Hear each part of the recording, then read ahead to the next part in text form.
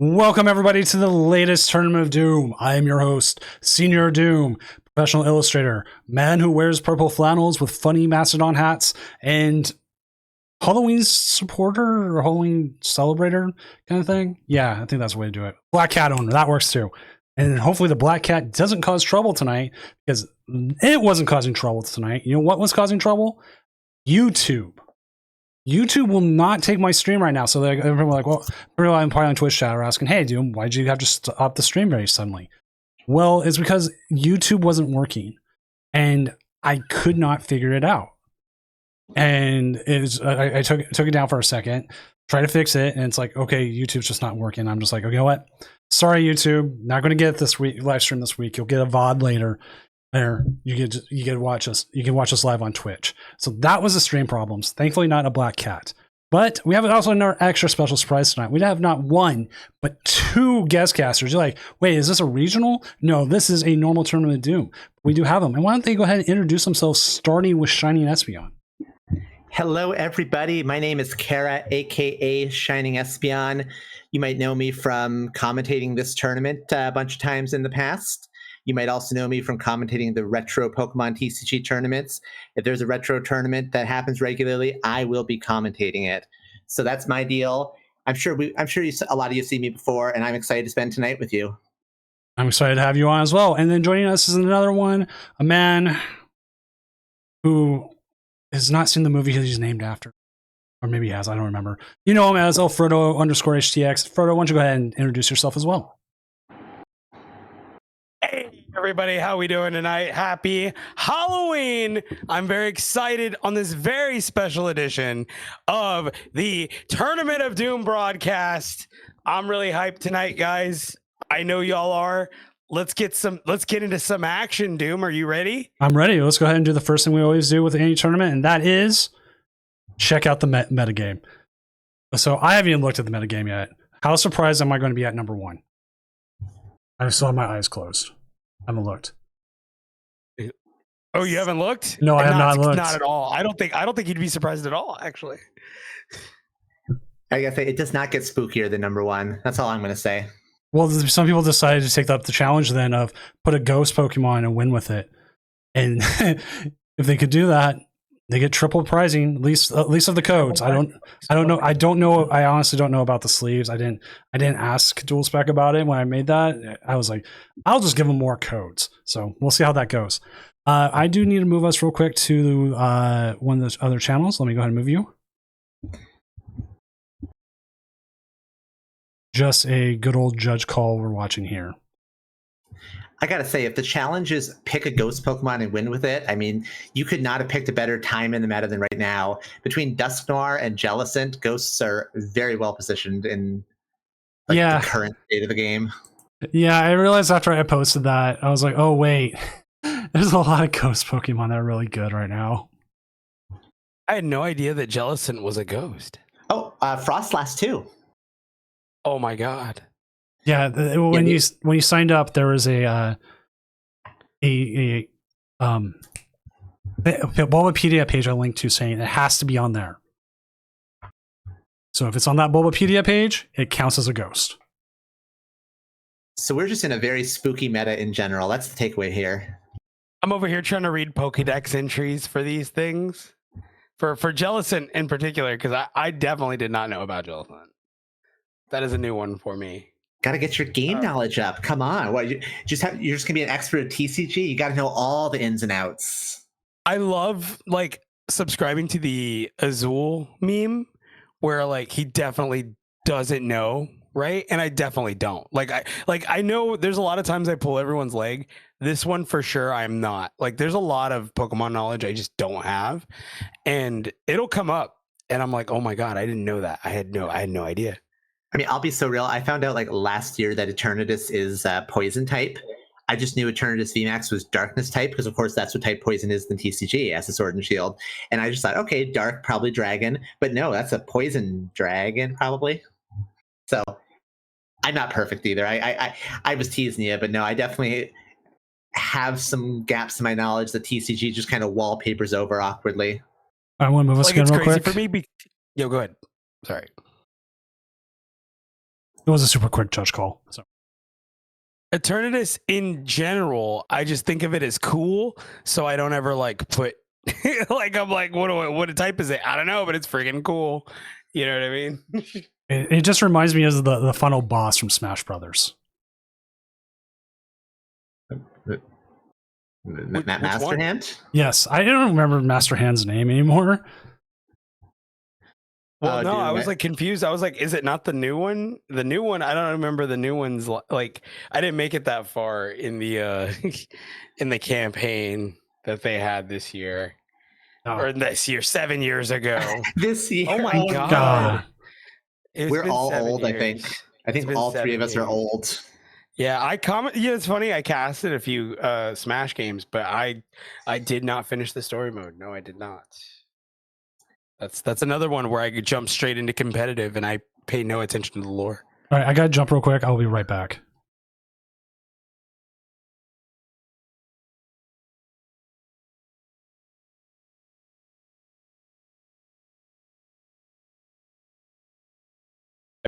I will drag you back. He did it again. I'll drag you back. Oh my god. Jarring. Yeah. Sorry, I thought it was over. I gave the thing that gave a warning. Now I got to watch again for another second or two. So you were saying something to me, Frodo. I don't know. Oh, it's gone forever. Well, yeah, this is exciting. This is actually our first time sharing the mic together. We've kind of orbited each other, but now we're actually doing this together. Dynamic duo coming at the audience. As much as I love Ryan and Zach, I do need to start moving around, and I'm really glad you hit me up and presented me with this, and I was like, yeah, I couldn't say no. Yeah. I Doom floated me the offer to give him a bit of a break and let him chill on production, and you were one of the first people I thought of to join me. So I'm happy that we can make that work. I'm glad we could just make it work in general. I mean, I know we've been struggling trying to get casters in, because I mean, I feel like there should be more of us. And shout out to Optimal 60 for like doing like the watch parties and stuff, getting people's feet wet. Oh, absolutely. Hopefully we can get some of their talent to do Tournament of Doom. And then Doom, you got the shout out from Emily this week. I don't know if you heard her on the podcast, but she's talking about how we're one of the launching pads for a lot of casters, and I was like, you know what, Em, thank you. Like, because yes, we want more casters. We need more casters. You know, she beat me to it, but that's something that I'm going to be launching on my own channel in the near future as well. So I want to really get a good stable of people doing this sort of thing. It's a good thing, and like we have a list of people. So one more time, let's move back to the casting desk. I apologize.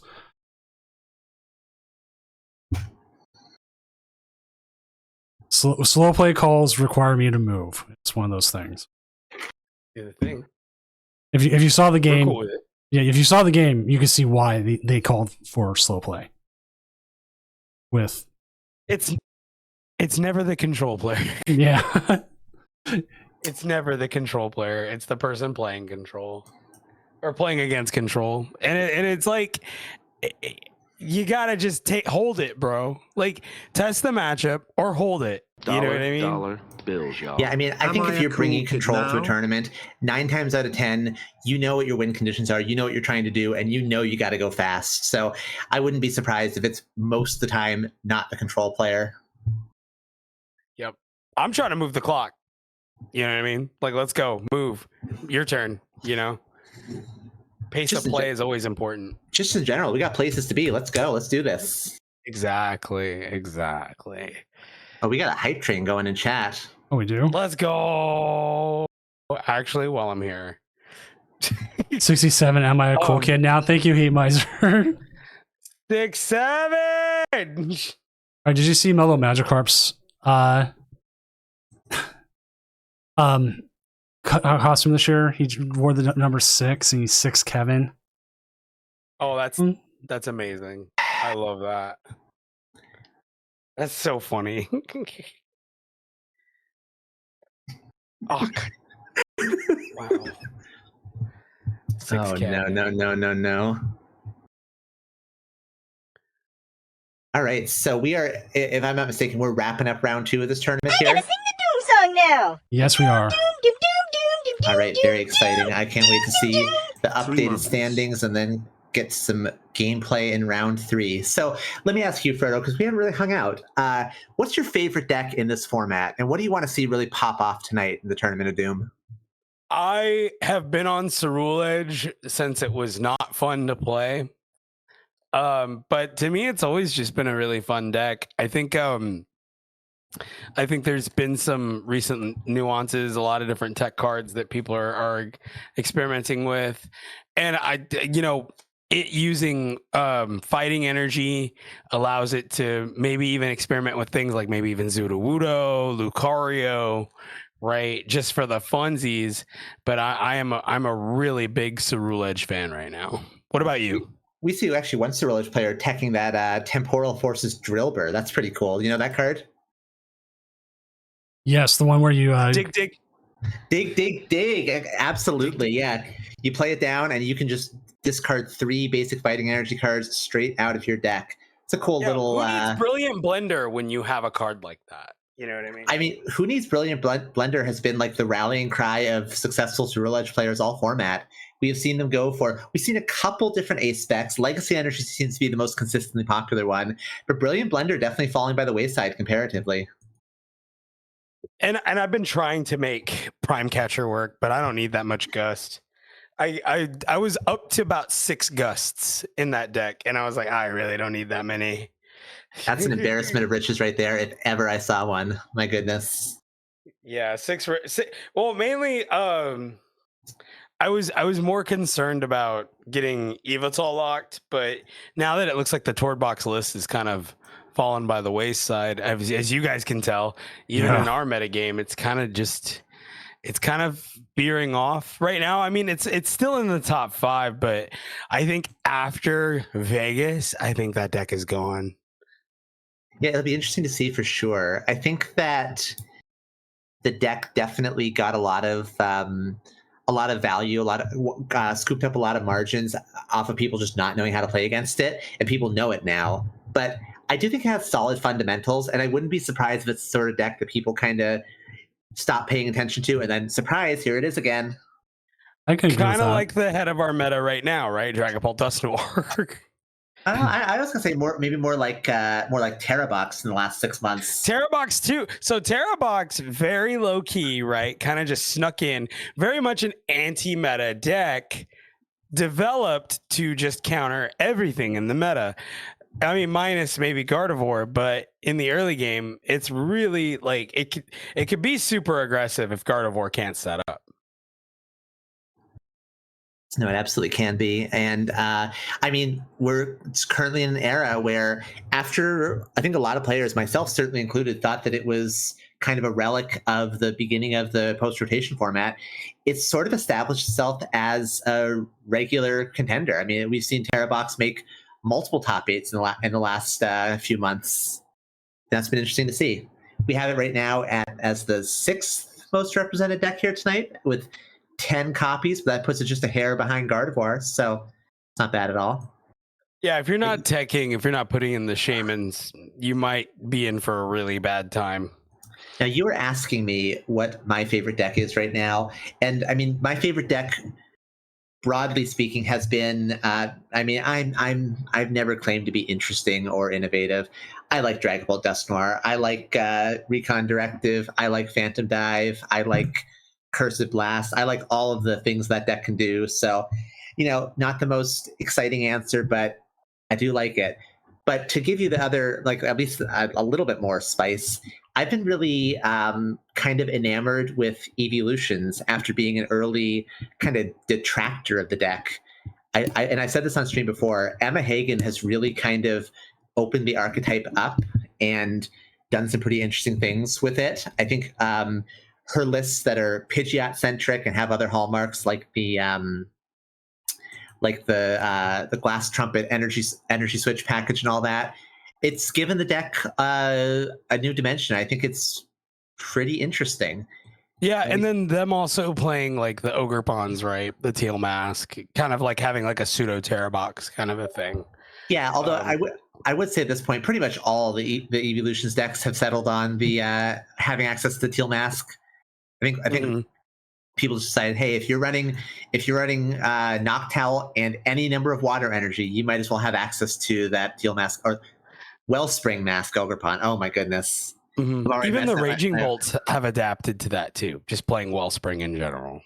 So Oh, I feel like that I haven't seen a Wellspring in Raging the- Bolt. That's cool. the highest placing Raging Bolt list from Lyle played Wellspring. So Interesting. So yeah. even now Raging Bolt is becoming this anti-meta deck. So Let's see if they have any of them with at least 3/4 I of them checked the tonight. first one. 0.75, so at least 3/4 of them. This one as well. Yeah, sure. Sure enough, top 32 Guillaume Schultz ran that Wellspring and 1 water energy. I kind of love it. Mm-hmm. Until you whiff the water energy, it's not so bad. Yeah, when it's But being it's able worse to when- saw block, I feel like is pretty good. So I mean, yeah, we've seen all sorts of retreat lock popping up in this format. This is one of the top formats for retreat lock in like the game's history, and that's kind of interesting. I think we're going to get to a point where every type has a retreat lock because we have Bulbasaur with grass, right? We have Yveltal, we have Sudowoodo, Maractus, right? And I feel like that's just going to become more and more prominent. And maybe even like same with item lock also, which I think is fine. I think having like these minor control pieces aren't bad. So, But yeah, that Mega Evolution Yveltal has been a really, really strong card. I mean, combination of solid HP and free retreat. I mean, free retreat is a blessing. Oh, That's a remarkable card. I cannot preach that enough. It's like if you have a chance for a free retreater in your deck, you use said free retreater in your. So I couldn't agree more. A fun story, if I can be the old person again. Way back in the day, and we're talking EX Sandstorm here, EX Sandstorm in 2003. They printed a Meryl, and it was misprinted. The initial print run of that Meryl had no retreat cost when it was supposed to have 1 retreat cost, and they printed a round of the Meryl with 1 retreat cost as well. But they basically just ruled it. You play the Meryl, whichever Meryl you have, you play it as it's printed.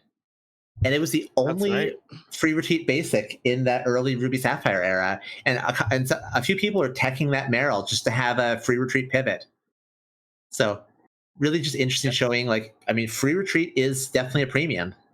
It's kind of like Tapu Koko from Sun and Moon, but that also had a double colorless attack that could be utilized in any deck. Same thing. I mean, and Tapus were just good mostly. And Yveltal, any deck that has access to Darkness Energy, Clutch is there for you. So, but yeah, I mean, just having that free retreat, I mean, we see the ubiquity of Latias EX, a card so good that even a deck with multiple stage 2 lines, that is Dragonbolt Dusknoir, is running it. Who was it that you wanted me to ask if they can stream? Oh, I if possible, I'd love to see that Evolutions deck. Let me hop back over to the standings and catch their name because I've lost them. Yeah, same here. No. They were 2-0, correct? I believe they were 1-1. So, yeah, they're 88th right now. See the name. Still fun. John Tyndall. John Tyndall. Screen. Yeah, if we could see them, I'd love to see it because they have Wild Man Boy. They have a really cool variation of Emma Hagen Evolutions.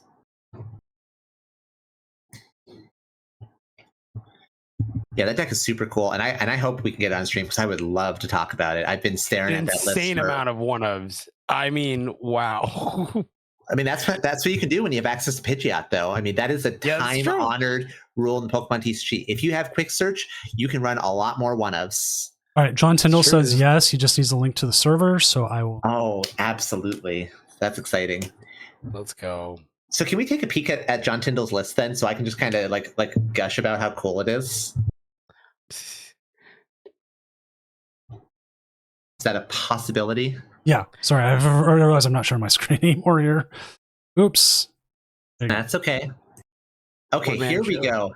So this is absolutely like a absolutely an Emma Hagen inspired list. The tells are all there. The 101 Pidgeot line that she's been tirelessly championing for months and getting consistent top 64s with too, which is no small achievement.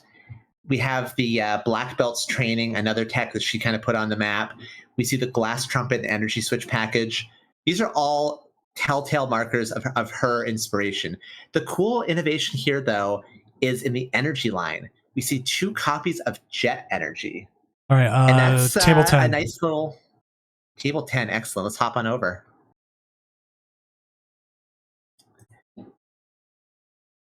So the Jet energy are a really cool instance of just role compression. The deck needs energy, and a lot of attacks have 1 or more colorless energy costs. I mean, Terapagos, Blood Moon or Saluna, Wellspring Mask, Ogerpon, even Flareon and Leafeon can attack with a colorless energy. So letting your switch cards also be energy and filling multiple roles at once, a really cool way to stretch every slot of this deck a little bit further. Yep. And so Even big really, out. Oh, they're also the big outs too. What we were talking about earlier, being corner locked with like Yveltal, Sudowoodo, right. And I think that's really good for them. And then notice there's no Turo in this list, so they don't necessarily have to they don't have to resort to those kind of tactics because now they play the 2 Jet Energy. Exactly. The deck traditionally ran a couple of switching cards, usually like a Switch and a Turo or a Karen maybe. But they're saying, you know what? Let's make our energy cards fill those roles instead. And now they have access to a little bit more space. They can fit things like a 3rd Buddy Buddy Poffin, for instance. So really can't wait to see how this deck flows. And we are off to the races here with our game. We see a Hoot Hoot start versus a Duskull. And John is starting us off with that Eevee EX, a couple more Eevee, and the all-important Fan Rotom. So Frodo, what would you fan call here for? Double Hooter. Yeah, there we go. Exactly. That's like what you already have everything else. I think if you're going to use the ability, look for everything that you need to set up next turn. Pray to not get Iono, and just like that, we got Flareon set up. Now, wow, that was fast. That was insane. I love just everything. The Jet Energy. Now we have the Eevee active, immediate evolution, Fire Energy in hand. That said, I'm always a little bit skeptical of searching more than 1 Noctowl because you're just praying for an Iono here, sure, if you get Iono, you get a fresh hand of 6, but I don't want to send 2 Noctowl to the bottom of my deck this early. So, but I think they're trying to bait from what it looks like they're trying to bait the Iono here, because if I see their hand, it's like outside of the fire, right? I guess I don't want a Briar, right? I don't like the Ultra Ball. It kind of feels like the hand's a little stuffy. If they were to Iono me here, I wouldn't necessarily be out of it. But then look at that, no supported for turn. Go for it. I don't hate the Ultra Ball. I don't hate the Ultra Ball at all here. I mean, it doesn't matter. They are keeping their hand. They could do whatever they want, and they're going to go immediately for a Boss's Orders Nest Ball. So what I'm curious to see is whether they're going to go for the Pidgey. And it looks like they are not. They're going for the Wellspring Mask. So they're going to probably Burning Charge and set up that to really, really pressure the opponent. And also, huge swing. All important Boss's Orders on Lone Dreepy. The last thing you want to see as a Dragapult player. Yep. And wow, just another Jewel Seeker to just set everything into place here. Under Depths, Buddy Buddy Poffin. We're going wide. We're letting them know right now. Your next move may very well be your last. So surely here we grab the... No, we're not grabbing the Pidgey. Okay. Nope, no Pidgey. I know that in the Dragapult Dusknoir matchup in particular, Pidgeot is not a great option because of the prevalence of Budew in that deck. But I'm a little surprised that they didn't just say, you know what, your setup's a little bit shaky. I'm going to put that pressure on you and just force you to find the item lock on top of everything else with your 4-card hand. So it'll be interesting to see how this shakes out. We see a Mew EX and Dragapult, by the way. That's an unconventional pick. How do you feel about that? I mean, I'm sorry. I'm still like taken aback here from the Umbreon sleeves here. I'm like, are these brand new? I've never seen these before. I am like tripping. Rapid fire though. We are just off to the races immediately. I mean, it helps when one player's not drawn too well, and our Evolutions player knows exactly what they're doing at every step. Another third Noctowl, another Jewel Seeker, just going right for that Sparkling Crystal here. Yep. Not a whole lot for Child Man Boy to respond with next turn. If I'm the Dragon Ball Dusknoir player, I don't know if I necessarily have an out here. Or wow. Yeah, and then we could just go ahead. Sorry. The Dragon Ball Dusknoir match is traditionally not a great matchup for Evolutions, but the games that look like this for you tend to go pretty well, as we see a Crispin plus a Sparkling Crystal to allow that big Carnelian attack, 280 damage, blowing up that Mew EX and taking 2 more prize cards. So 3-6 here, and this game is just explosive.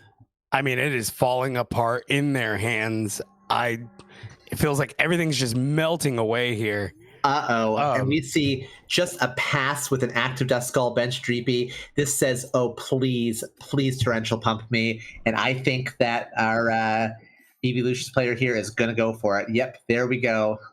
It's going to be a very wet turn for Child Man Boy. Yeah, I don't see how you respond here as Child Man Boy. We're watching a completely one-sided fist fight caught on film. And there we oh go. My lord. A tidal wave washes away both those little basics. Down goes the Duskull and the lone Dreepy. It's just a Latias and a prayer against the world here. That's probably why they didn't go after the Pidgey. The Pidgeot was prized. The one saving grace here for Child Man Boy is that there's not a lot going on the board anymore for John. I mean, they have a Flareon with an energy and a Sparkling Crystal, but there's potentially maybe a world where like an Io plus something, maybe like a Blood Moon Ursaluna can buy them some breathing room, Jamming Tower to shut off the Sparkling Crystal. So let's see if they can make something happen. They kind of need like a lot to go their way, but I think things going their way starts with an Io. That's not an Io. Bring up the Blood Moon Ursaluna here. Put them in a position where they can't necessarily get out of it, but they don't know about the Jet Energy. Yeah, well, they might, right? Open deck lists and all. Oh, and then top deck Noctowl, I guess we grab Hilda, right? I would imagine. Yeah, exactly. I love it. Hilda gets the Jet Energy. Jet Energy gets us out of there. I love how the deck slots just flow together like that. Oh, we're not grabbing Hilda. We're just going to keep going wide. So they're comfortable just chilling here. They're saying, you know what? I'm not feeling threatened. You can do your worst. I guess we can just underdeck and then grab Latias EX. Yeah, there's that too. I mean, there's a lot of things they could do here. Yeah. There's plenty of opportunities. yeah, and you got time, right? I mean, you're up 6-1. Plenty of time. Yeah, your opponent you don't need to necessarily be in a hurry. Sure, why not?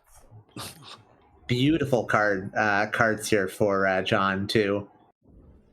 All right, here we go. Another Burning Charge. I mean, nothing wrong with presenting just a 2-hit knockout and saying, all right, good luck. And here we go. Grabbing just that lone Lightning Energy, once again presenting the Carnelian threat.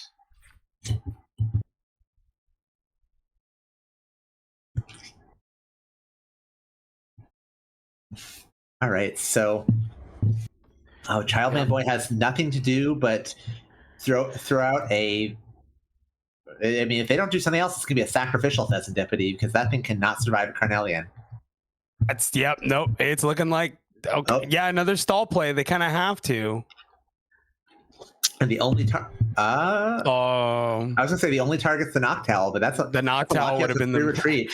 I was expecting the Noctowl, but they top decked the energy, so I mean that's insult to injury at this point. Why are we doing all this? Am I missing something? It's some BM going on right now. Definitely GG's. All right. Well, that was an explosive game. John just taking down the bad matchup for their deck with a really good start, good knowledge of their deck, and some awkward breaks for their opponent. I mean, that's the mark of a solid player is capitalizing on your opponent's stumbles and just trying to widen that gap. And, I mean, John did that well. John just completely decimated anything that Child Manboy thought they were going to have going on today. Wow. What a complete just run through. Like that was crazy. I was at a loss here. I am at a loss. Oh my God. Running right through him. Maybe we can find us a different game to watch. Should we hop on over to the casting desk now for a moment? Let me see. I can update this standings real quick and see. Goldwire's still going, or Luke Skywalker. The people that are still streaming. Yeah, I'll happily watch those. Luke Skywalker's Goldingo versus Flareon Noctowl. Sure, why not? Table 1. Well, that's not a great matchup though, is it? No, not at all. The Flareon should win that. Should. How's table 2? Which one's table 2? That is Goldwire. Goldwire. Goldwire versus Farigiraf Melodic. Okay. That's Grimmsnarl. That's actually not a terrible matchup for Goldwire. I don't know how I feel about those options. Frodo, what do you want? We could do Luke Skywalker. It's fine. We also have Joyful Sandwich. Skywalker. Joyful Sandwich is on the Dragapult Charizard versus Grimmsnarl Frostlass. Let's do that one. That one sounds fun. All right, that's Sounds table good. Yeah. number 3.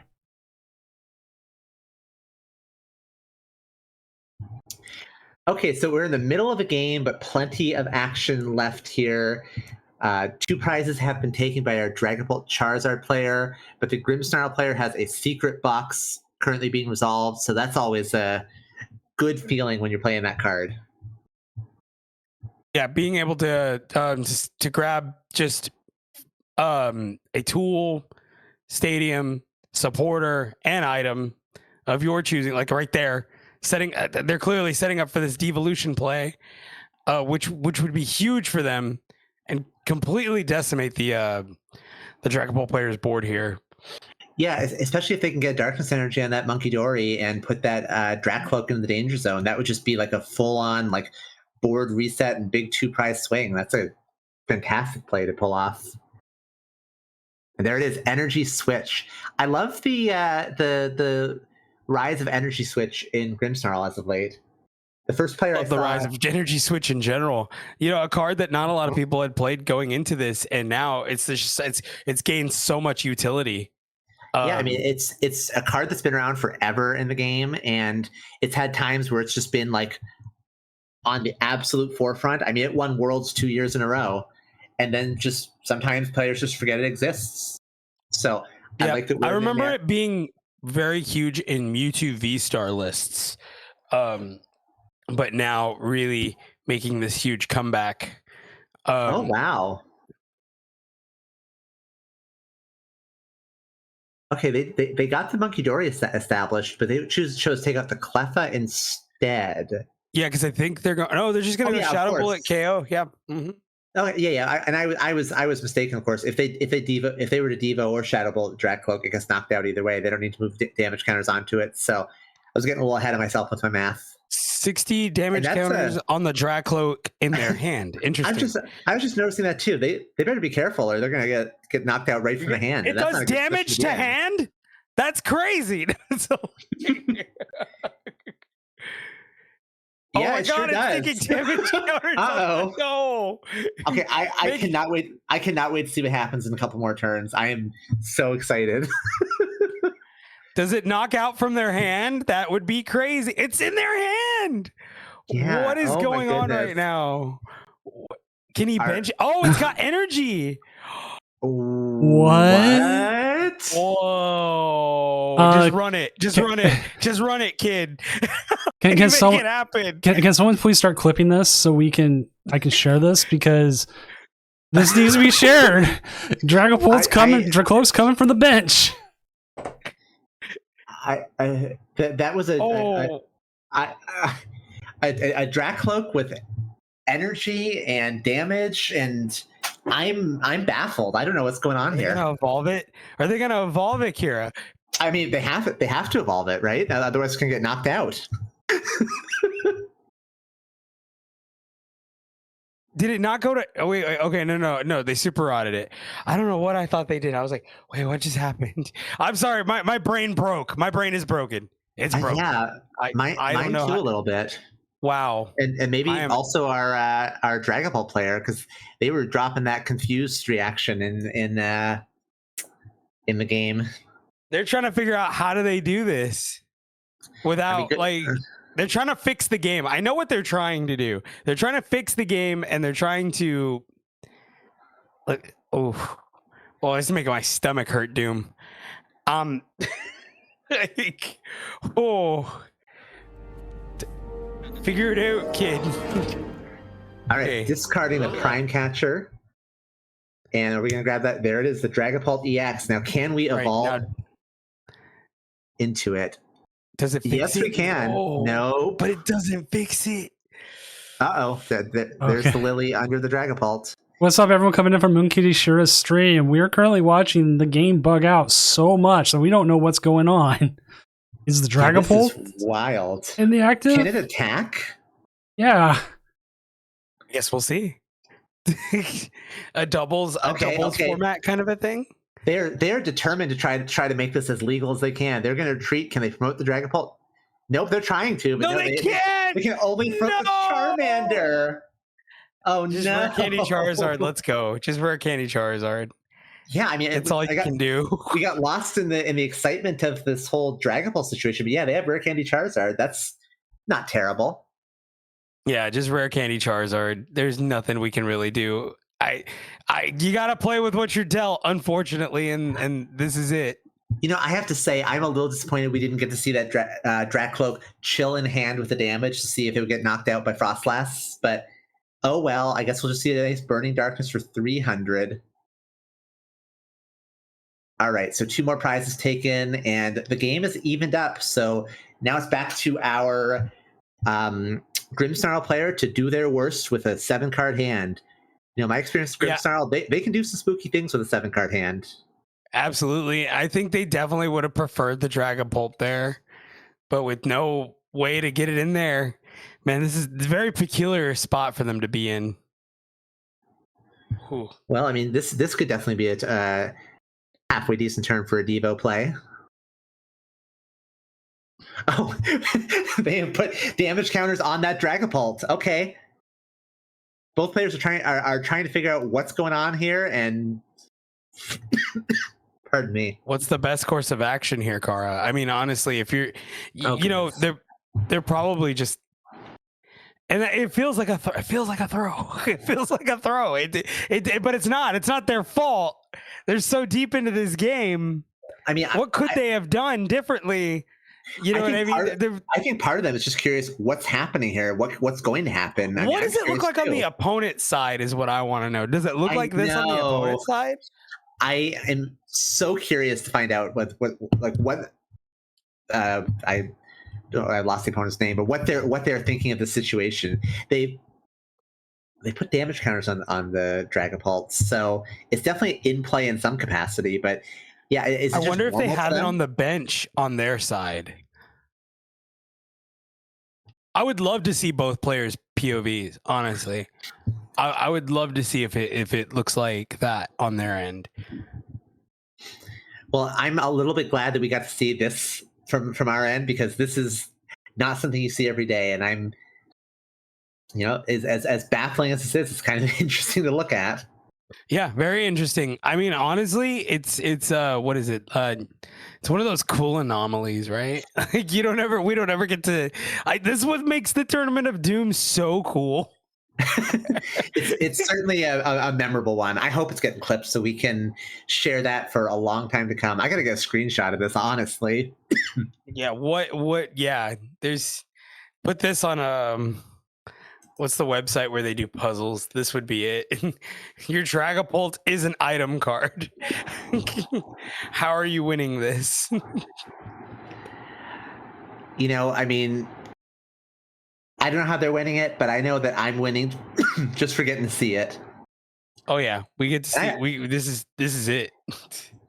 I'm fighting for my life with this cough that came out of nowhere.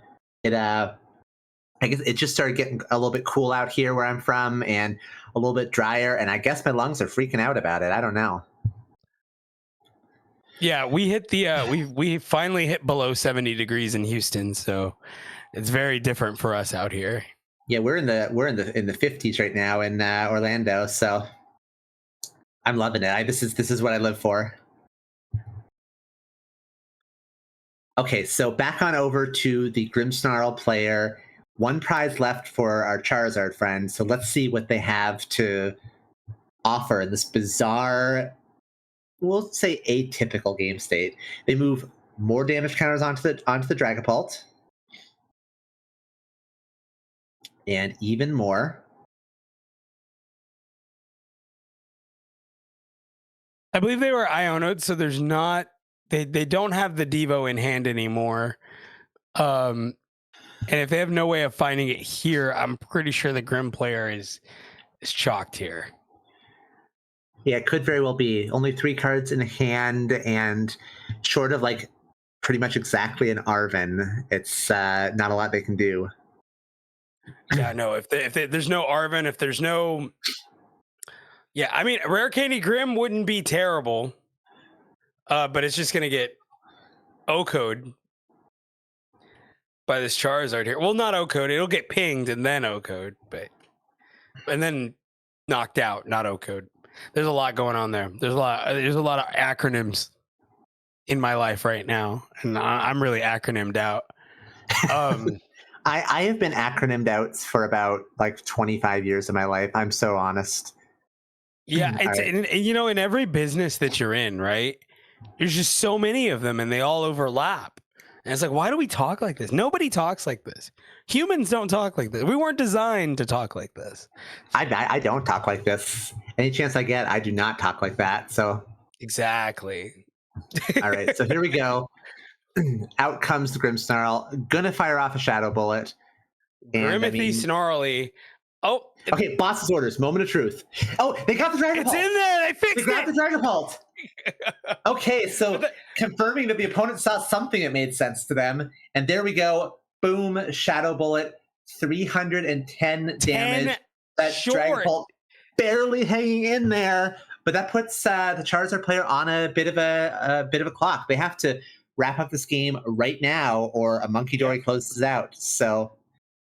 No, this is definitely it here. This is going to be it. No, Kara! What's going on? What's happening? Oh my goodness! It's not. No, they can't retreat. Dive. They can't retreat. They can't get out of there. Oh my goodness! What is happening? No, boo! Judge. The game's on board. Game's on board. Oh my goodness! This is tragic. Game's on board. Seriously, is it seriously on board? Can chat and everyone it's on board from that? Yeah, they just can retreat Dragapult to Charizard, attack for 300, and then Frostlass does the last 10. Okay, let me finish up what I'm doing here because we have a player who decided to start using slurs. Hey, don't be bringing slurs to the Tournament of Doom. Don't be bringing slurs into your day-to-day life. Like, get it together. That's so crazy. That's so crazy. So I will go into that game and then I'll fix that too. And then we have someone calling for slow play. So it has been a busy night. Hey, that's why you got me and Frodo just talking. We can talk all night. Can you talk all night, Frodo? That is very true. While we got a break in the game, I've got a lot of energy. Kara's got a lot of energy. And you know what's great? Yeah, we got a lot of energy. And you know what you could check out, guys? Check out Rogue Energy. Okay? Save 20% off with code Doom. 20%. That's a lot of money. I'm telling you right now. I didn't get the list of sponsors supposed to be plugging here. I'm not doing my job as the commentator. Uh-oh. Let me finish this and I'll walk you through them because we're gonna have the time to be able to. But yeah, no, Rogue Energy, guys, right now, code Doom, rogueenergy.com. Perfect for nights like this, long nights like this. Sorry, where were they? They were on table 9. Okay. But yeah, no, so it's dual specs, but I don't think we have a code for dual specs yet. Yeah, I don't have a code for Doom dual Gaming. Go ahead. I don't have Sorry. one for dual specs yet. I keep forgetting to ask for it. And then there's one for we have oh my god. Yeah, no, we have our dual specs. We have Doom Gaming. We definitely need to plug Doom Gaming because yeah, okay. Oh. Okay, I think I got everything settled. Let me reset the stuff. We see here we're on the stream thing. It's like 5 things all at once. and then Tabletop Village. Doom 5%. Oh, Doomed. We do have a code for Doomed. I'm so silly. Yeah, Doomed. Doomed exclamation point. That's 10% off your order. So there's a Matoba design. Don't have a code for that. They give us some really awesome prizes, which I have to figure out what to do with the one for the regional, because the person who did it contacted me about it, kept going like, okay, I'll get you an address, and they've never sent. And so I can't do anything. I'm about to check. What do we get from Matoba? We get, like, if you look at the regional, we got some world stuff, like worlds like jersey, tank top and other things. We also got some Wizards of the Coast promos, like old ones. Yeah. So we got some really good stuff. I got a whole bunch of it here, and like I'm trying to give it to winners, but sometimes winners don't send me stuff, and I can't send stuff to them. I don't get addresses. So yep, you could send stuff to casters. I might, it could come to that. I'll become squeaky wheel if I have to. I'll jump in on that. I'm into that. I'm really big into squeaky wheeling. Just as Zach, I will squeaky wheel. But yeah, those are our sponsors. So, I mean, anytime there's like a break in the action or a moment where one of us says something that I can segue into, or there's a few. I mean, I'm the king of the shameless plug. I have no qualms with just dropping an ad read anytime, even in my daily life. I'll do it. But that's just that's how we go about it. We can do ad reads whenever, really. What happened? I'm not sure. Okay, so I want to explain. I'm sorry. Okay. Explain what it is, because their opponents doesn't understand why I gave their opponent the win. The game, we were watching the game the whole time, so I can confirm everything. It's not like speculative or anything. We know what was going on.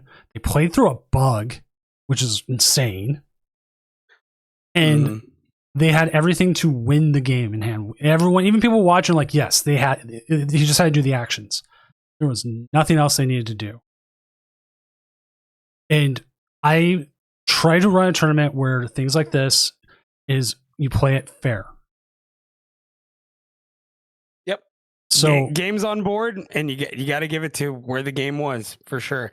So yeah. So instead of saying, "Oh, they disconnected, you lose, tough luck," they had everything. It's not like they had 4 prizes left, and there's no way for them to take 4 prizes. If that happens, I'm not going to give you the win. You don't have the game. I'm sorry, now you get disconnected. But if you actually 100% have the game, boom, I'll give it to you. This doesn't happen that often. But when it does, usually we have to A, piece together what the information we have, or B, we luck out and we get to watch the whole thing.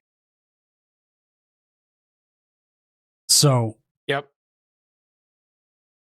It was 100% just easy enough doing that. So there we go. It looks like we are done for the round. One person's deciding to install spam.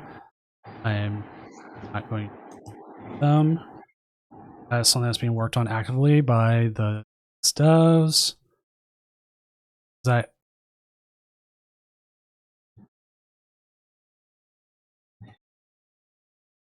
All right, chat. Did you miss me? I missed you.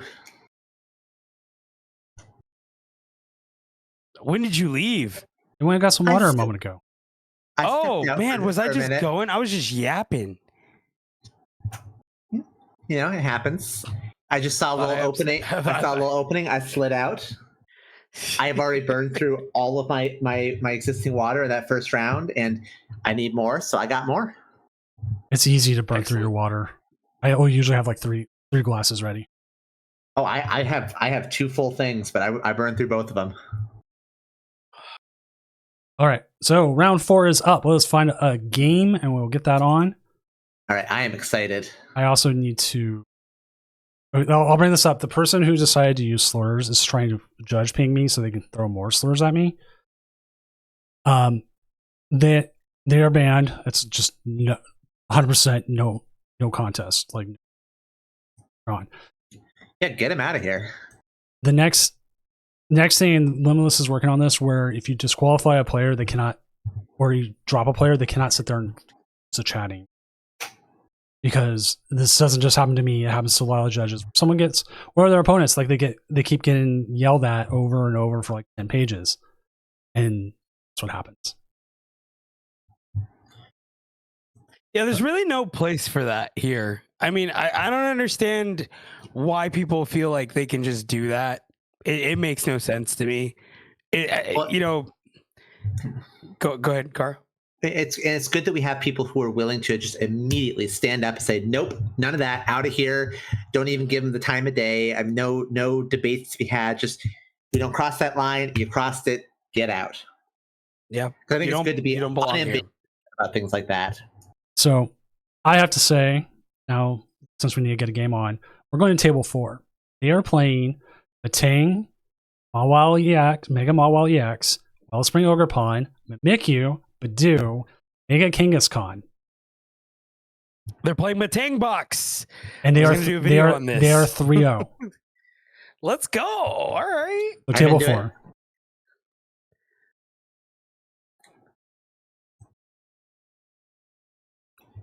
All right, so I am. Oh, okay, and their opponent. You'll like this, Frodo. Their opponent is playing Ceruledge. Yep. So a yep. little, This is a gonna little something for everyone right here. They are? Yep, gonna be kind of a interesting matchup for them. Snickers 741, they're playing Alakazam. Alakazam. I was gonna say, I was like, where'd you see the Ceruledge? I thought I was looking at the wrong Wait. list. Am I confused? Maybe I didn't refresh the pairings. They played Ceruledge back in round 2. Maybe I didn't refresh the pairings. That could very well be it. This new ad on Limitless is killing me. Not running an ad blocker Oh for it. man, I need to get an ad blocker. I am so sorry. I am not as developed.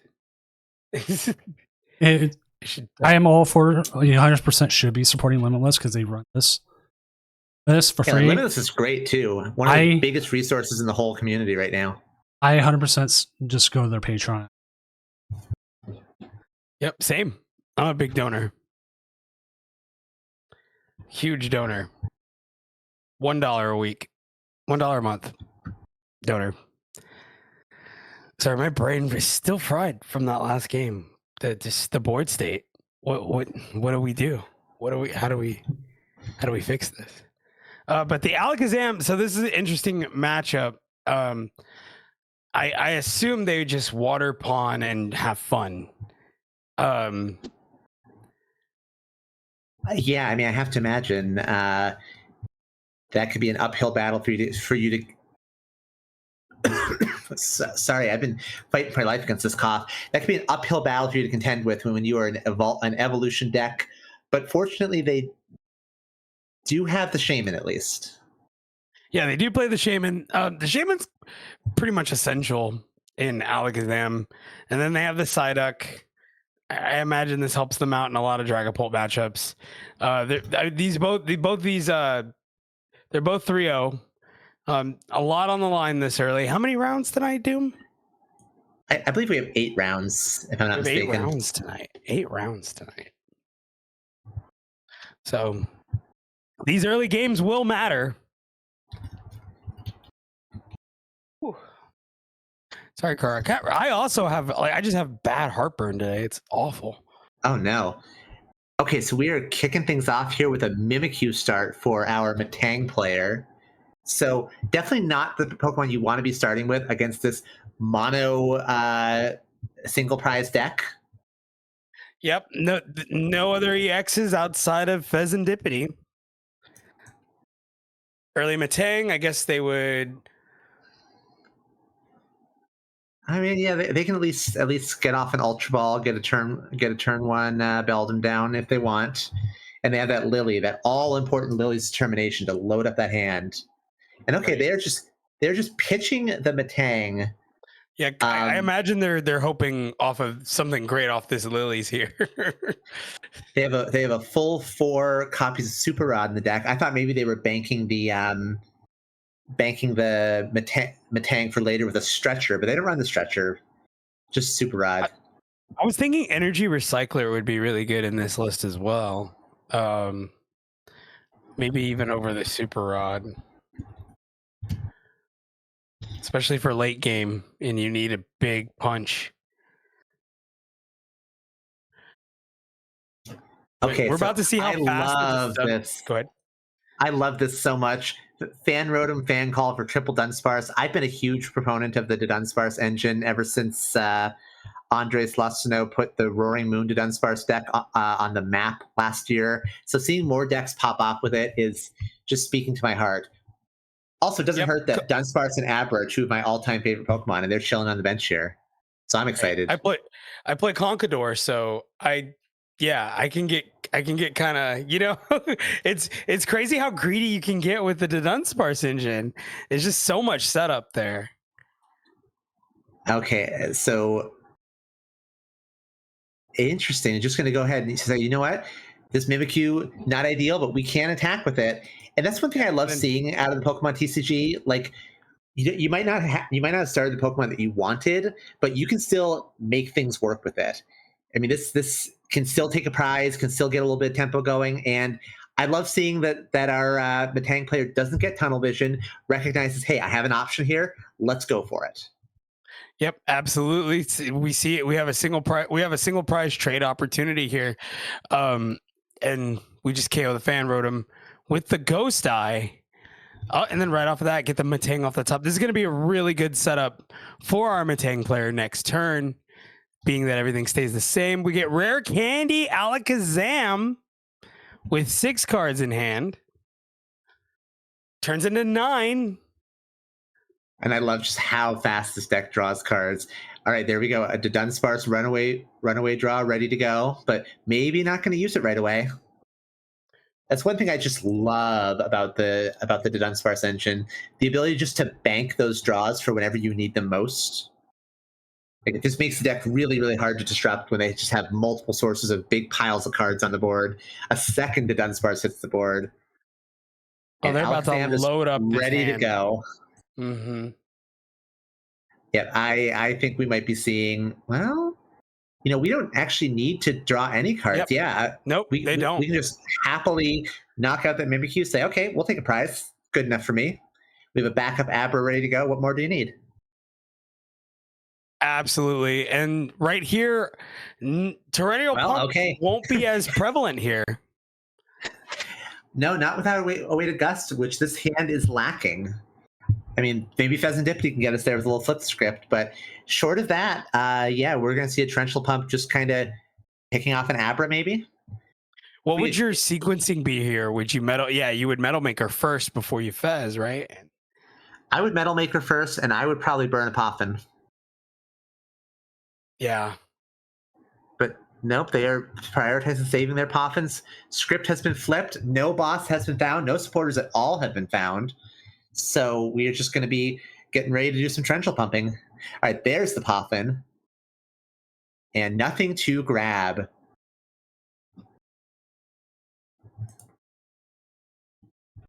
Kind of like that the energies when they bug out, like right there, you have it in the buddy putty. we have metal energies that have the buddy puff in there. Yeah, I don't know what I would necessarily try to do here. That Lily's Clefairy would have been really like nice last turn for sure. Well, not last turn, but maybe before the start of this turn. Not. I wouldn't sob. What move would you try for here, Kara? I mean, there's not really anything I love here. I think it's all a little bit awkward. The Alakazam player has just kind of incidentally made a board that's resilient to all of the options that the tank player has. This is a golden opportunity for Torrential Pump in general, but the inability to take the double prize makes this a really costly way to knock out an Abra. And that 100 damage on the Alakazam, like maybe it matters for the sake of like a future Torrential Pump, but it's awkward. And this gives the Alakazam player an opportunity to find a Shaman and really make things difficult. No, absolutely. And with all these cards in hand, here we go off the buddy. Yep, definitely set up double Abra here. I wonder if we're gonna. I mean, I think surely we can see a knockout on this Wellspring Mask Ogerpon and a nice big prize swing for the Alakazam player.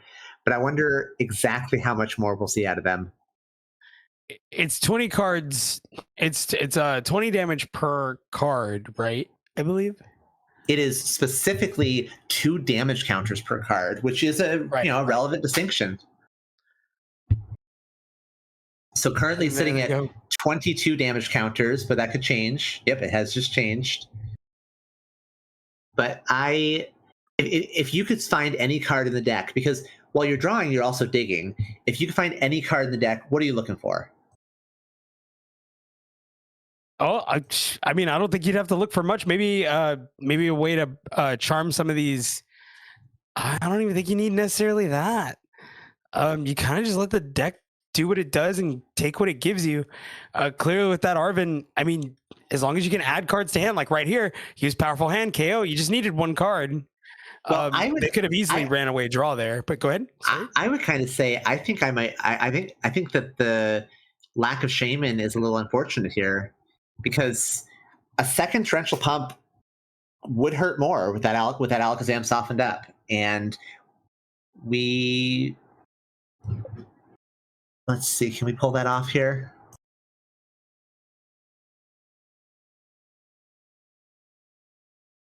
Maybe not. Maybe a little too demanding. We'll find out. But I would try to Metal Maker one more time.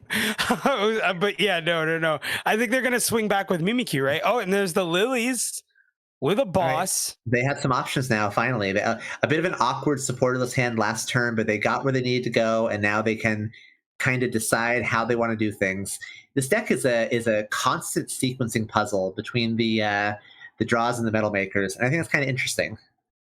Oh yeah, no, I became a fan the second I saw it. I was like, yeah, no, it's very simple, very simplistic, Metal Maker, and just have fun. Hope you hit them right and be able to set up your mons any way that you can. I mean, surely there's not a world where we just go for an Iron Tackle here, right? That doesn't seem okay. Nope. Nope, it's going to be a Mimikyu turn. But hey, can't blame me for dreaming. I love seeing Iron Tackle would be crazy. Oh, could we be seeing a soft turn? No, we could see where that the lack of Shaman. There's the Prism energy. Okay, are we going to hit the 2 metal? All right, that's a 0 metal. And moment of truth. 1 metal. Oh, they just got 1.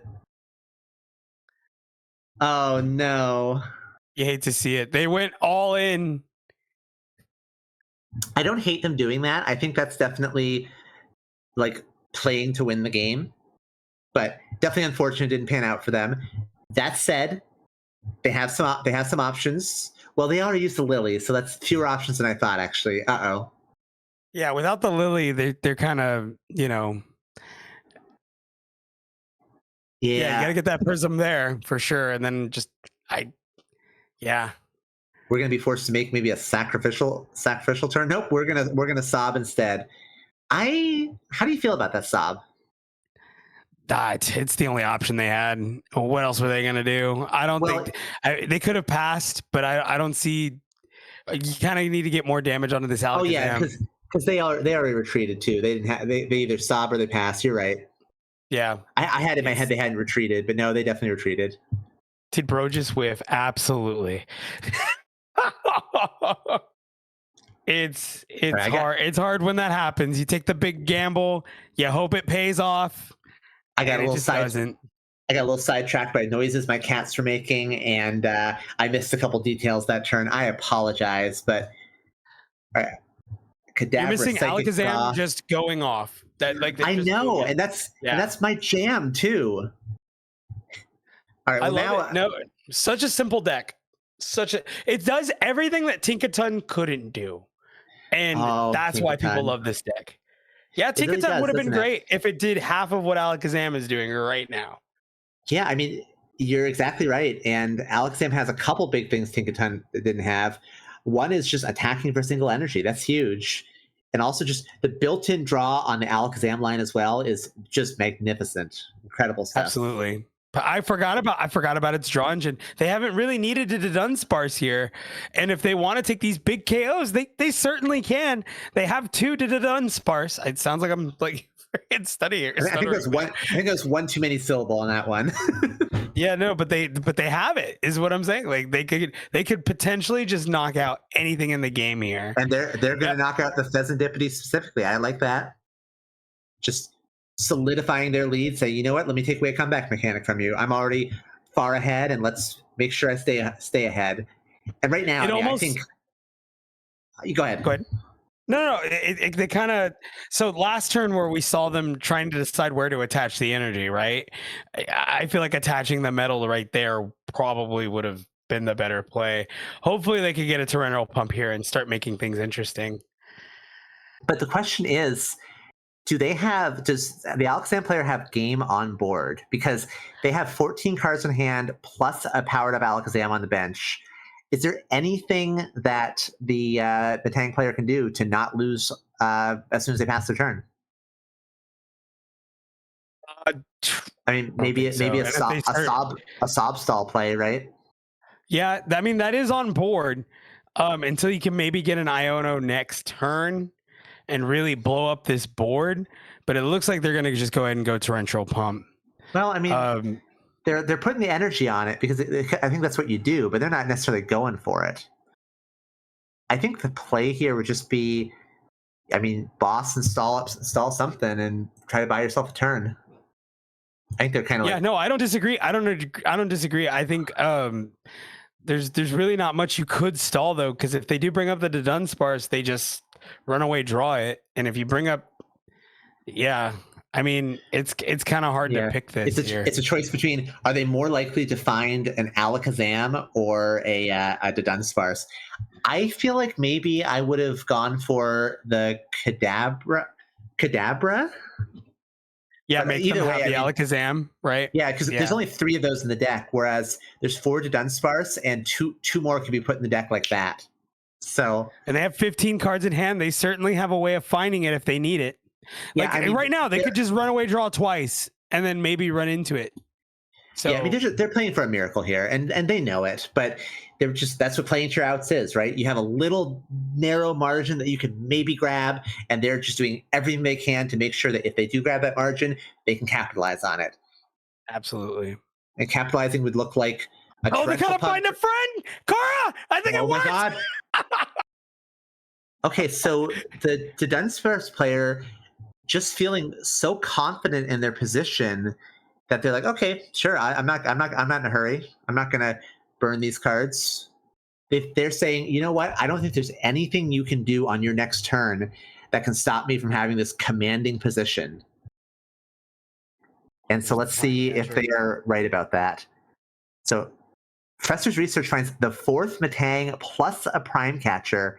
Is there a way they can use that to do some damage? They're not going to be able to take both Alakazam off the board. They could take an Alakazam and a Kadabra, but the problem is That research would have been so much better as an INO, and they know it. Oh yeah, and Iono would have been absolutely clutch here.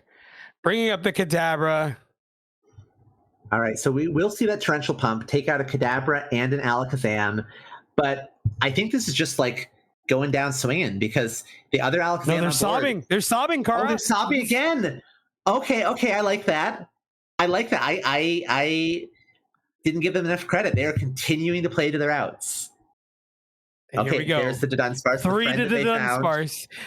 All right, 3 to Dunsparce. They need exactly an Alakazam, and they are in business. The deck runs 3. Oh, they can grab Ultra Ball here. Okay, so unless they have exactly Alakazam prized, important note: they don't run Ultra Ball. Oh, they don't. Oh, they have to go Great Ball then, huh? But that's what they're running. But if the Alakazam is in the deck, Great Ball does deterministically find it. They get to look at 7 cards with a Great Ball. Did they grab a Great Ball though? It happened so fast. An Enhanced They just Hammer. hit the Enhanced Hammer. I think that's all 4 of them. Down goes the Prism Energy. So are they out of Great Ball? Is the opponent out of energy? I think they're also playing to their outs. I think they're also playing to their outs. They're like, okay, well, you can't attack. So if you're gonna stall me, right? So they're just saying, you know what? You're not gonna be able to attack. Either you knock me out, or I will just eventually find the Alakazam or Super Cybolt you. Oh, and there's the Iono. Okay, but they've banked so much draw on the board. They have access to 9 cards through the Dunsparce. So, I mean, that's going to be a lot of draw to get back into this. Yeah, all 4 Prism are in the discard. There's no what would be your out here, Kara? What would be the out? Well, yeah, if with all 4 Prism gone, that it definitely limits what you can do. That Wellspring Mask Ogre is not going to do anything more than sob. I mean, unfortunately, this wouldn't be a terrible time to throw out a Mega Kangaskhan and power that thing up. 300 HP and knocking out everything is not a bad place to be when you put your opponent to 1 card, but they don't have bench space for it. That Mimikyu just taking up too much room. Yeah, and no way to pick up anything on the field. There's no way. Reluctantly throwing down the INO. But yeah, losing the Prism Energy must have been just so painful. Because all they can do is cry about their misfortune with their Wellspring Mask Ogerpon. There we go. There's another sob. Both players just did they top away. Deck the Alakazam? And then they have ways to Hilda! There it is. Okay, there it is. There's the Alakazam plus and the Enrich energy for the added bonus. Gonna get to draw so many cards. Psychic draw for 3. Enriching energy. That's 4. Oh God! They said, "Watch it, watch me." One runaway draw. That's all you need. But are we gonna see the flex to just do all 3? Yes, we are. Yeah, we are. Do them all. Why kill when you can overkill? Yep. All right, 17. We're gonna see 34 damage counters placed. That is the most powerful hand I've ever seen, Frodo. Wow. Top deck Hilda into 34 damage counters. Insane. You know, that is the Pokemon TCG. That was exciting. I love the Pokemon trading card game. It's a very exciting game. I love the Dunsparce. I love drawing cards. That was a game right up my alley. All right, let's go ahead and jump to the casting desk.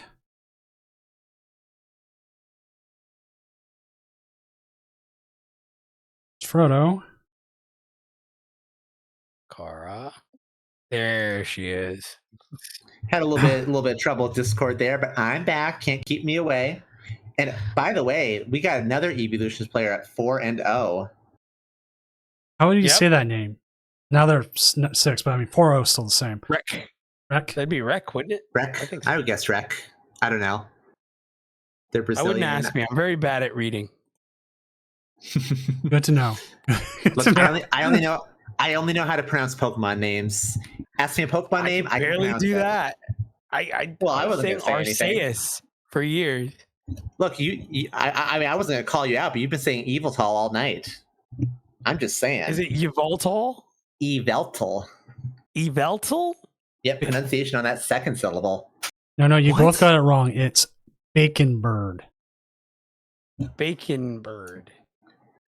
Although I do have a soft spot for people who just full meme with it and say Wyveltal. Wyveltal's dope. I like but only- Wyveltal a lot. Only if you do it ironically. I have a local who calls UCLA Ukala. Oh my god. I kind of love it. I'm sorry. I loved it. No, I thought it was cool, and I guess he thought I was making fun of him, but I wasn't. I thought it was awesome. I love Ukala. As a noted acronym hater, I love when people are silly with them. Yeah, Ukala is a lot better than UCLA, I would say. So we have Rex 4 and O evolution stack on the screen, and this is like more of the traditional evolutions, the non-Emma Hagen variant. We see the Sylveon, which is a big marker of regular evolutions. No Pidgeot. There's the Mew instead, but the black belt. So Emma's techs are still making a difference, as is the Glass Trumpet energy switch. So I like that. Black belt training is so good. And the fact that it's kind of like taking a break for a little bit, it's good to see it back. I love it in Zoroark, personally. Okay, I have to say, and this is my silliest objection ever, but my biggest problem with that card is that it doesn't have a full art. I like full arts. I want a full art It needs a black full belt art. training. No. Hey, Oh. no, I think this next reprint set, we might see it. If we even get We better see a black belt's training and a Grimmsnarl full art. I say that every time I'm on this stage. I need a Grimmsnarl full art, like I need air to breathe. I'm gonna set I up a command right now. It's gonna be exclamation point shining Espeon, and it'll say wants a full art Marnie's Grimmsnarl. full art Garnet. Yeah, no, we need it. That can't even be in the top 3 of things I say way too often. It's How art. does it It's not art have related. It's art related, so I always remember. It Oh, doesn't there have a we go. trainer art. Like, why doesn't it have a trainer art? It should have a trainer art. You know, some people aren't allowed to have nice things, and we are among those people, apparently. It happens. They have to keep, keep us down somehow. I think this next set though, this whatever, I forgot what it's called, Mega Dream. Is that what it was called? I can't even believe that's. I don't know what the pronunciation. I don't know what the translation is in Japanese, but Mega Dream is wild. I don't even know what's even going to be in that. But I know the Dragonite. I know the other alt arts, the Gardevoir, the Charizard, the Lucario. But will we see alt trainer arts? What exactly are we going to see? Because I know this set is going to be another one of those sets that's just going to be hard to get a hold of. That's been the story of the whole year so far. Yeah, I remember when I used to go into work. I could go. We had a Pokemon vending machine by my office. I could pick up 151. Pick up like a 6-pack thing easily. Now I go there. There's always someone camping, waiting. Not to be that guy, but with the economy possibly tanking, maybe the Pokemon economy tanks too. Oh, that's so Wishful warm, thinking. fuzzy thought. Wishful thinking. Hey, their loss is my gain somehow. That's more bleak than I like on my Tournament of Doom streams. That's a little too much actual Doom for my liking. Yeah, Look, I just we want use something to rip. we use Doom here like jokingly, like Invader Zim, not so much CNN, I guess. Well, because the thing is, like, they're buying these up with like their own debt. There's people buying this up with like their credit card debt, and like that's crazy. What are you doing? You're putting yourself in credit card debt with hopes of a return on investment here, All I'm right? gonna say is Pokemon cards are not a savings account. Pokemon cards are not an investment account. Y'all be careful. They're good out when there. they're good, but This- when they're bad, oh boy. This goes like in 30-year cycles, actually, with like sports cards and everything. Like this happened back in the 90s, late 90s, where people were just like, I want to buy up every single sports card and collectible out there. And then now you can go to Goodwill and pick them up for like pennies on the dollar. Yeah, I mean, well, you would think. I always thought the steroid era cards would have more value, and they just don't. I was always hoping like a Sammy Sosa rookie card would like really clean up, and I've never even looked up the price, but I'm sure it's not that much. But watch it be a lot. I'm actually about to look that up. Sammy Sosa. Yeah, I'm doing that too. And even then, oh, 23K. I am so wrong. I am so that's for wrong. that's for our error card. Oh, that's the error card? Oh, okay. Yeah. Never mind. Why is These this are one? all errors. 3K. Why is this one 12,000? Now I'm sitting here going, It's not what? more- it's not more than even the it has to be the error for it to be worth anything because all the other ones just aren't that expensive. Mark McGuire rookie card, $50. Man, Well, the one who's trying to sell for like 12,000 says it's that there's that printing error. It just looks like he left it in the sun a little too long, something. But hey, that's one person's mistreatment of their cards, and another person's hey, I think it's an error. it's an error. Yeah, no, for sure. You know, these man, what a time of baseball that was. Ugh. Oh I'm, right, I'm still here. I got nothing to add to the topic. I Oh don't yeah, know nothing no. about We do this a baseball. lot. So I was like, Carl, I'm sorry, we do this a lot. Like this is it's either baseball or wrestling. Yeah, I was gonna say And- start talking about wrestling. All right, all Well, right. that's a signal to me to just get more water. Well, funny enough, this is even talking collecting. I listen to wrestling figure collecting podcasts, and they're talking about the bubble with wrestling rookie cards. Someone just paid like $500,000 for a Hulk Hogan rookie card from Japan. $500,000. $500,000. Oh, for a Hulk Hogan rookie card. It's Yeah. crazy. So like this isn't just happening to Pokemon alone. Other hobbies are having the same issues right now. Which also round 5 is now up. So Let's go. All right. Now you're speaking my language. Kara's like, yes, Pokemon. Look, I know a lot about a lot of things. Baseball and wrestling are not among them. I'm sorry. It's okay. You got the wrong Let's girl do, for that. I was gonna say we could do Prince Vortex versus Rec, and I love watching. I don't know about you, but I love watching me some Prince Vortex. I let would me love to watch Rec, so I'm into it. let me see if I can get them. Prince Vortex might be able to. Sometimes it's not able to until later. Sure. Let me ask him. Because it's two favorites, right? We get Frost Last Monkey Dory, and we get Flareon Noctowl, and those definitely two Doom favorites. You know, I can't wait for someone who just wants to rub it in my face to go look at like old Doom tournaments I commentated and just see the trajectory of my commentary on Evolution specifically, because I've gone from a vocal opponent to that deck to its like strongest champion, and that's very embarrassing. I've done the same thing. Like you could go back and probably find some takes and go, "Wow, Doom, that was really bad." Now you've changed your mind on it. I'll be so honest. I don't even have like a good explanation. Like, oh, I've found the deck is better positioned in the meta than I thought. No, I just got the fancy alt art evolutions, and now I like it. That's it. Pretty cards can buy my heart like that. All right, so I table always 5. like that about Goldango. So Table 5. Okay, I was like that with Goldango for like 2 minutes, and then I saw the price to buy the singles, and then I went away. I was like, I fell into some singles. If I didn't fall into a 4 of Goldango, I wouldn't have done it either. I got lucky. okay, there's been decks I've done that with. But I'm gonna go make sure nobody keeps swearing each other out. Have fun with this Grimmsnarl versus Eevee box. Hey, you wanna curse each other out on stream, Frodo? Don't.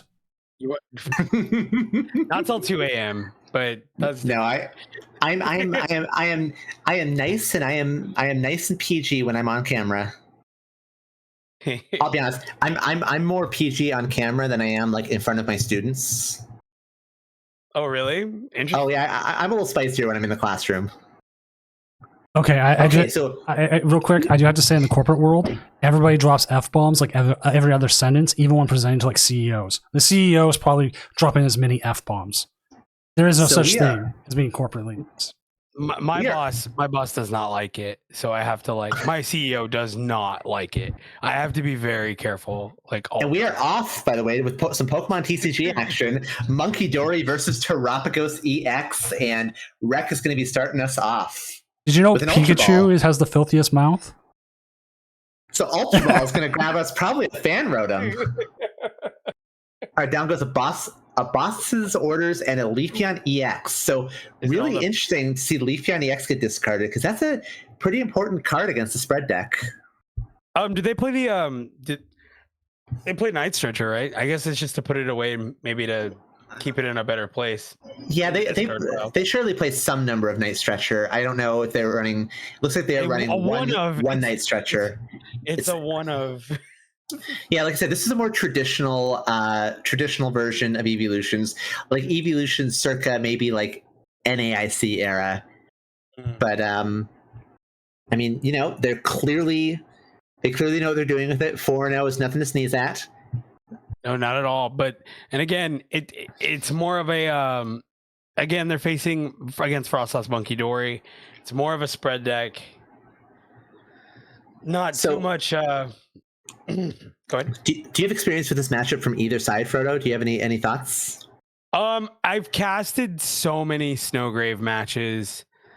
There's probably too many to count at this point.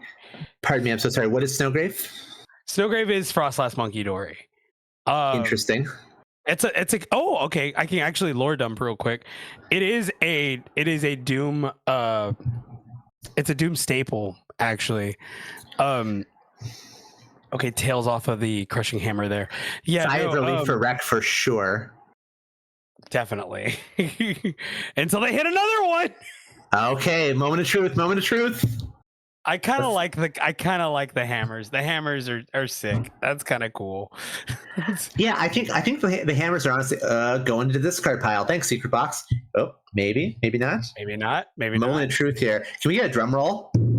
All right. Nope, keeping that hammer. I like keeping the hammer.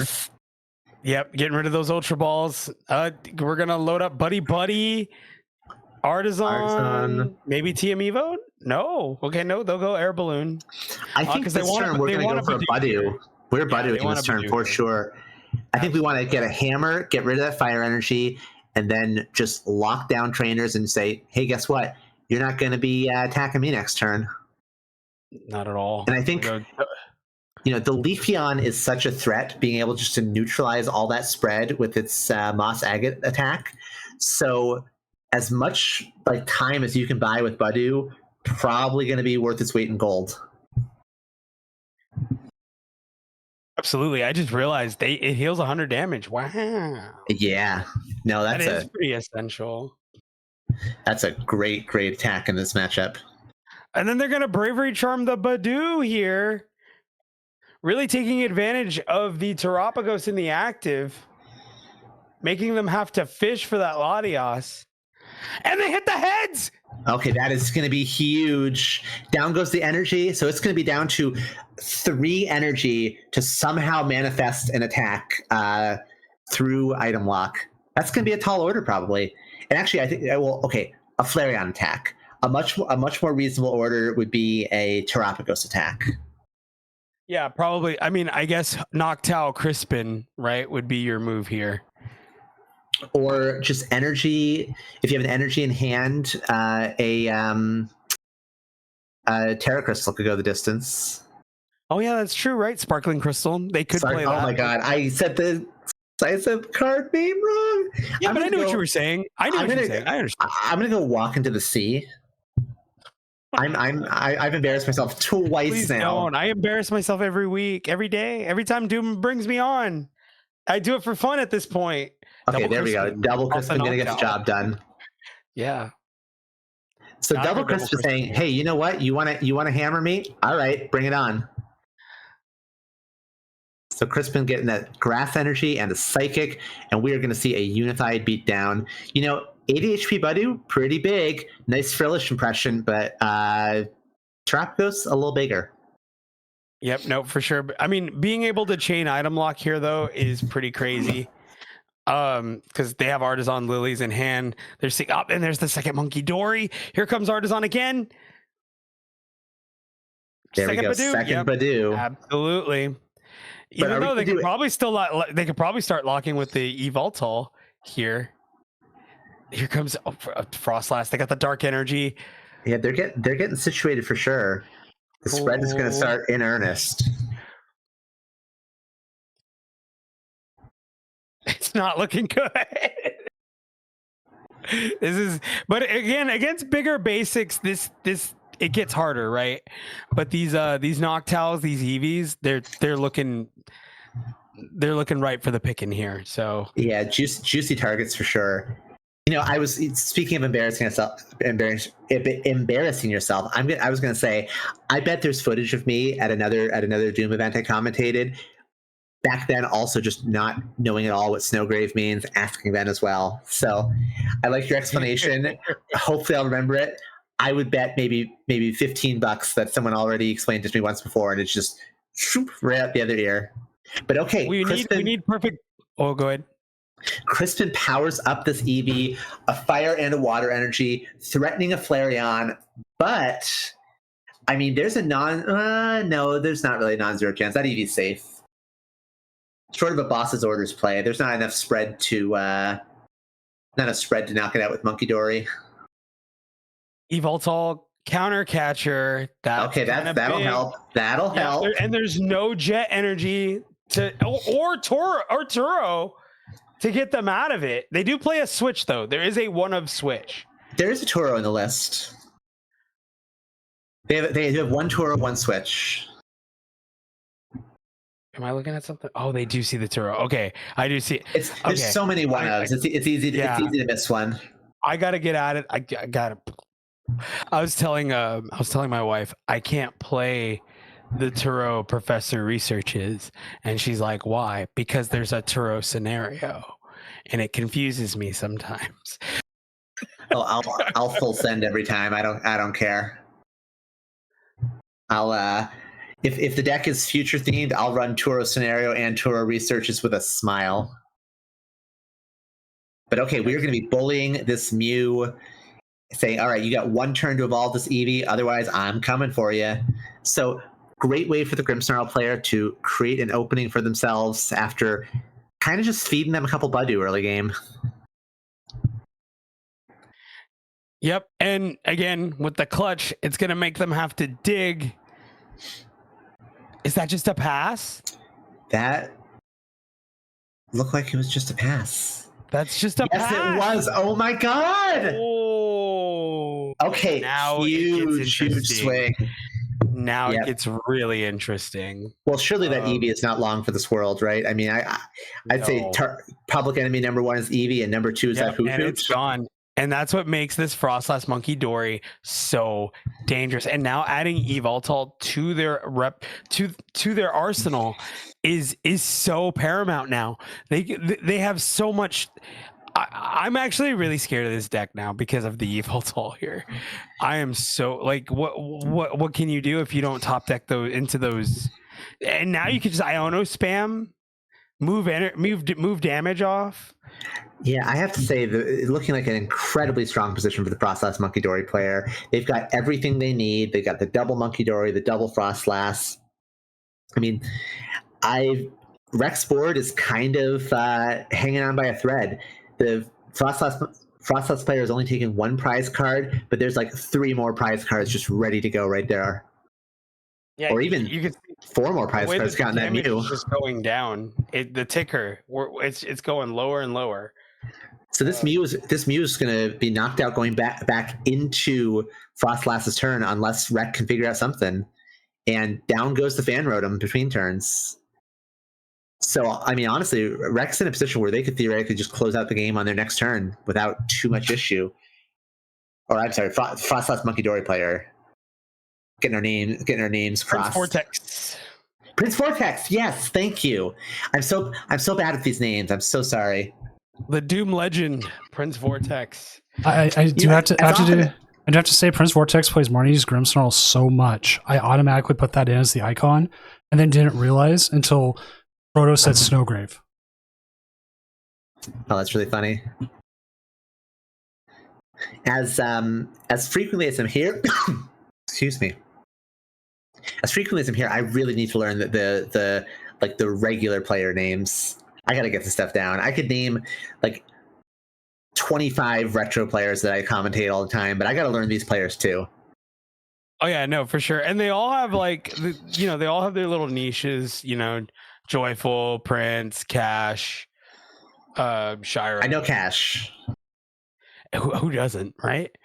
Cash has been around forever. If you know Cash is Pokemon, you know man. Cash. Cash is king, baby. You know what I mean? Of course. Every time I see Cash, I'm always excited because you never really know if he's gonna. Because what was it? He even said it himself. Sometimes it's just 0-2 drop, or he's winning the whole thing. I love that energy. Okay, so Noctowl comes down, Jewel Seeker, Moment of Truth. So we have an opening for the tour. We're going to rescue that Mew, and oh goodness, we have a Sparkling Crystal.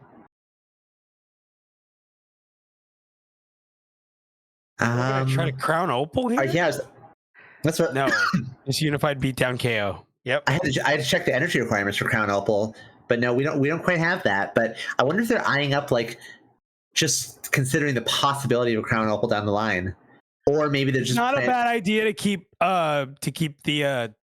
from getting cornered, right? Oh, that's a KO on the Noctowl. They did bench that Eevee though, which is a little bit.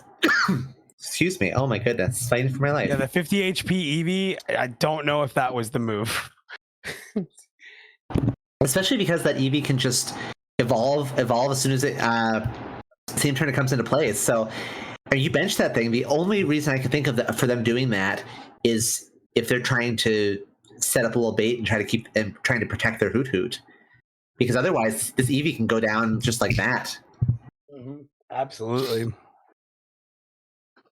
Here comes the Artisan to grab the. Oh no! I was going to say third monkey. Okay, maybe why not? Sure. Second Yveltal, perhaps. Yeah, no. Clutching up wouldn't be a bad at all. I don't think. It's just what would you clutch up? I would imagine it would be the Noctowl, but I feel like the Noctowl is ticking away. Nope, going for the third Monkey Dory. Third monkey would be good. Get more damage off of your monkeys onto the field. Maybe even put up the Shaman, because at this point, you don't care if the Shaman gets KO'd. Yeah, I mean, effectively, you need one more turn, and you can seal this game up.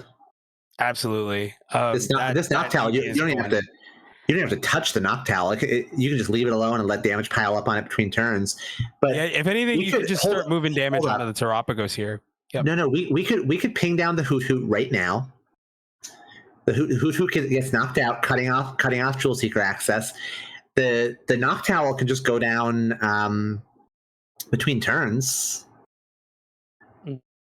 So it basically could just put Rex in the position. Okay, you better top deck a way to evolve this Eevee off of 3 cards because that's all you're gonna have, and you can just ignore the Terapagos. Yeah, because you have Bear in hand, which will effectively give you game if they do what I think they're gonna do next turn. We'll see. Are they eyeing up? Oh, they're eyeing up the Eevee anyway. Okay, so opting to not go for the Hoot, instead going for the Eevee and just saying, you know what? I don't want the Eevee to become a 2-prizer. You got 2 little 1-prizers on the bench. I'm going to soften up both of them, and I'll just clean them up next turn. And I think that there's...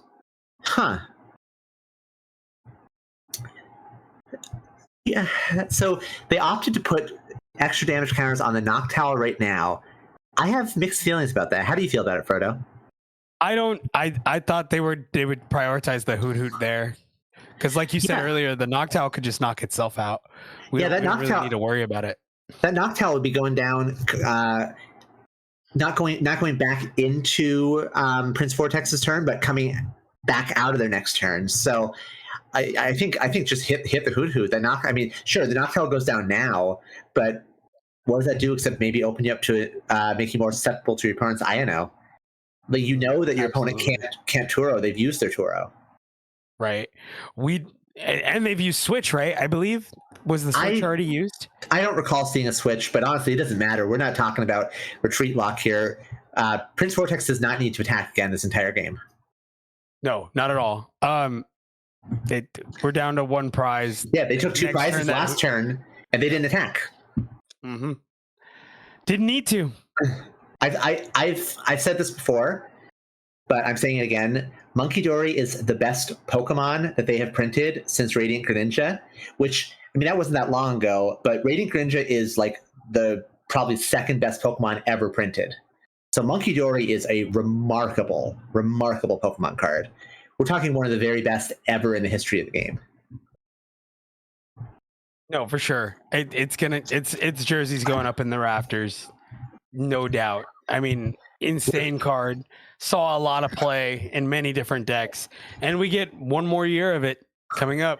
So over under, how many posts do you think we're going to have when Monkey Dory rotates of people performatively burning or tearing up their copies of it? Oh, I'm going to be one of them. Boo. Boo. Love the card, but I'm glad it's gone. Nothing I hate more than people destroying their copies of cards on Twitter when something rotates. But I'm a big fan of the Pokemon. I love Monkey Dory. Very goofy little guy. Big fan. I definitely will. I feel some type of way about Scarlet and Violet kind of sunsetting right now. Just because I thought it was it's so good. You know, yeah, it's been a like a second golden age for the Pokemon TCG for sure. It's been just really such a tremendous like design space. So many cool, interesting cards and decks. This has been really one of the best times you can get into the Pokemon TCG. Aside from the fact that product does not exist on shelves, I mean that's a travesty. But otherwise, like gameplay wise, we are in such a beautiful era. Yeah, and it's so innovative. I mean, speaking of innovative, there's so much more we can do.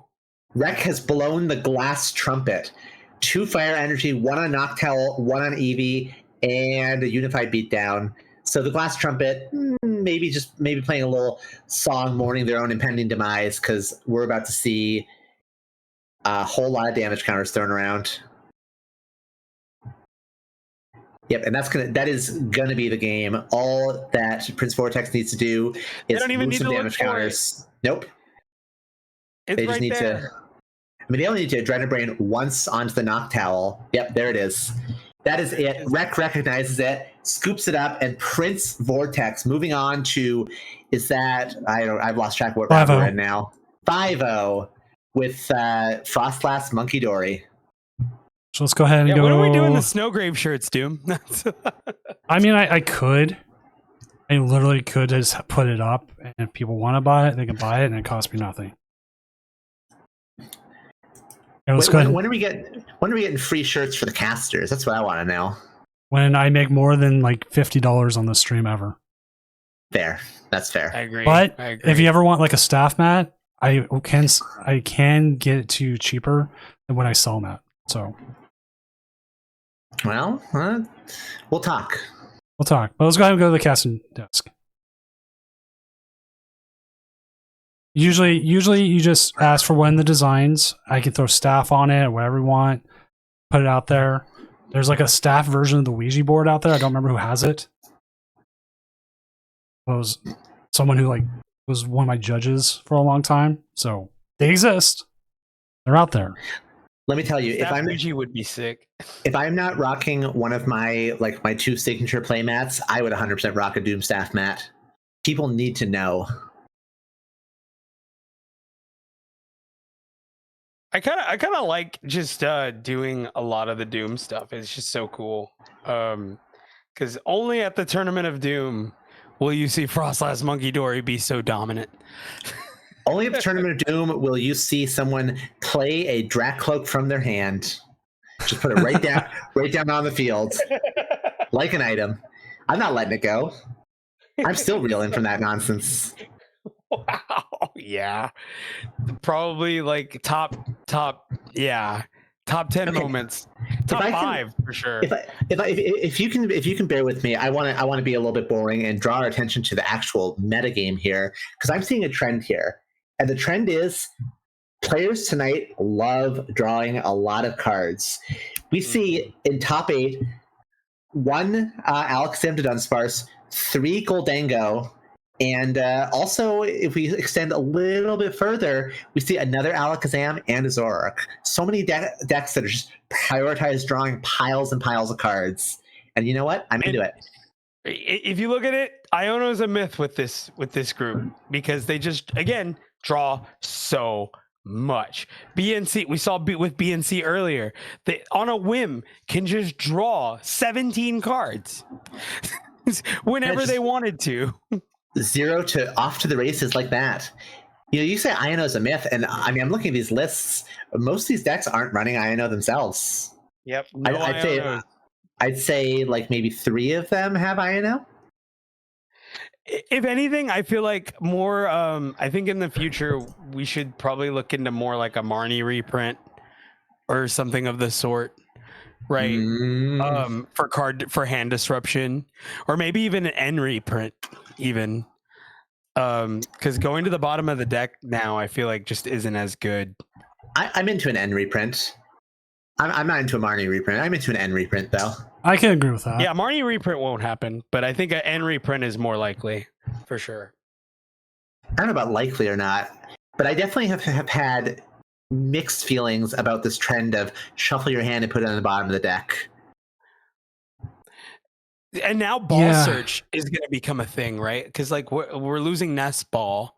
Does Dusk Ball start seeing play?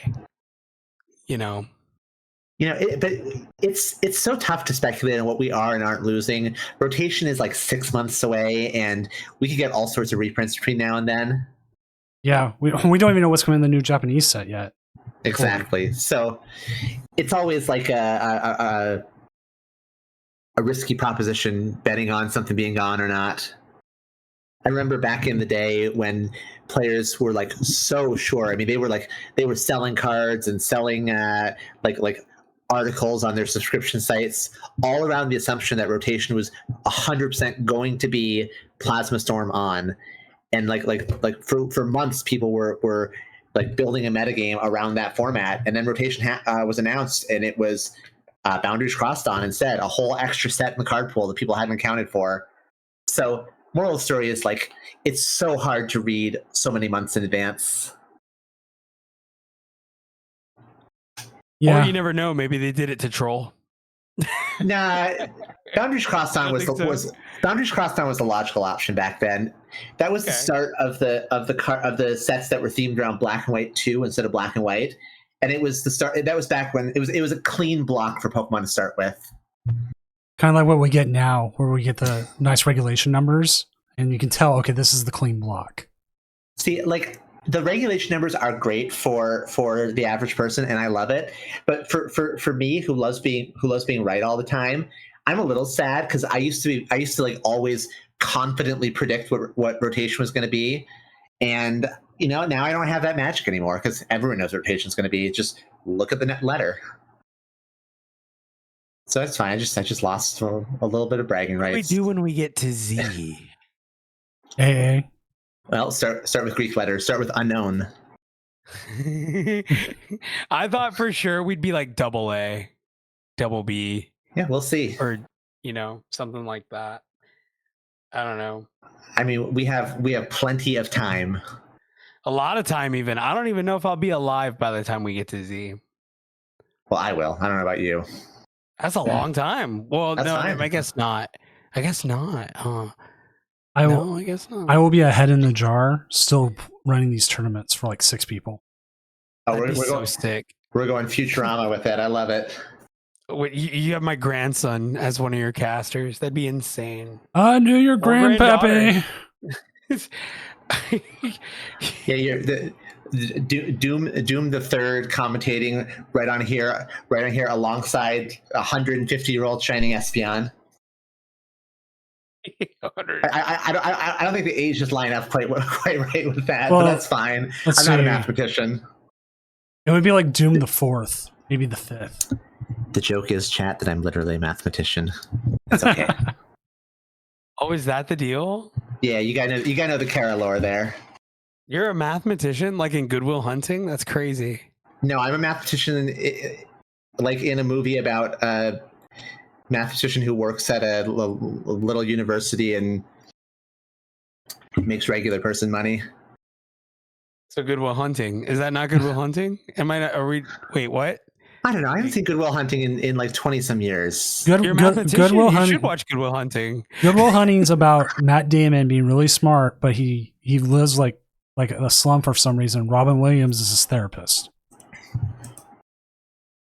and there's some like joke about his wife farting in it. It's really funny. I remember instead of Good Dance, I'm watching Good Will Hunting for sure.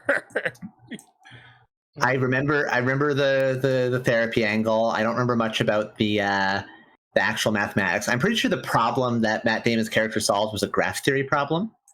That's all I know. All I remember See, about it. That's when you lose me.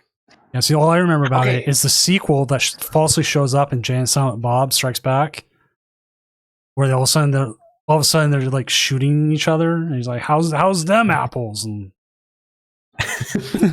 See, y'all talk about your wrestling and baseball. I'm just gonna start talking about math. I've got my shelf full of textbooks here. I'll just pull one of them off the shelf. I'll just pop off talking about some theorems. There's what is it? I mean, there's numbers in math, right? Sometimes depends on the math. Joyful, why don't you play Alakazam? It looks like it would be the deck. Truly. What's stopping Alakazam from being great, Dragapult? yeah, Dragon Ball does kind of Probably body it. Gardevoir. Yeah, there's probably a few things that stop it. I just start naming stuff. Like, And the Alakazam players just start deflating. yeah, I mean, right. but I mean, the reality is, Alakazam does have some solid things going for it. I mean, it's fairly linear, and it is a stage 2 deck, which has its share of risks. But it draws a lot of cards and hits really hard, and both those are things that are strong to do in the Pokemon TCG. So if it can find ways to solve like a couple of its problems, it could be just skyrocketing to tier 1. Like I think it's not Battle Coliseum will help it tremendously when it drops. it's not there yet, but it's one of those decks you have to keep an eye out for because it could become a big threat like that. Absolutely. I mean, Cerulege went from like fringe to the most represented deck in Milwaukee. Yep, and it's very easy to pick up. It's not there's not too much I don't want to say thinking because there is a lot of thinking in it because sometimes you don't want to dump certain things. Oh, we're talking about Cerulege now? Yeah, now I'm moving. Okay, to pivoting. Oh my goodness. I know I kind of came off the Okay. because now I'm like, I got to interject in a second here. Anyways, this is this happened. A player did not check in. They called the judge later saying, like, if I can get a game going with this player, if they accept, can we redo it? At no point does the other player say yeah in the chat, but they sent the challenge anyways. They sent a friend request. Person took it and took the challenge, and was playing a different deck and didn't realize it. What do you do?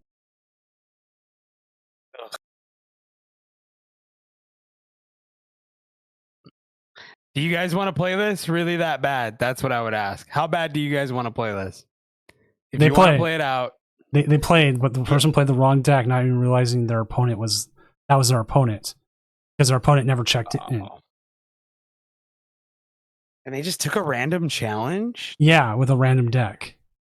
I don't know if I buy that. I don't know if I buy that. I don't know. I mean, if you didn't want to play it in the first place, just say that. I mean, there's Yeah. that too. I mean, look, you show up on time. Sorry, or check in on Yeah. time. That's just what it comes down to. I mean, even Pokemon themselves would tell you that if you don't show up on time, that's kind of on you. You know, Yeah, like, nobody owes you anything after the 5 minutes. So and they never came in chat. that could cost you top cut. Yeah, You know what I mean? yeah. I'm just gonna Like, leave that's it. a big deal. Yeah, that's a big deal. Unfortunately. Oh my goodness, do my eyes deceive me, or is that good old Mega Venusaur at 5-0. Really? Yep, we're jungle dumping tonight. I am here for it. Ooh. I'm looking at this list and I'm really here for it, actually. I love this. Is there a spice to it? Oh, I don't know about spice. I just like that there's a Venusaur and a Meganium, two of my favorite Pokemon. Venusaur Meganium. Yeah, I was looking at it looks pretty standard, but it plays Scoop Up Cyclone. I love Scoop Up Cyclone. Yes. Yeah, it's a great card. No, I'm with you. I love it. Scoop Up Cyclone, underutilized, definitely should be played more. So I just want to say the first Pokemon TCG deck that I ever tried to be like competitive with was a deck that used Venusaur and Neo Genesis Meganium, who had that same wild growth Pokemon power that Mega Evolutions Meganium has now as an ability that doubles all grass energy. So this is a deck that's like speaking to my 14-year-old heart. Do you want to watch it? I mean, I don't need to watch it. I'm glad that it exists. The Venusaur's playing Joyful Sandwich. But I'll say this. Go. I'll say this. I'm sure chat would love to watch it, and I am of the people, so I would happily commentate it for chat. Let's go to table 3. Joyful Sandwich is playing it, so we know we have the Venusaur deck for sure. Oh wow, everyone beat me for once. Yeah, Frodo moved, and I'm like, well, I'm not gonna be behind Frodo, so I'm just boom. I gotta catch up. I'm competitive. Table 3, and I ran. I was like, where'd everybody go? It's like when Batman has someone disappear on him, and he's like, wow, so that's what it feels like. It's exactly what it feels like. When you do it to me, bro, it's exactly what it feels like. Well, and like I've had a couple times where I was the last one to go to the other table. So every time I tried to click, another person would join, and it would like offset the position of the table to click on. And I'd misclick, and so I'm like, I'm not gonna miss an opportunity. I'm gonna jump on that. Yep. Okay, Jolly so Flying Man versus the Joyful Sandwich. well, this is just a good spirited game, huh? These are Very jolly. joyful, We're very joyful. jolly. Okay, Jolly and joyful. Frodo, are you want to be jolly or you want to be joyful? We're gonna each take a side. I will be joyful because Joyful Sandwich is my dog. I will be jolly because I'm having a good time tonight. That's good. Plus, And, I'll rep the grass deck. and they are both Doom regulars, so this is like watching my kids fight, and it makes me happy. Yeah, I love when my children fight. Yeah, when my kids fight all the time, I'm like, go, go, go, go. All right. I don't have children, but I have 2 terrible cats who I love very much. My dogs fight more than my son and his stepson do. So not stepson, but step brother. Oh wow, man.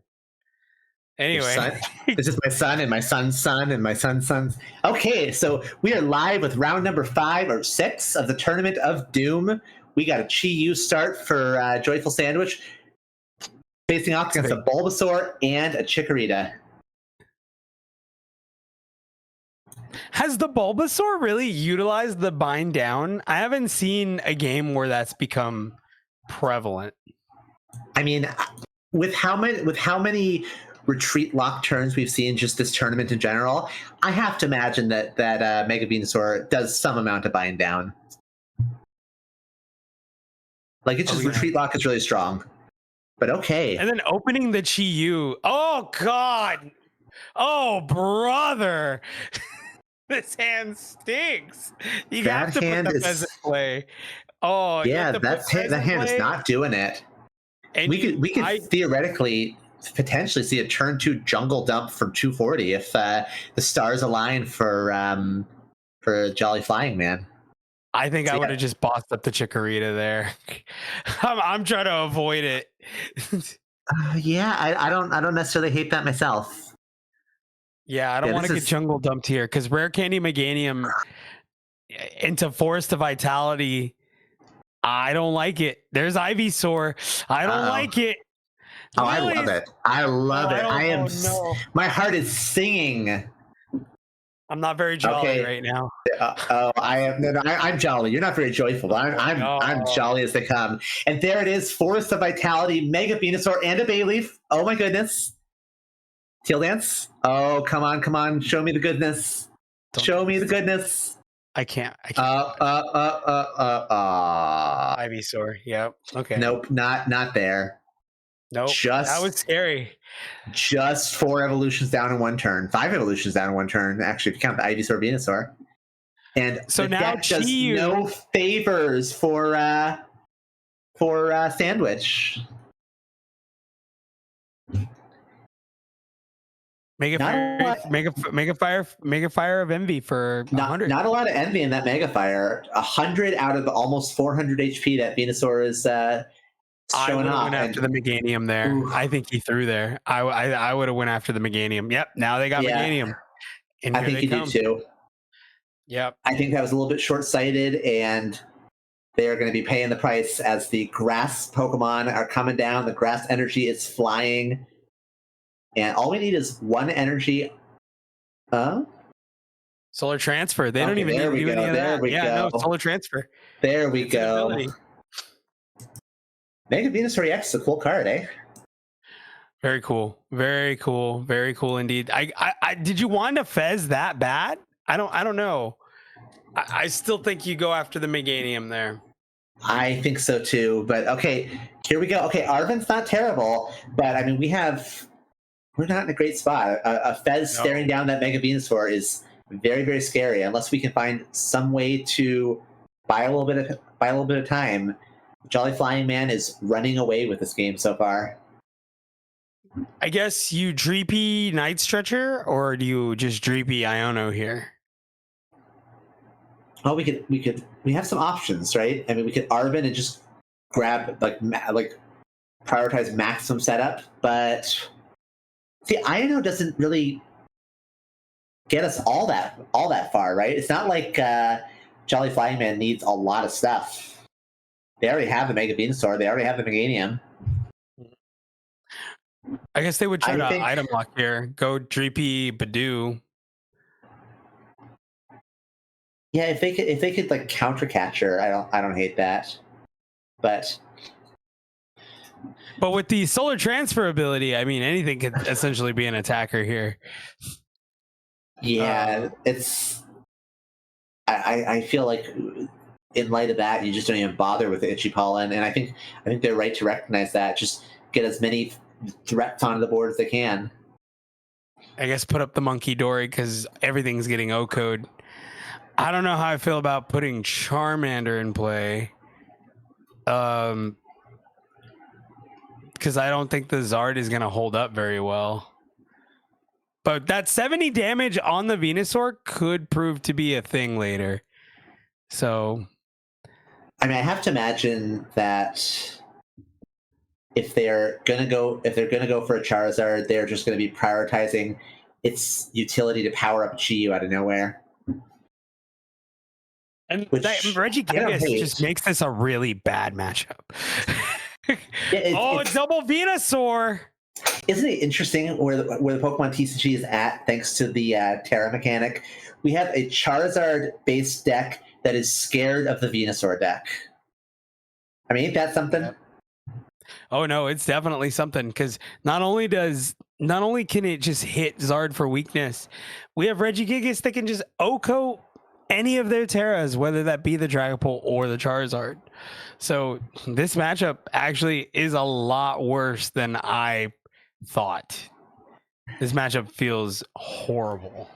Well, I mean, we're not exactly seeing the best representation of it with such an ugly start for Sandwich, though. Yeah, probably. It goes back to the Bayleaf. I'm still upset about the Bayleaf. You probably should have went after the Bayleaf.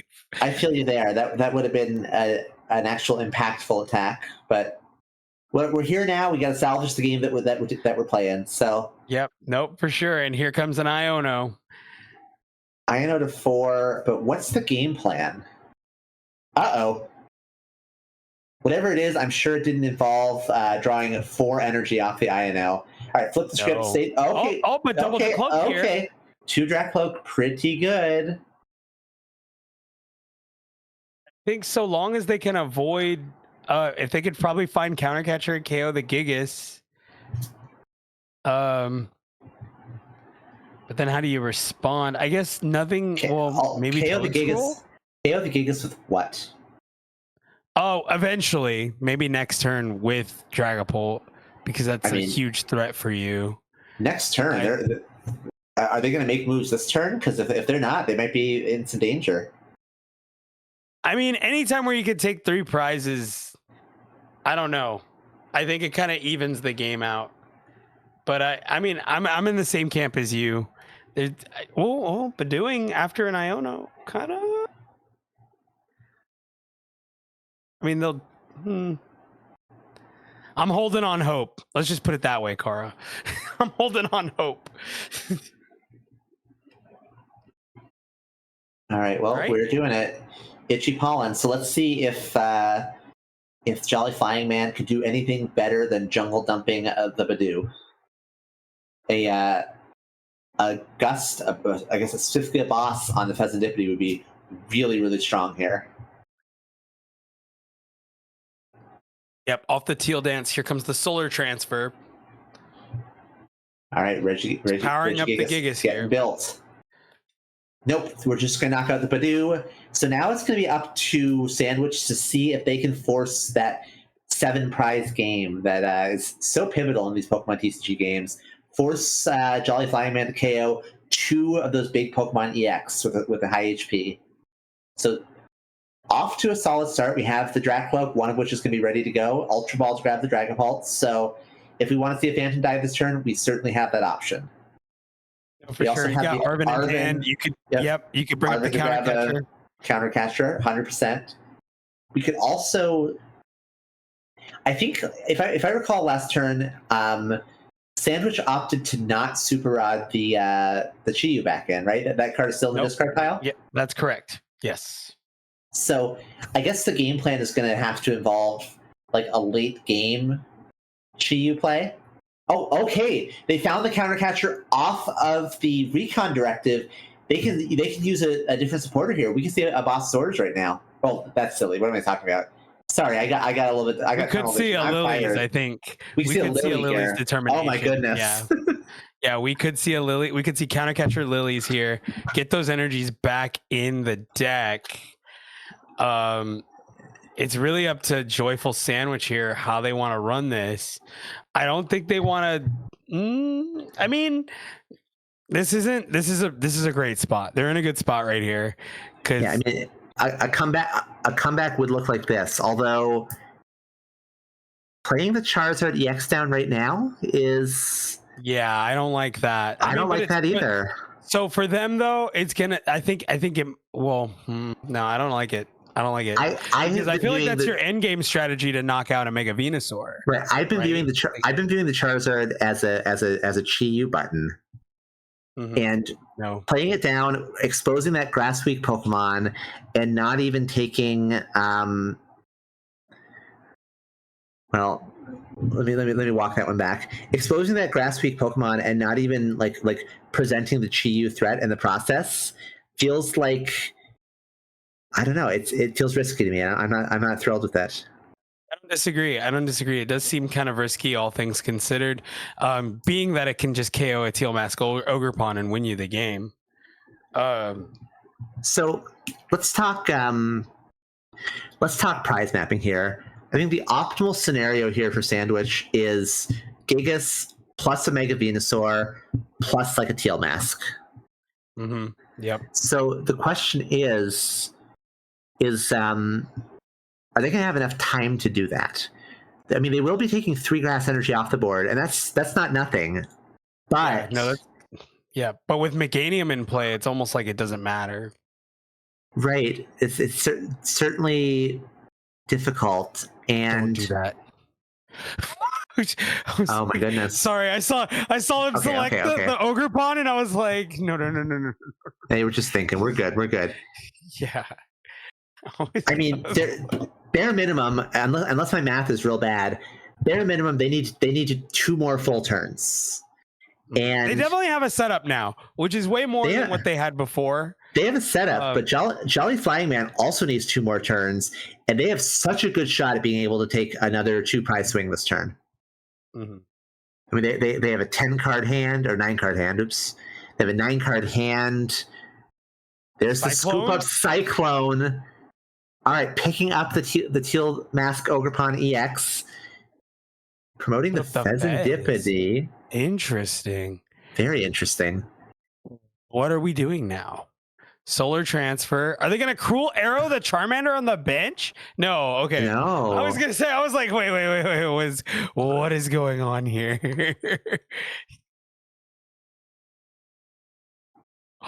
Because now it's 4. Is that how that works?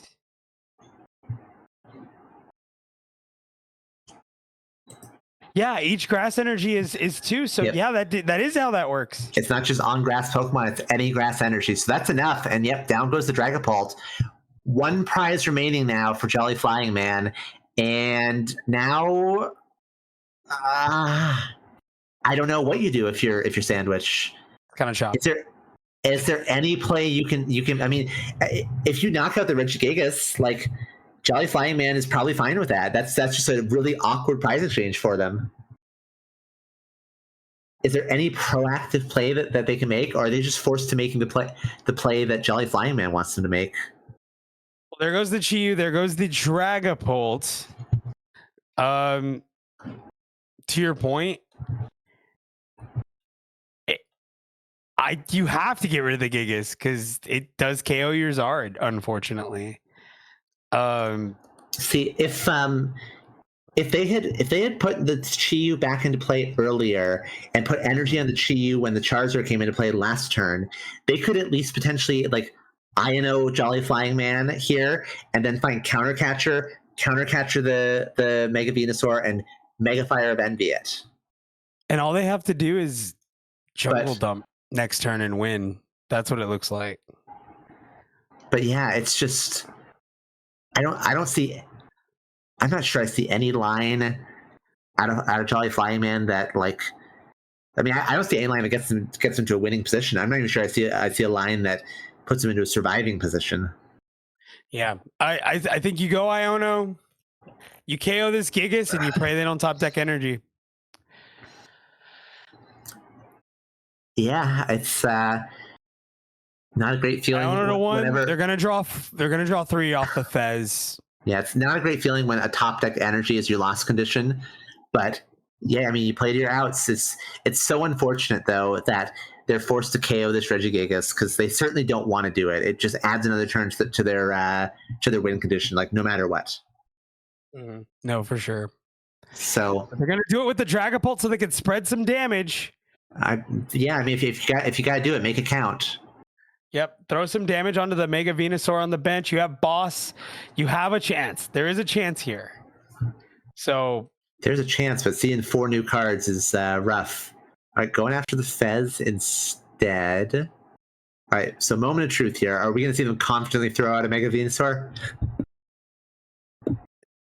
I love when there's a KO and the opponent just puts up their new active in like 2 seconds. Like boom, we know immediately. All right, Pheasantipede there's promoted. Fez. They'll go Fez. All right, top deck. I wish we could see their hand. Super Rod, put more energy back in. Okay, the odds just got better. And flip the script. 3 cards. Off the flippity scribbity. What are we going to see? Okay, there's the energy. Solar transfer. Wait, can they get it out of the active? I wouldn't do it just yet. Cruel Arrow taking down the Charmander. The play that you saw last turn, we're doing it now. All right, you know what? I overlooked the Pheasantipede line, but yeah, that'll do it. And Pheasantipede attacks for the win. All because you didn't want to KO the Meganium. I'm just never underestimate the bird. I think you were free to be a little salty about that. Yeah, never underestimate the bird. I knew the bird play was there. The bird play was there. I was like, they don't really. I guess they. And again, all they needed to do was top deck the energy, and that's what I said. If they get the energy, they kind of just win. It isn't really. Oh, that's frustrating. Oh. All right, join me at the casting desk, please.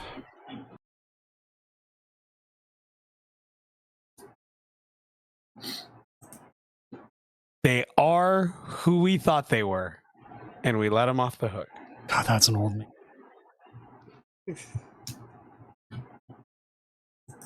Well, I missed something, but that's okay. That's what I missed. Yeah. There we go. Yeah. It's one I like to bring up on this stream in particular because it happens a lot.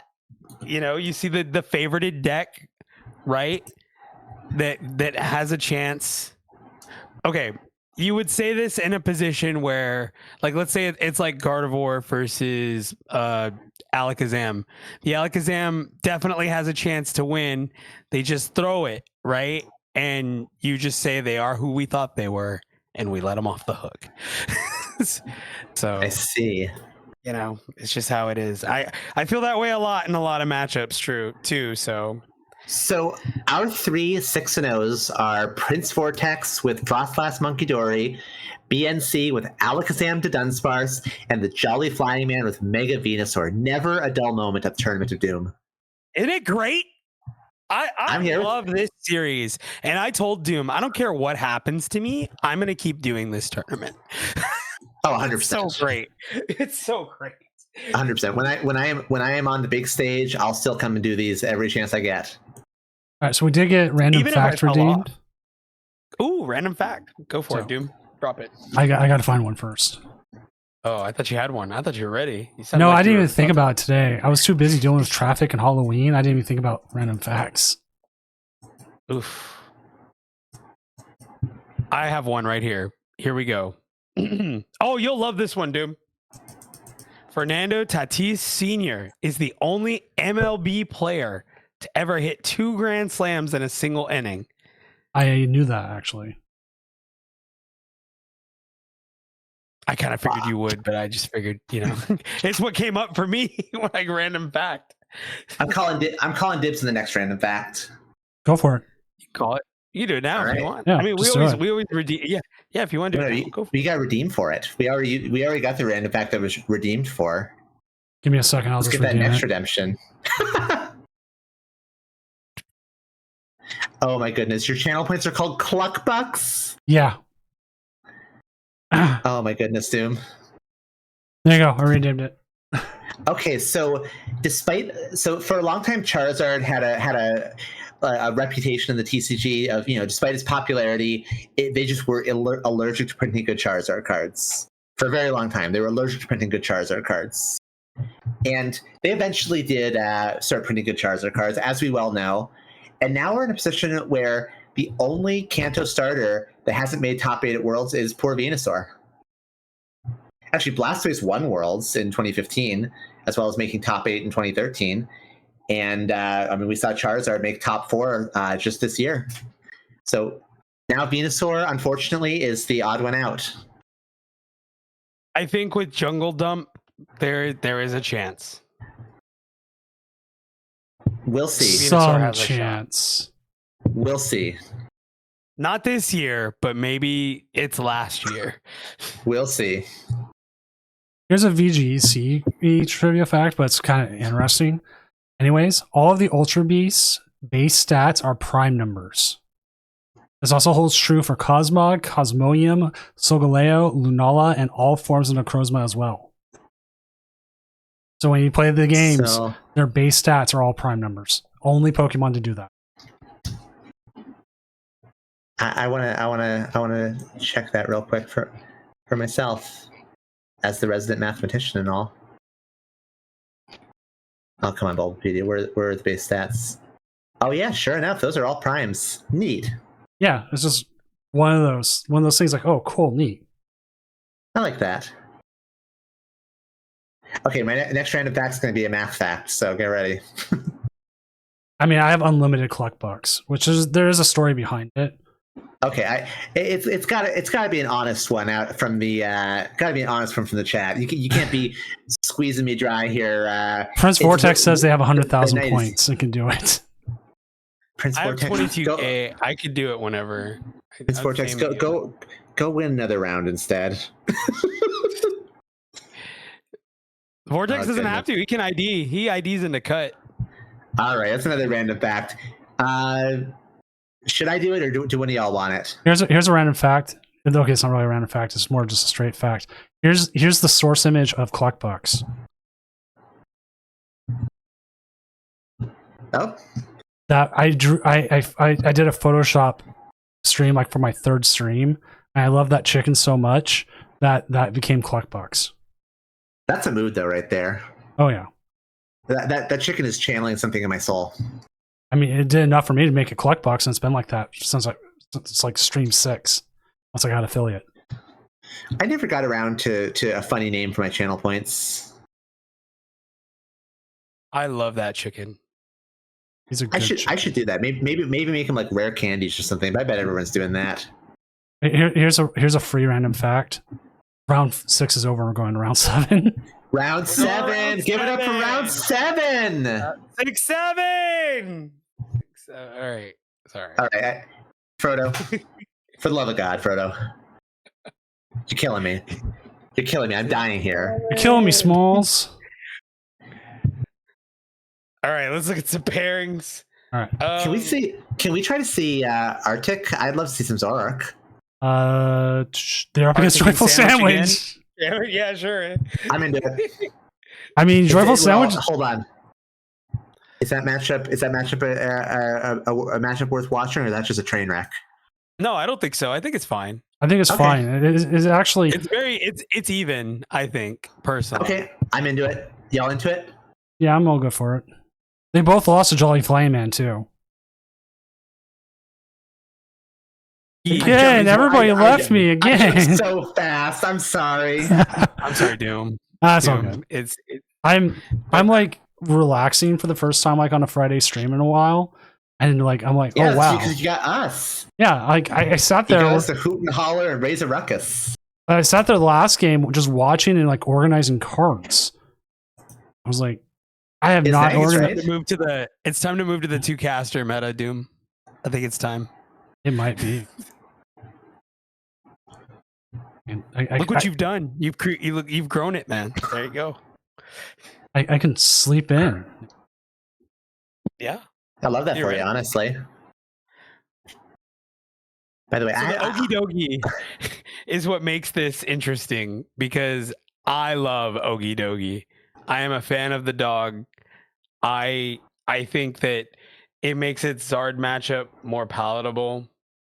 Especially into something like. Go ahead. So the takeaway here, because I had to figure out what you're talking about. There's an Okie Dokie EX in Arctic's deck. Right. That is good to know. Yep. It plays the Mochi. They have reversal energy for the Darmanitan. This is Piper's list, I think. So Interesting.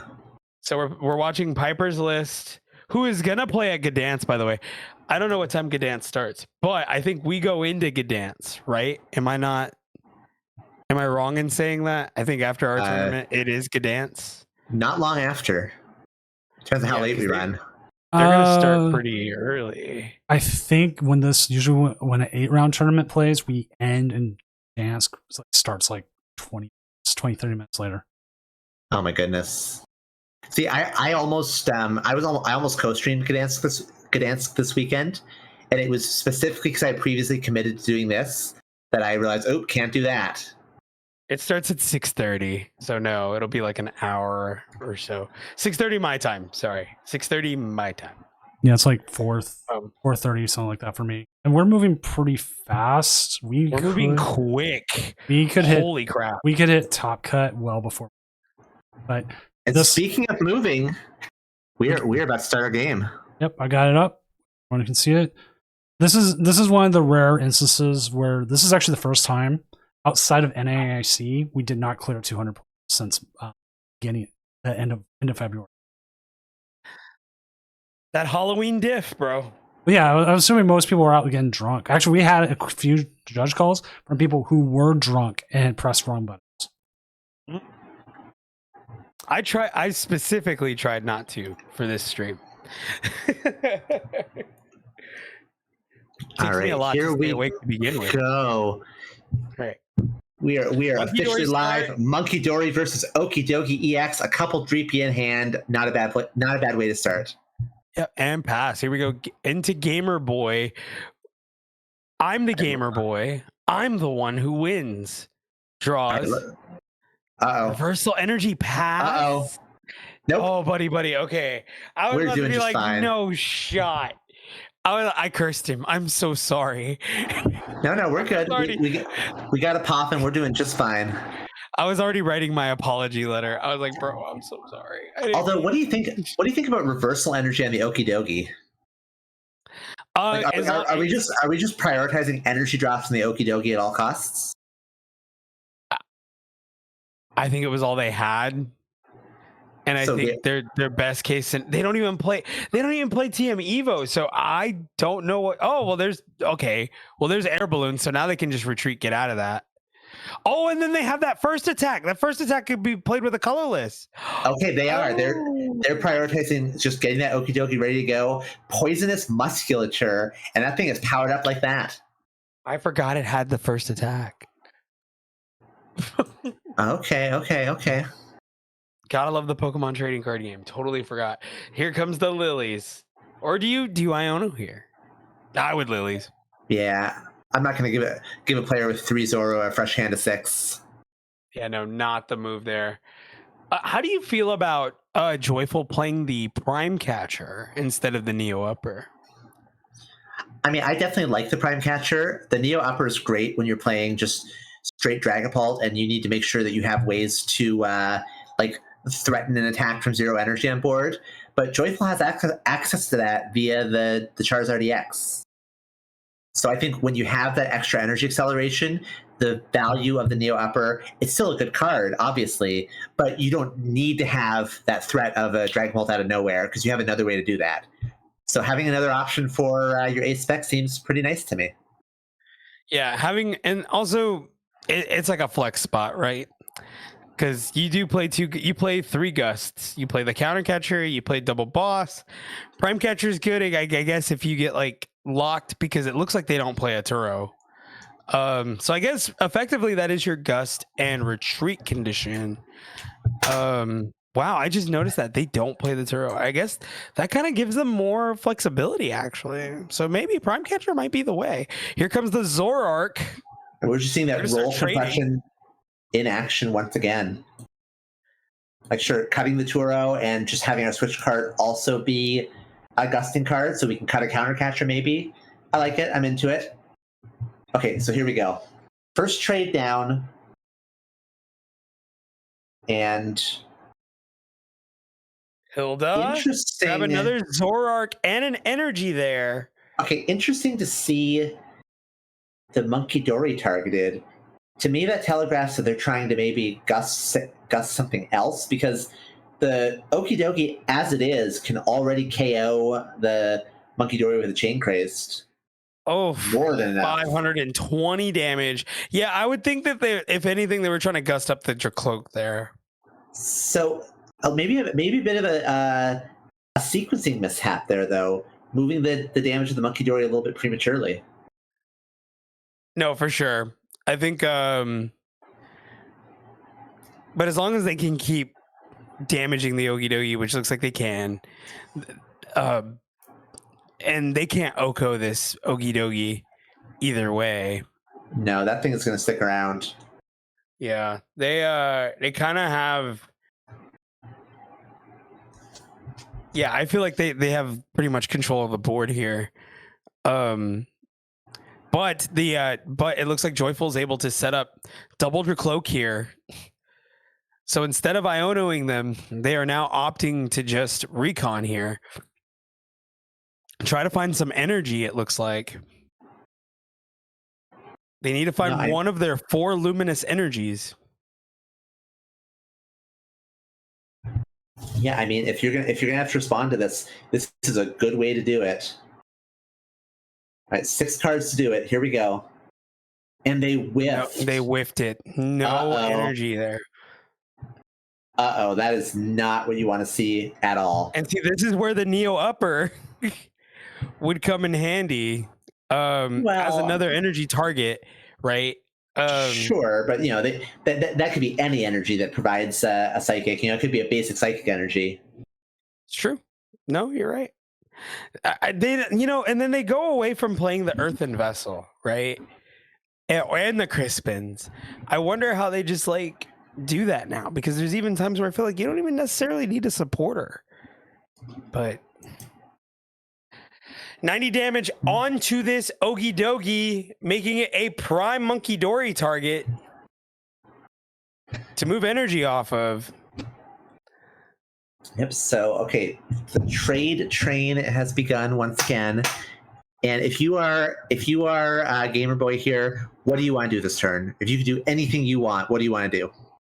Monkey Dory attach, move damage off, get it onto Dragapult, and then Chain Craze. But they opt to bench the Darumaka there. Here comes the Cyrano. All right, getting them in that third Zoroark, and they are fully established here. Yeah, because the 260 plus the 60 off would have definitely OHKO'd the Dragapult. But plus I just like using Okie Dokie as like that damage amplifier. So on one hand, we're not going to get the one-hit KO here. But on the other hand, we're going to be hitting this Dragapult so hard, we can just pick it off later. We know that the opponent does not run Turo. So the damage is sticking on that board. It's just waiting for a later Monkey Dory.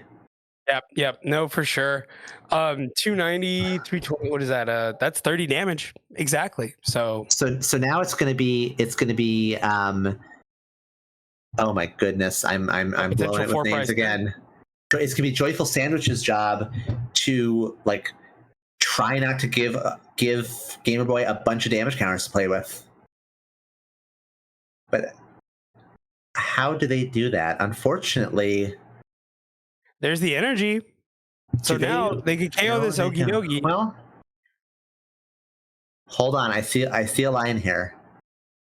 If they can find their own. Oh no, they don't have the energy attachment to play with though. That's unfortunate. I saw a line, but no good. So they're gonna KO the Okie Dokie. That's pretty good.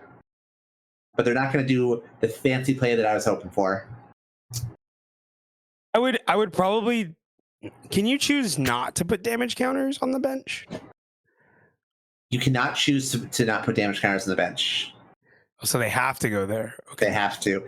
I was thinking if they had an energy drop to play with, they could try to set up a Monkey Dory so they can just put all damage counters onto the Darumaka and KO it. But they don't have They don't have the energy drop to play with. So unfortunately, they're going to be feeding damage counters.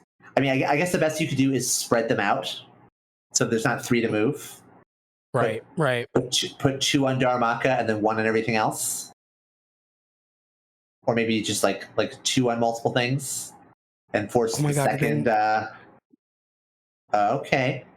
So this will KO. I was worried. I was like, wait a minute, does this KO? So instead of using the Phantom Dive and spreading damage counters awkwardly, they're saying, you know what? I'm going to try to deny you this KO. I'm not going to leave the Dragapult active, and I'm not going to put damage counters on your board. I'm just going to blow up this Okie Dokie with a big Burning Darkness for 210. Down goes the Okie Dokie. 2 prizes taken for Joyful Sandwich, and game is looking pretty even so far. Yep, no, for sure. And again, very even matchup. Very back and forth. So Joyful Sandwich did a smart thing here. That Dragapult last turn was like effectively KO'd because it took enough damage that was in Monkey Dory range. And Joyful Sandwich recognized, okay, this Dragapult's effectively KO'd. If you want those prizes, I'm going to force you to attack to take them. And I bet they're going to do everything in their power to just one-shot everything for the rest of the game and force Gamer Boy to find some way to knock out this Dragapult. Because they're not going to get to... They're probably not going to get to Adrenabrain the Dragapult for KO. I think that Joyful Sandwich is going to do everything in their power to make that happen. But see, like I told you, they did opt to not put damage counters on the bench for this reason. So, exactly, via the Charizard. That's what I like about that play. Yeah. It just cleans things up that way. Yeah. No, and then, okay, well, here comes the boss. Okay, so that'll probably... Well, we'll see what they choose. Okay, instead of the Charmeleon, I kind of like it. I don't hate it.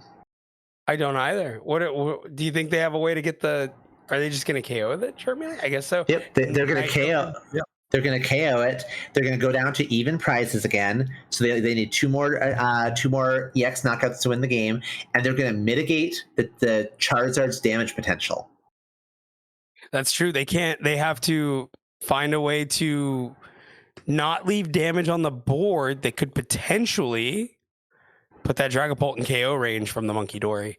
So right now, the Charizard's damage caps out at 240 instead of what could have been 270 had the Dragapult gone down. Absolutely. Yep. Nope. You're correct. And the reality is 240 and 270 are currently functionally the same number. They both will one shot any of the single prizers and not one shot any of the double prizers. But still, I like Gamer Boy prioritizing. Okay, even up the prizes, cut off the opponent's options. They lose that option for energy acceleration, and they still need to attack 3 times to win the game. They know it, so just choosing their prizes judiciously. I was gonna say, would you, Kara, boss up the Reshiram here?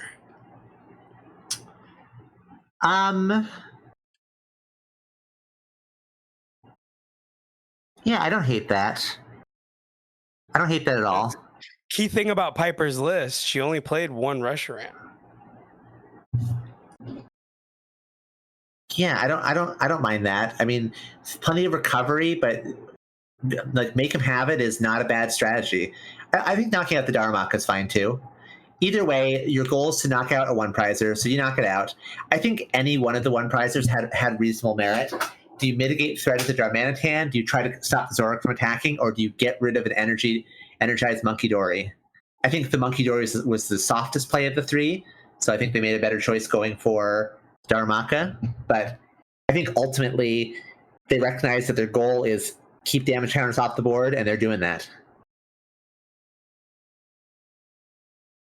All right, so back on over to Gamer Boy, and we are just trading. That's the power of the Zoroark deck. Just so many cards you get to see every turn. They're already down to 10 cards in deck, and they haven't used all their trades yet. It's true.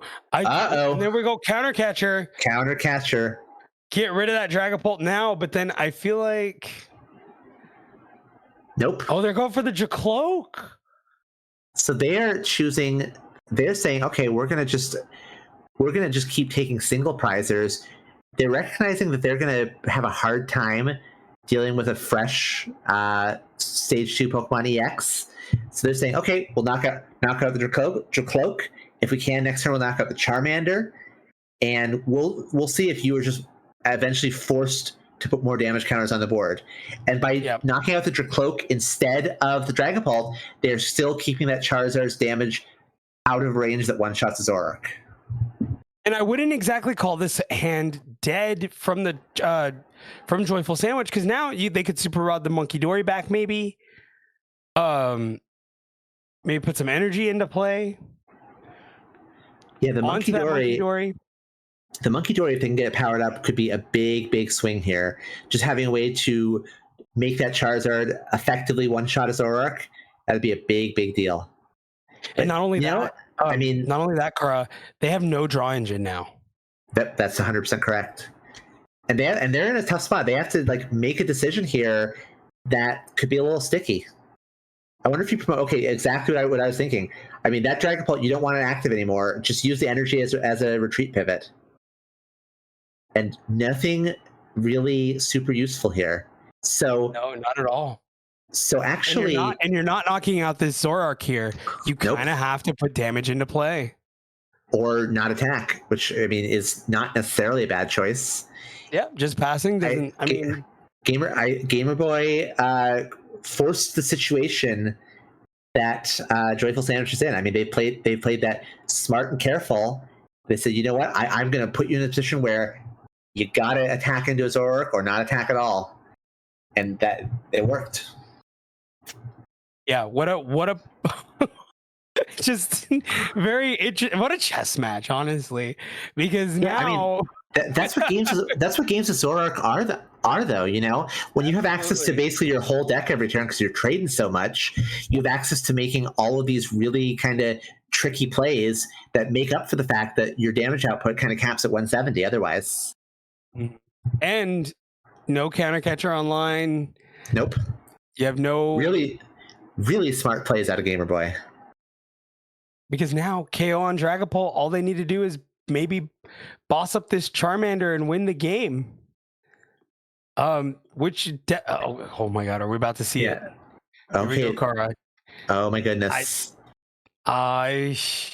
They're, What do you do? No, oh, they pass. nope, they pass. Tactical pass. They recognize the go. threat and they say, "Not today." Here comes the Okay, but first here we trade. go. The trade train is leaving the station. Trade number 1, down goes the Yveltal. Trade number 2, down goes the Mochi.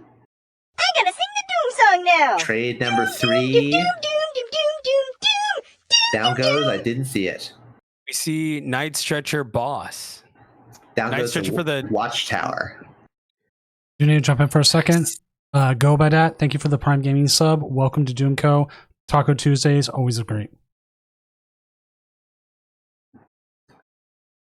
All right, secret box. That For all important Palpad ace deck. Artisan.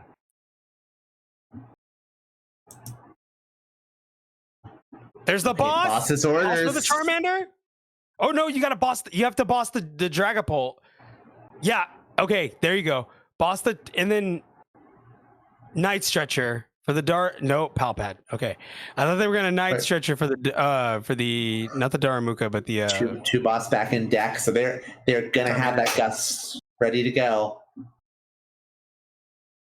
Energy Switch officially abandoning the Monkey Dory. And Night Joker, it's gonna be a Virtuous Flame 170. Down goes the Dragapult, finally taking those 2 prizes. They're saying, you know what? You want to hit me with Charizard now? I don't even care. I thought we were gonna see Daramuka for game.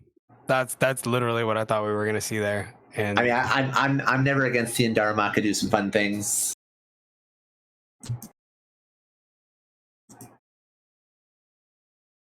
because that was the line I saw. I didn't know if they saw the same thing, but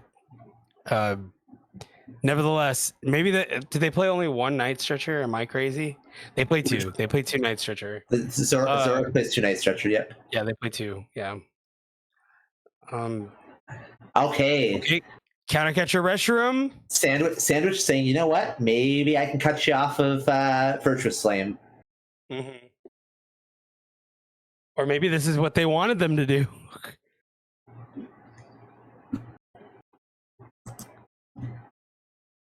We're about to see. Yeah, Can't do a tactical pass here. You got to take some prize cards. I'll say this. Gamer Boy will have access to every card in their deck except whatever they prize next turn. So whatever they... No. Tactical pass. Tactical pass. So we're actually doing like just a stall play here. Yep. There's no... Turo! Wow. All right. Up comes the Reshiram.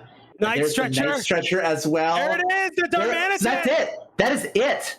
Yep. We're gonna see a Night Joker for Flame Body Cannon sniping that Charmander off the bench, 90 damage. That'll be their last prize. And boom, there we go. Flame Body Cannon cleans up the game, and Gamer Boy has taken down Joyful Sandwich with Ends Zoroark. Incredible.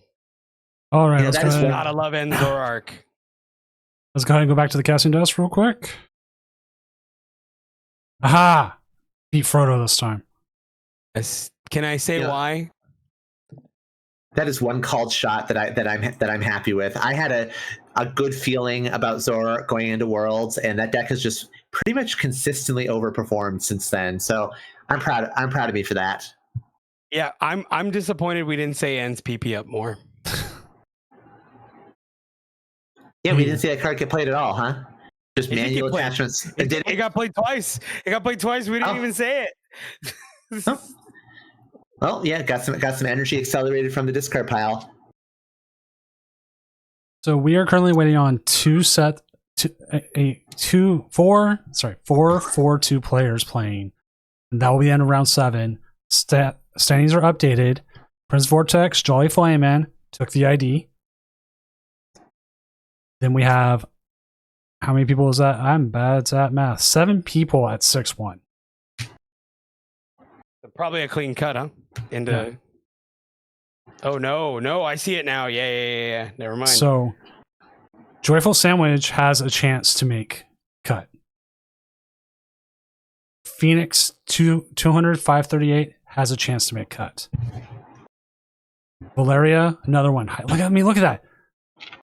All within like percentage points of each other. Yeah. No, everything counts. Coming into this last round, I'm a little disappointed that Gardevoir Jellicent is not like decisively at 6-1 here with a really strong shot at cut. I'm a big fan of that deck, but I am too. I bought the Jellicents. I even went back and bought the full art Jellicents that are coming in. oh yeah, Doom, I showed you my Jellicent last time. Yeah. That's all. I got my fancy children. not doing so well in the online tournaments, but as far as IRL, very dominant, very scary. I'm a big fan of that deck. It's a very best of 3 deck. No, for sure. Well, so we do have a Crustle at 6-1. Flareon's still in it at 6-1. Alakazam Dunsparce is still in it at 6-1. A little of everything. And hey, round 7 Yep, just but- finished. Okay, we're flying tonight. So round 8. Yep, I'm set up right now. 8 round. There we go. Okay, we got to find a match. We'll go off Joyful Sandwich just because we've twice done it. We could do Bizquick's not out, but they have a outside possibility. A Cerule Edge versus Charizard Pidgeot. Yeah, I'm you into can do Bisquick. Yep. I'm into it. Let me go talk to him real quick. See if he can jump back on. In If the he's on our meantime, chat. I'll have a quick chat with my friend Frodo here. Yeah, absolutely. How Frodo? you feeling about the tournament, Kara? I'm feeling good about the tournament. I'm ready for Top Cut, but I got a question for you. Sure. I'm gonna ask you a question live on camera in front of our friends that I could ask in private instead. You know, you're doing lots of commentary. We're having fun together. You have any interest in commenting some retro stuff soon? I mean, maybe.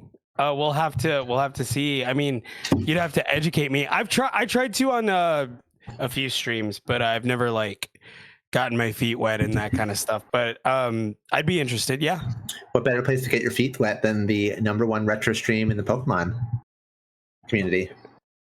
Yeah. No, I'd be down, Kara. You just let me know. I know we talked about it in the past, but I just need to get in there and do it. I've never done it before. I get a little nervous about it just because I don't know too much. I mean, no better way than just to jump in, play one of these free tournaments, learn on the fly. You know, it's a lot of fun. Yeah, no, for sure. Retro is something I've wanted to educate myself in because I was not there for most of the game's history. So, Well, I mean, you've come to the right place for educating yourself in retro. yeah, that's you, right? That's me, Pokemon 100%. Yeah, no, for sure. Yeah, no, I'd be down. Yeah, I guess you would just let me know when you want to bring me on. I can see if I'm free. I'm free. I have no November dates outside of Vegas and next weekend. Let's jump next to table weekend's 7. Sure. Here we go. Is quick. Well, I have a fair bit already getting booked. I have next I believe next Friday the 7th booked for a tournament. Okay. We'll talk as moral of the story. I have currently 6 tournaments scheduled for November that I'm casting. Looking to add to that, and I'm looking to add names to my own streams. So love to get you in there. Yeah, no, sounds like fun. I'd be down. and I had to put you on the spot so you could really like lock in. Okay, I was afraid Yeah, their no, opponent. I was afraid their opponent wasn't going to show up, and now they just did. So we do have a game. That'd be crazy, wouldn't it? Who are they playing against? Gabriel Santos and their Charizard Pigeon. I see them. Perfect. I'm pulling up those lists right now. Limitless is freaking out every time I open a page, as it does. Ooh, I like this Charizard Pidgeot list. We've had a couple IDs come through. I'll update the standings as well. We had a Risky ID from Food King 90 at 50.71%. Someone hits them at 6 ties with them, or someone hits 7-2. They are like the first.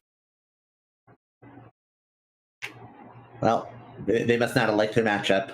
Or 6-2 or whatever. There's a possibility. So Well, chaos. I say they didn't like their matchup, but maybe they were tired, wanted to rest their brain around. Their matchup was against Frostlass Monkey Door. What were they playing? They were playing Crustle. Oh, yeah, I understand that. I understand that ID then. Yeah, Prince Vortex was safe. They get it. 602 gets them in. Jolly Flying Man is playing against Salty Steak, who's also playing the Frostlass Monkey Door. So I guess Prince Vortex would love to see a Crustle and Top Cut, so that they have every incentive to ID. Could they have actually afforded to concede there? Prince Vortex, possibly Yeah, with a what was the record? 68.64. Possibly, not a definitely. Take the ID if you can, or the win. 611's pretty safe if you put that high. But I always like when players start doing things like the tactical concession to try to get a good matchup into cut. Oh, we've had that happen. That's been great. Yeah, I love that. Actually, we saw that on the Doom regionals. Right, we did. A Frostlass Monkey Dory player did a tactical concession to get a Goldango player into top cut, who they proceeded to lose to in top cut. Oops. Yeah, yeah, because that was hilarious. All right, so we are live with our 8th and final round. We are in the winning end zone here. We've got Ceruledge versus Charizard Pidgeot. Now I'm going to guess, Frodo, that you were cheering for Ceruledge here. It feels pretty free. Well, I'm going to cheer for Charizard just so we can have a little bit of variety. Although I do have a soft spot for Ceruledge myself. Yeah, but I do like that this Zard list is playing the Dusknoir line. I think that gives them kind of an edge into Ceruledge here. Were you making a pun? Were you being cute? Actually, no, I wasn't. I was 100% on accident. Ah, That's so crazy, right? Gives them the Cerule edge. The Cerule edge. All right, so there we go. We're looking at this hand, and I see that Carmine in hand. So we're going to have that turn 1 supporter out of Bisquick. Carmine Nestball. Don't know if you'd bench Squawk here. Some do, some don't. It's totally up to them. And they drew into. I don't like that. I don't like getting Legacy Energy turn 1. That's for sure. All right, so here we go. Start with the Shaman. That's just as bad. Okay, they found a Duskull and a Poffin. They're doing just fine. Yeah, no, they're set up pretty fine. That Shaman will eventually get knocked out by something, but yeah, or worst case scenario, they can just retreat the thing. No, for sure. No air balloon, but they have plenty of ways to move it, so no worries there. And go a little of everything here: Duskull, Charmander, and a Pidgey. Oh, there's the energy on the Shaman, so it can retreat as soon as it's ready. Okay, we are off to the races. Ceruledge, ready, go. All right, moment of truth. Nestball. Squawk is not even available. Yep, Squawk is in the prizes, which is fine in this matchup. You don't really like. Spares them the temptation of playing it. Yeah, it kind of it helps with thinning out your deck, obviously, but in this matchup, it's kind of dicey, just considering they can rare candy Charizard, KO. Yeah, an easy 2 prizes in the stage of the game where Charizard's not hitting for the big numbers is not ideal. Not what you want to be feeding your opponent if you have a choice. So there's the Carmine, and yeah, This I'm is not a very like, super spicy impressed. Rule Edge list. this it's kind of they play the Larry Skill, they play the Hilda.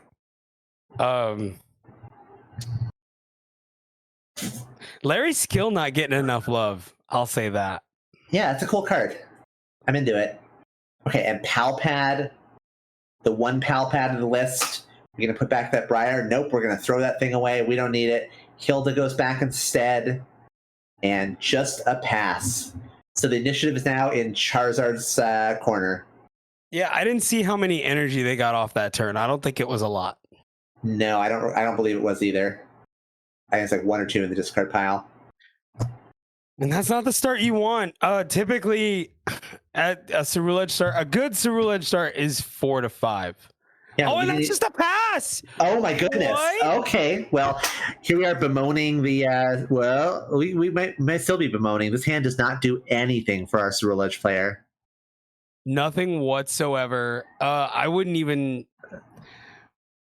This might just be a pass right back. No way to reset the hand. You don't want to burn the boss because you already burned the pal pad. Oh, never mind. They will burn the boss. Okay. Are we putting damage on the Pidgey? I mean, I guess it's not terrible. I suppose they're I guess. Why not? I Sure. mean, it's a lot of resources for damage that might just not matter. Like maybe let them like boss KO Pidgeot later, but they don't even have that many ways to gust. So one of them is down and the Pal Pad's gone as well. I'm going to say that 20 damage on the Pidgey is not likely to matter. Unless, of course, the Charizard player entirely whiffs and they have an option just to KO that Pidgey right away, but we'll see. Another moment of truth. These 6 cards do anything for us? Well, we're not. Oh, just an attach retreat, probably. That's what. Yep, attach retreat. All right. Well, neither player bringing their A game here. Nothing. Just nothing. There's Larry. All right, we are going to see Larry's skill in action. Discarding the hand, grabbing a Pokemon supporter and a basic energy card. And I mean, Well, that'll be nice. good. We can finally, on turn like 3, see our first lunar cycle. And yeah, no, this is perfectly fine. We're going to see the first Abyssal Flames of the game this turn, probably. I think he just. I think they just sold me on Larry's skill. I'm not even gonna lie. No, I mean Larry's skill seems like a great card. It gets tons of energy out of the hand. It grabs you like the things you need. I'm into it. No, for sure. I've never given any thought to Larry's skill, but now I'm like, you know what? Quite possibly, I might consider using Larry's skill. So Now, the one saving grace here for the Charizard player is that this is a low impact KO on a Shaman. So, you know, maybe they can pop off and get the first meaningful attack of the game, but we'll see. Their hand's got to give them something to work with.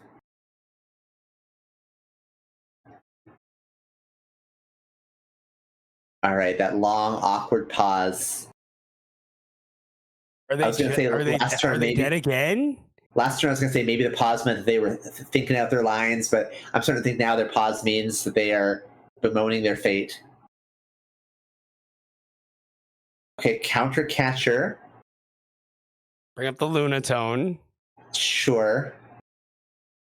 And just a pass. pass. Oh, no. Top deck Carmine. Do you grab an energy here to ensure that you are? No, well, you can always grab Jet. Jet could come up. Gonna thin the deck here. Oh, iron. Yep, iron Oh. bundle. That's a great card here. Duskull's definitely the lowest impact card on this board, and they're saying, you know what? You got to make a real ugly choice. And okay, they are guaranteed to knock out a good Pokemon. There's a retreat. There's the Cerule Edge, and are we going to see the Hyper Blower? Oh yeah, for sure, and get more energy in the discard on top of that. Have you been keeping count? Because I am afraid I have not been. I think this will be 5, but I mean they don't need a lot. No, they do Sticks, not. I think there's the jet. Yeah, no, here comes Hyper Blower. What do you give him? I mean, I get surely it's the it's gotta be Pidgey. the Pidgey. Yeah, you gotta give up the Pidgey. And boom, 130 damage. Down goes the Pidgey. And rough spot here. And a Night Stretcher in hand just for them to Iron Bundle again. All right, Gabriel, do you have anything? A Charmeleon? That's There's Charmeleon. technically something, but it's not much. And if you don't play down something else, that Charmeleon is gonna get hit with the Hyper Blower, and you're gonna be crying. Okay, boss's orders once again, just trying to buy a little bit more breathing room, but we know that Jet Energy is in hand. We're not going to be breathing anymore. That didn't work so well, did it? Oh well, I'm trying. And then there's Jet Energy. I mean, again, a Night Stretcher. Yep. Bring back the bundle, and Everything is just coming up. Cerule Edge here. Bizquick just has everything they need to just run away with this game. it's we really go. just unfortunate. And I mean, this is going to be the deciding turn here. I don't think there's a way Gabriel comes back from losing their Charmeleon. There are very few eggs were all in that one basket, and with that big Abyssal Flames, it's just, what do you do? It's a lone Duskull against the world, and I just don't see a world where that gets you there.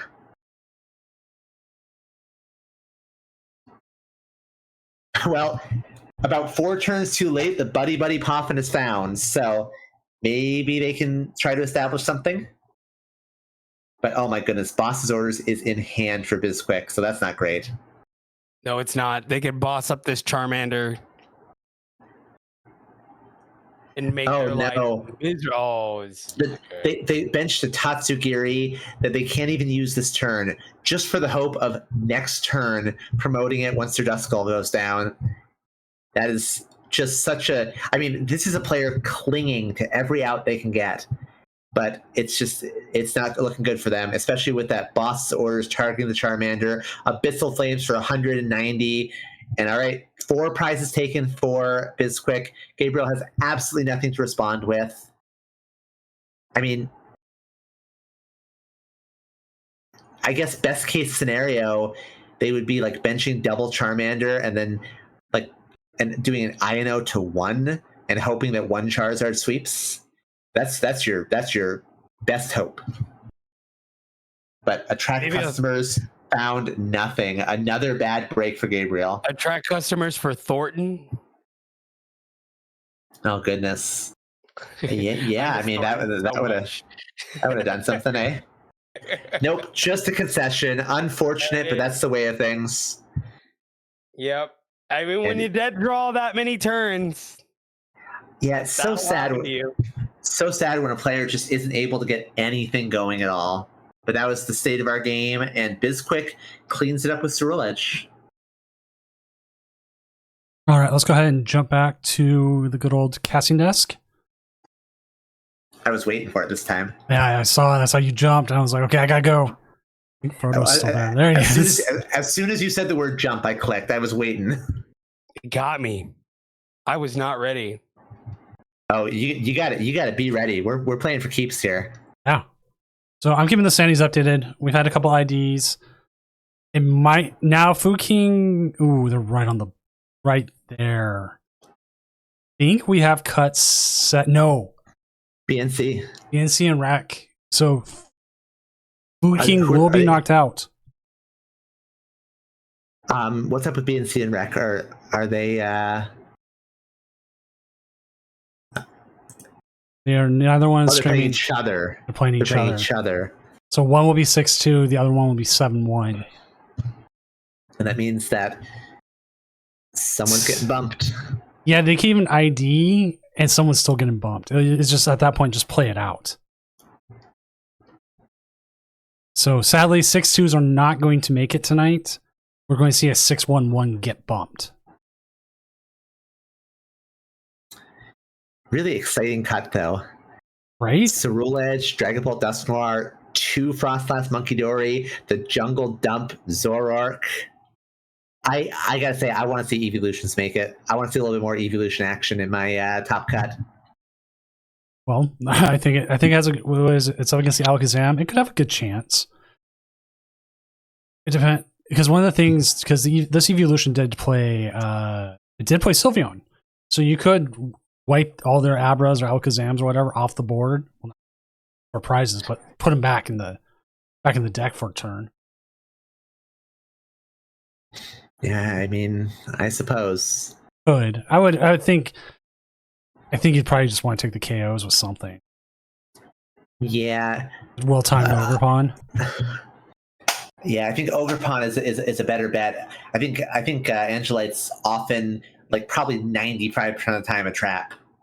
I can actually agree with that.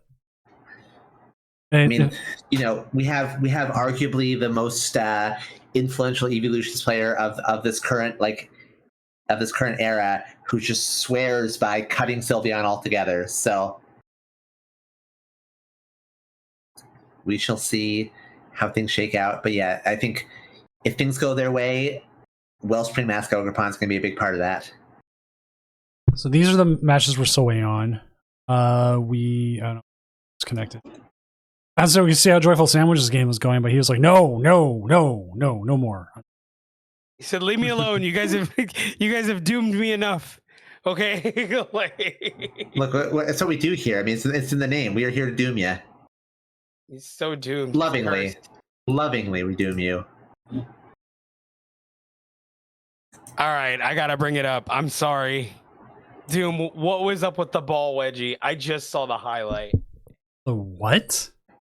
Did you watch Toronto versus LA? No, I've been dodging the World Series because I hate both teams and want a nuclear war. That's fair. That's fair. Well, the Dodgers won off a wall wedgie. You got to see it. All right, It's so ridiculous. I'm going to the art baseball. It actually has made me I'm actually really upset.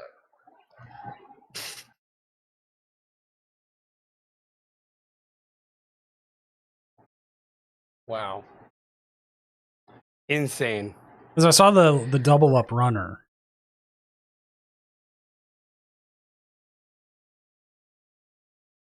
Ugh. Anyway, I dislike the Dodgers a lot more. I just like the Blue Jays because they beat CS. So, Fair. and then I laughed when the Dodgers went and nailed George Springer. Oh, I just saw Okay. that. Yeah, the wedgie, but that's the right call. It sucks because it prevented the. I don't like that, but I mean, it's whatever. I think that shouldn't happen. I don't understand how that's so crazy. It's kind of like what happened earlier with the bugged game. Okay. The game has finished. I'm updating the standings. I have not seen who won that game yet. Here we go. Okay. Here we go. EV Box 1. All right. All right. Evolution's now in second. I'm excited. All right. I have to ask Doom. Can we try to get a little bit of that in our top cut? I will try my best. I ask every person in cut if they can stream or not. and we'll probably 100%. We know we can get Vortex, and I mean, have you had tournaments so just where the stream just had to end early because no one could stream it? we've Yeah. we've hit semifinals. I think it's the latest. Well, I mean, the earliest we've had to end it, where all 4 people were on mobile. Oh no. That's the earliest. I've always at least had top 8. We've had a couple finals not be able to. We had the first Doom Worlds.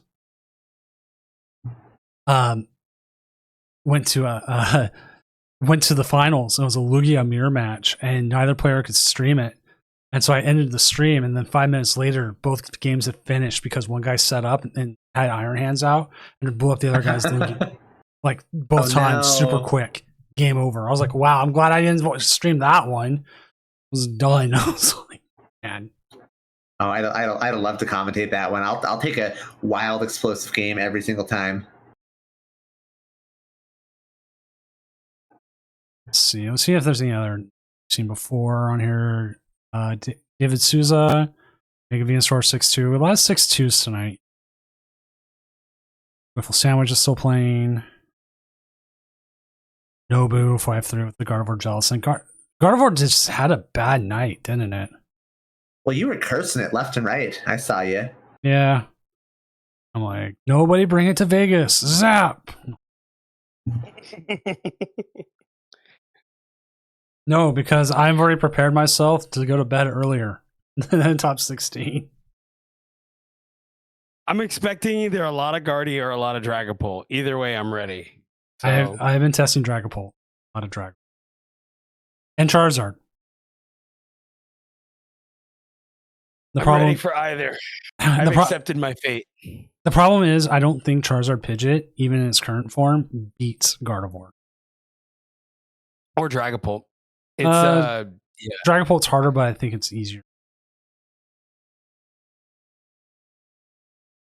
It's easier than Guardy. I don't know if I agree with that one.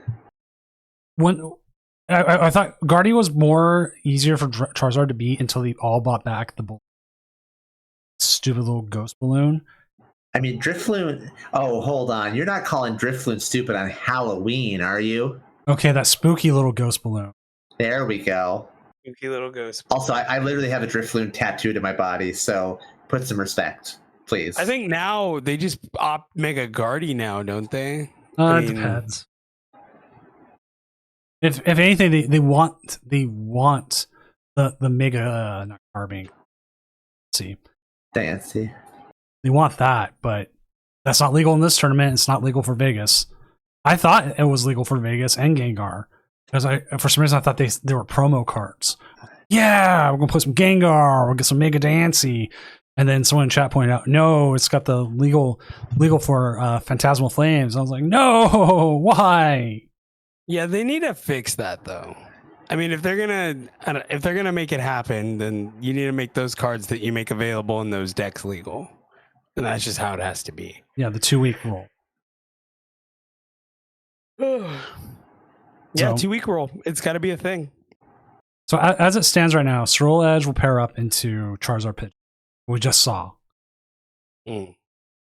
Eevees will pair up against Zoroark. Zoroark. Mm-hmm. Okay, that's a interesting matchup. Then Dragapult Dusknoir into Frostlass Monkey Dory. And then Frostlass Monkey Dory into Venusaur. Ooh. This could be free for Dragapult. Dragapult usually can beat Frostlass Monkey Dory. Mm-hmm. But you do have to watch out for the deep. And this one's playing Ting Lu? Mm-hmm. Yep, the Ting Lu is the new sauce. Plus the hammers. So you don't use it in every matchup, but you could use it in some matchups, and it's pretty good. So, ready for those hammers. Hammers is crazy. Adventurous, even. I love them. I'm here for it. Okay, one of my favorite arts I've ever done. This is available on doom-gaming.com. Was when Whimsicott hammers was a thing. So And that I was did, like Brilliant Stars, right? yeah, that was actually the biggest shot call I've ever made. Was I predicted on the Laker Rage podcast, it's like EUIC preview or something like that. I said Whimsicott Hammers would take second place, not win, would get second Oh place. my goodness! And then Frank made second place. Yeah, and then I drove back from Portland to Seattle with Frank like right after that, like the Portland regionals. I'm like, dude, you made my call so good. The only the one time I called a shot where I nailed it was Worlds 23. I called first, second, and third place correctly. Wow, that's a good call. That's heavy, dude. I love that. Actually, that is so cool. That's the only time. Why have I never seen this before? It's older. I only thought for a second, but that was Here, I'll pop it back up for you. yeah. Please. That's Oh, I'm into it. It's like I'm a into it. $4 sticker. I'll put it in chat. So it's made on demand kind of thing. It's cool. We have a whole bunch of stickers on it. We stream on any other platform by chance. We usually stream on YouTube, but YouTube decided to crap out on me Funny tonight. story. Yeah. So funny story. I want to start fighting for the TikTok rights. You want to start fighting for that? Bids start at $5,000. All right, let's go. But hey, guess what?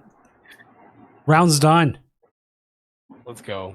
Let's set up next phase. We'll see the final pairings. Did Joyful get it? I didn't even. I didn't even see. Where did he I don't think finish? so. Nope, 5-3. Nope. Here is our full bracket. So let's go ahead. Let me get the next scene set up. I really do need to also start streaming on TikTok again, or start to. I actually had to uninstall TikTok for work. They made us everybody uninstall it if you wanted access to your Teams chat or stuff. Wild. Wow, really? Yeah, there was a huge security flaw with it. Oh, okay. So they Makes had sense. and being a telecommunications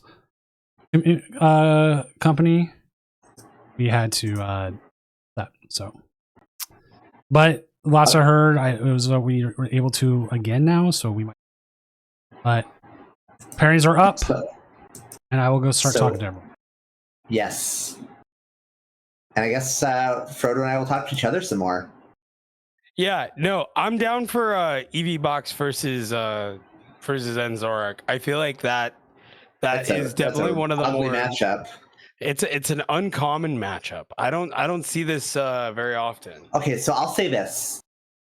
Prior to this list with the Piper Spice, the common wisdom was that it was a very, very lopsided matchup in favor of Evolutions. So I'm curious to see if the slightly modified build gives them any edge. I mean, I will say this: the Team Rocket's Watchtower certainly helps, although just one copy is going to be a little hard to access potentially. So we'll have to see. Yeah, no.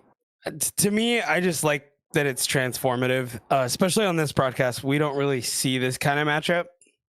So, actually, this top 8 unique within itself, right? I mean, we've seen Dragapult Dust Noir versus Frostlass Monkey Dory quite a bit, but not a lot of Frostlass versus Mega Venusaur, which, I mean, I feel like Prince Vortex is very much favored in. If I'm looking at the bracket right now as it stands, I think it looks like it could, in fact, be...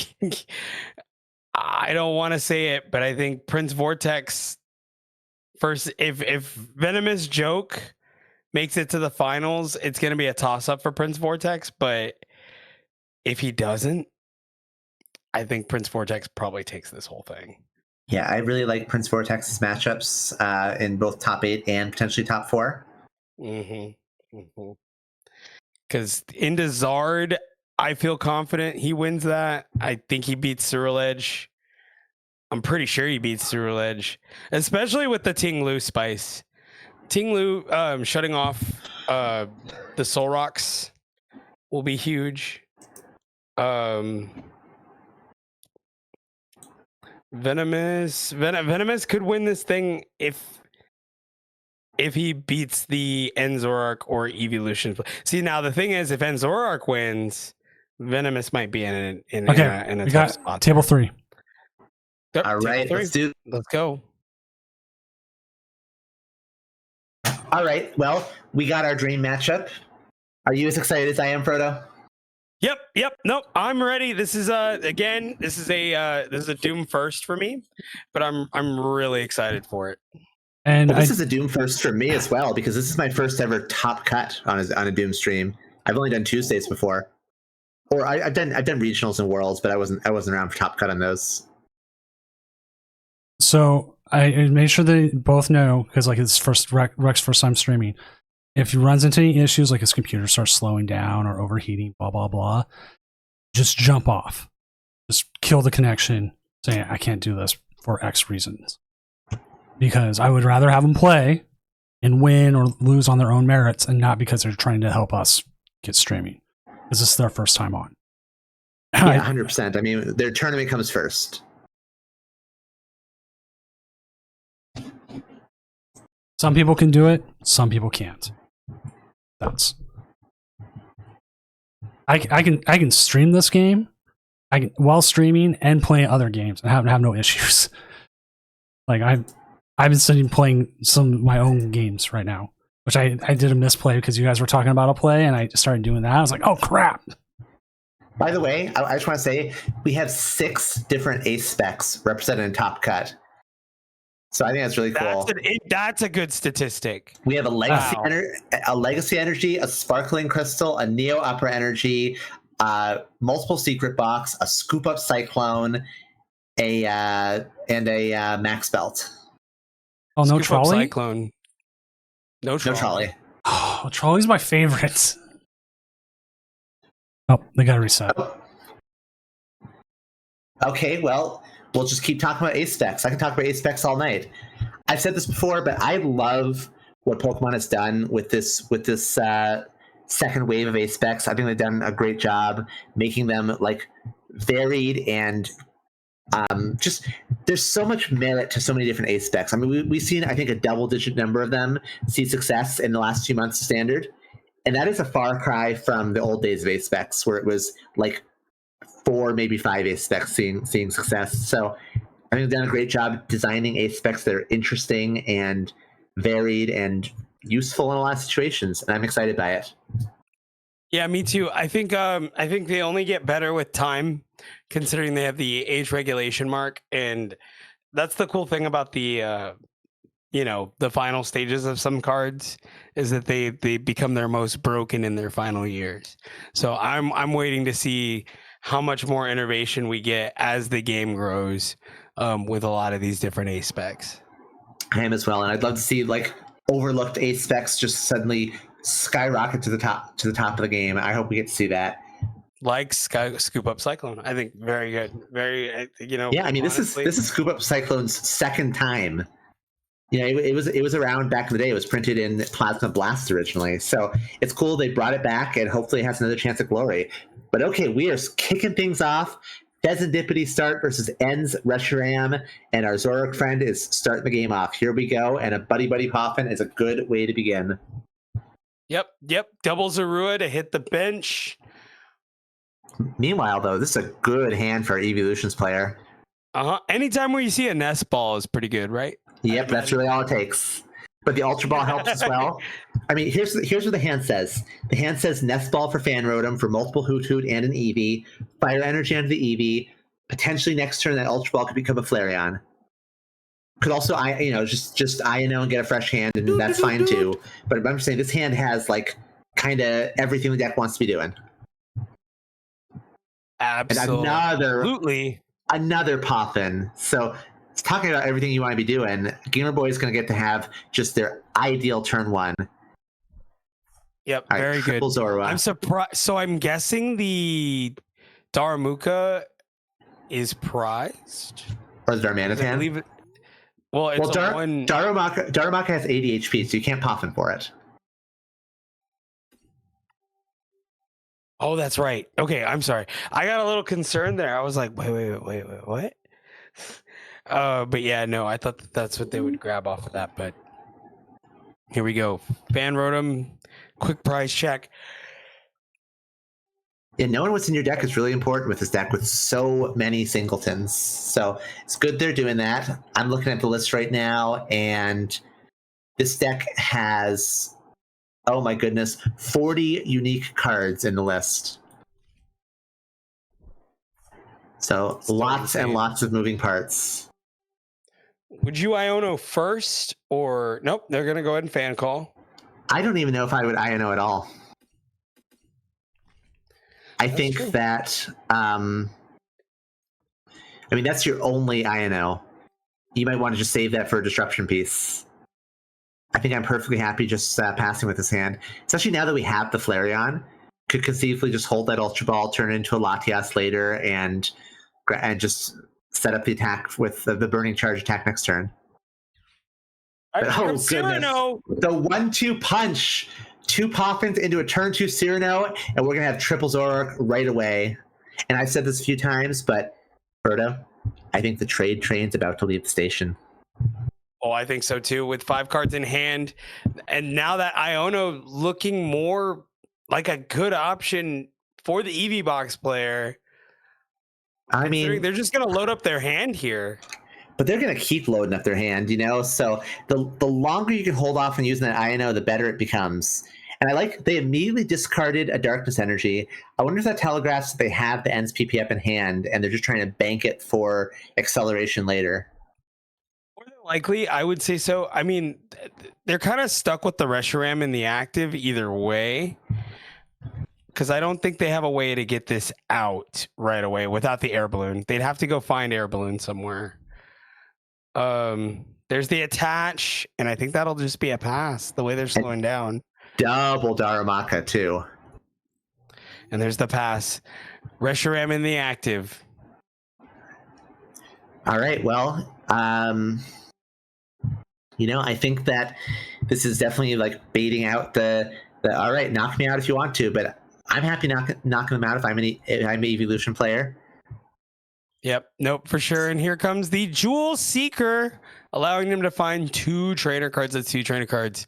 That includes tools, supporters, items. The 2 big things they need are a way to move the Pheasantipity and also whatever they want to start powering up with the Burning Charge. Now they might just choose. They might just in this matchup choose to power up the Flareon, whose Carnelian can one-shot a Zoroark without really a lot of ability to contest. Now the Okidogi is a little bit of a wrinkle there, but still it's tough to deal with the Carnelian when you're Zoroark. Sorry, Crispin coming in hot, grabbing the Psychic and the Lightning. So I wonder if the Psychic is just going to be put on the Pheasantipity as a burner energy. That's exactly what's happening. So there we go. Crispin does everything that we need. The Flareon's ready to go, and boom, Burning Charge, first prize of the game. Mm-hmm. Okay, and we are grabbing the grass and the water, meaning we're going to be setting up a Leafeon EX. Another Pokemon that's so hard for the Zoroark to have to deal with, since it one-shots the Zoroark and has so much HP. No, for sure. And here we go. Do we see a reversal energy play, maybe? Oh, that would be kind of hot. Soften up this Flareon and taking out probably the Hoot Hoot. I'd be into that. Yep. First trade. And if we do that too, it could be hard for the Flareon deck to respond with a meaningful attack. Might just be forced to like punch into a Darmanitan. Not where you want to be. Especially because Darmanitan does not get one-shotted by a Burning Charge. Oh, and then a Fez right there. Kara, I think I kind of foresaw the future there. Or did they whiff it? It's very possible. Yeah, I mean, you know, a reversal energy plus 2 Hilda to get us there. I guess theoretically a secret box could bridge to Hilda. So 4 cards that make that line happen, assuming we have access to the Darmanitan. And the reversal energy, man, I think could be prized. Yeah, I mean, Hilda would definitely put us there, right? I mean, all they got to do is make sure that Right. We don't want this Hoot Hoot to see the light of day. Oh, Oh, they whiffed it. Wait, they didn't. Well, No. they didn't fez yet. They didn't fez yet. they did Fez, right? I thought they And- Fez. I don't see a red arrow on it. What is going? Yeah, but that could be a TCG Live thing. Oh, I guess so. They Fez and you commented on it, I'm pretty sure. Okay, so back on over to, oh goodness, what is our Rec? Back on over to Rec. They have their Flareon out, and I mean, just Burning Charge on a Darmok is not the worst thing. Doesn't Not feel at too all. bad. Just taking a second prize and just threatening a Carnelian next turn. We're definitely, Or do they want to be Definitely- aggressive and take out a Zoroark here? we could. Do we have the gust effect in hand? We do not. We could Ultra Not Ball for yet. Noctowl for Gust, but Mm-hmm. I honestly, oh, we're gonna discard the Aya now. Yeah, that's what I was Interesting. thinking. I'm like, that's. I mean, okay, so that makes me think we're definitely gonna go for the Boss's Orders play. I'm not like necessarily super thrilled with that unless they make sure to establish more Hoot Hoot. I really would prefer a line that leaves them with access to their Hoot Hoot as long as possible. I would have been perfectly happy with just a Burning Charge under a Darmaka. Trying to go wide there. I thought that's what would be the move. Maybe go buddy, grab 2 more Hooters and just go from there. We But sure here we are. We sure did call him that, eh? So I keep doing it. I got to get it out of my language for sure, but I just keep calling them that. Tournament Doom after hours, folks. All right. One more so- minute. Now that So there it is. Carnelian blowing up his Zoroark, and all right, it's back to you, Gamer Boy. You got to figure this out. 12 cards in hand, there it is. There's the Darmanitan, Okay, ready to go, fully powered up. but we're only hitting for 90. Will it be as impactful now? Yeah, I mean, Backdraft's not going to do anything. There's only I don't know if there's any basic energy in Rex discard pile here. So 90, and then I mean, we could soften up the we can't soften up the Eevee. Nope, it's a Terra. Can't be hit with bench damage. I knew I'd catch it eventually. Soften up the Flareon. I Soften up the Flareon and scoop up a prize on the Fan Rotom, I guess. Maybe soften up Fez for later. also there also is the corner play, or the clutch play. Sorry, because they have no. But what I mean, I don't see what clutch does for you other than like, what are you setting up? Your bench is locked. You know what I mean? Right. Here comes the The only boss. thing- The only thing I can think is to buy time to find a Turo. Buy time to find a Turo and set up an Okidogi. But Okidogi is unfortunately not going to get there with the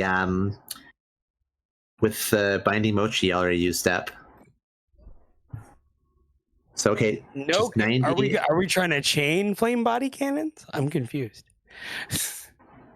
Yeah, interesting that we're hitting the Noctowl for 90. But there's no way to retreat this Fez with the current board state. Right. No energy and discard. Oh, there is No, the there energy. is. There's That- one energy. that- Yep. The same Psychic that retreated the Fez before is retreating it again. And you know what? Oh no, I got too excited. I was gonna say that Leafeon could heal it up, but no, we're an energy short for a Moss Agate, unfortunately. But hey, perfectly happy to fire off a second Carnelian, go down to 2 prizes. And this is what the Evolution deck does to Zoroark. We have Flareon one-shotting things left and right, and Leafeon just threatening 230, hitting for weakness on Zoroark, plus healing. I mean, those are tough challenges for the deck to overcome. Alpad puts back a Turo and a Boss, and then a Nest Ball. Let's see what they're going You're for down. here. 4 prizes. Okay, there's We're the going Peach Run. Pecharunt. So Peach Run can definitely set up for a, I always forget the name of the attack. As an irritated outburst, I think. Yep, nailed it. Right.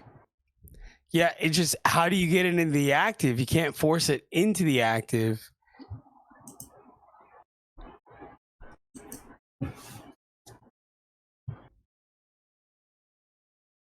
Yeah, I mean, you could Counter Okay. catcher. here we go. We are officially going to go for the clutch plays. Turo. I'm scooping up Picks the up the Fez. Fez, Okay. yep. There's the There's monkey. the Monkey Dory.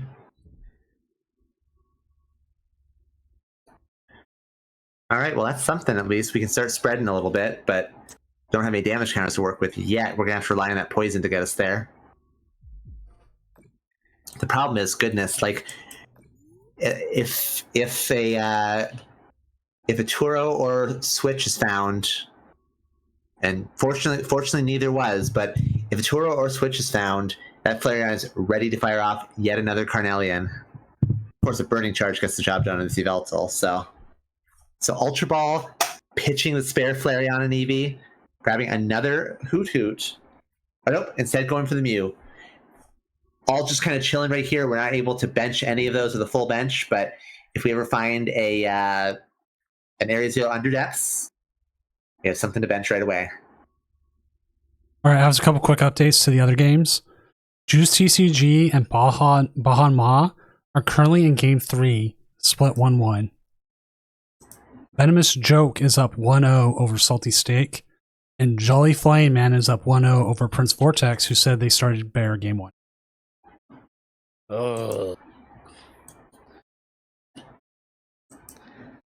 Do you KO the Noctowl here? Nope. Okay, they're gonna put 20 on the Flareon.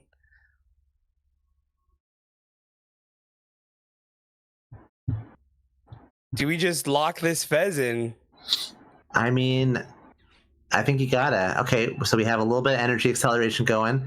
Energy onto the Zoroark off the ends PP up. And so let's try to figure out what their game plan is, how they map things out.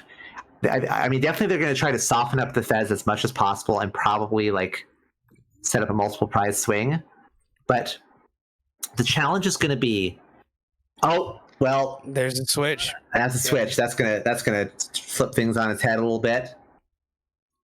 You know what? Actually, oh my goodness, we can see right now. Well, never mind. I was going to say we could see the Leafeon come out with the Moss Agate one-shotting the Yveltal and healing off the Flareon and the Pheasantipede thanks to the energy switch in hand.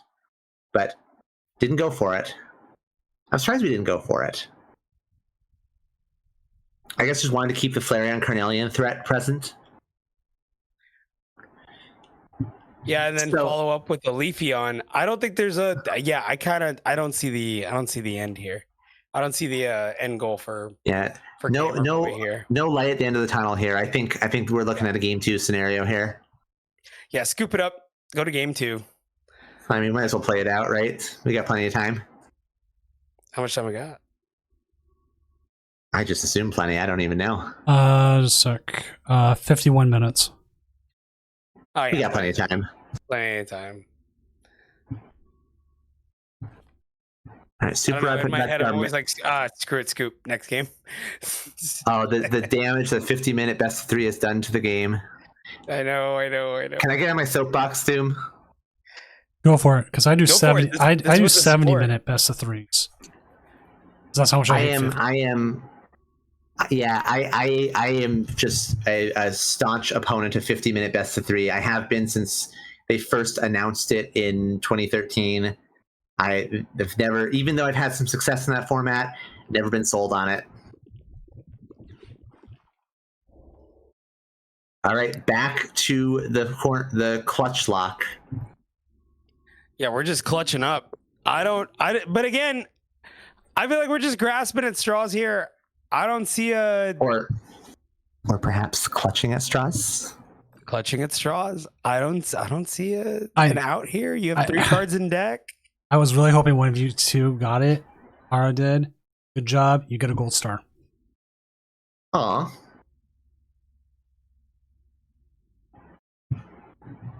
You can have one too, Frodo. Oh, thanks, man. Yeah, I don't want it anymore. It's not special. You get yours. Yours says faster than Frodo on it. Aw. Than Frodo. Now I like it again. I need to change my Discord name because I feel like it throws you off, Doom. I need to universalize everything. Everything should just say Frodo _ HTX or Frodo HTX. Yeah. That's actually. You were saying? I was saying that's just a good branding idea in general. Try to Yeah. stabilize everything. I'm still learning, okay? It takes a while. Blah. Right, that's another clutch. Under depths is not terrible though. A little late to like dump the hand down and draw more cards, unfortunately, but we can establish a hoot hoot. So Noctowl is potentially going to be back on the menu. And I mean, this is 100% Rex game to lose. I don't know what punishes them here. Oh, they even get to draw a card. Restart for 1. Won't say no. And there's the Noctowl. Oh, next turn they're ready to go. Yeah, next turn. I mean, well, they already burned the switch. They got Turo, right? Turo. They got the Turo. Yeah, they'll Turo. And I'm about 95% sure they have not used it yet. So unless they prize the thing, I don't remember if I saw it in the deck, but I'm pretty sure I did. Yeah, the Turo will pretty much clutch this game. So, yep. I mean, Gamer Boy. I still want to see how much of a game plan that they can show us. Maybe now they're going to decide that it's time to fire off an INO.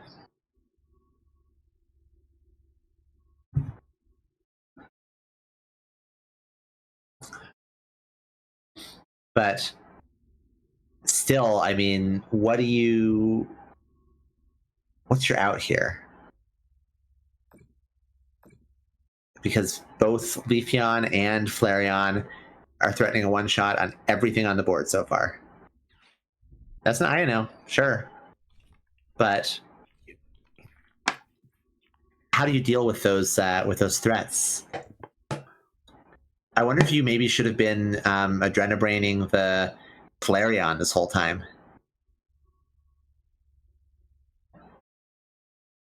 And just going for the slow burn or clutch. just like, yeah, because you gotta weaken either the Leafeon or the Flareon, and either one of them can Oko your Zoroarks. That's my only problem right now. Or does it not Oko the Petrunt?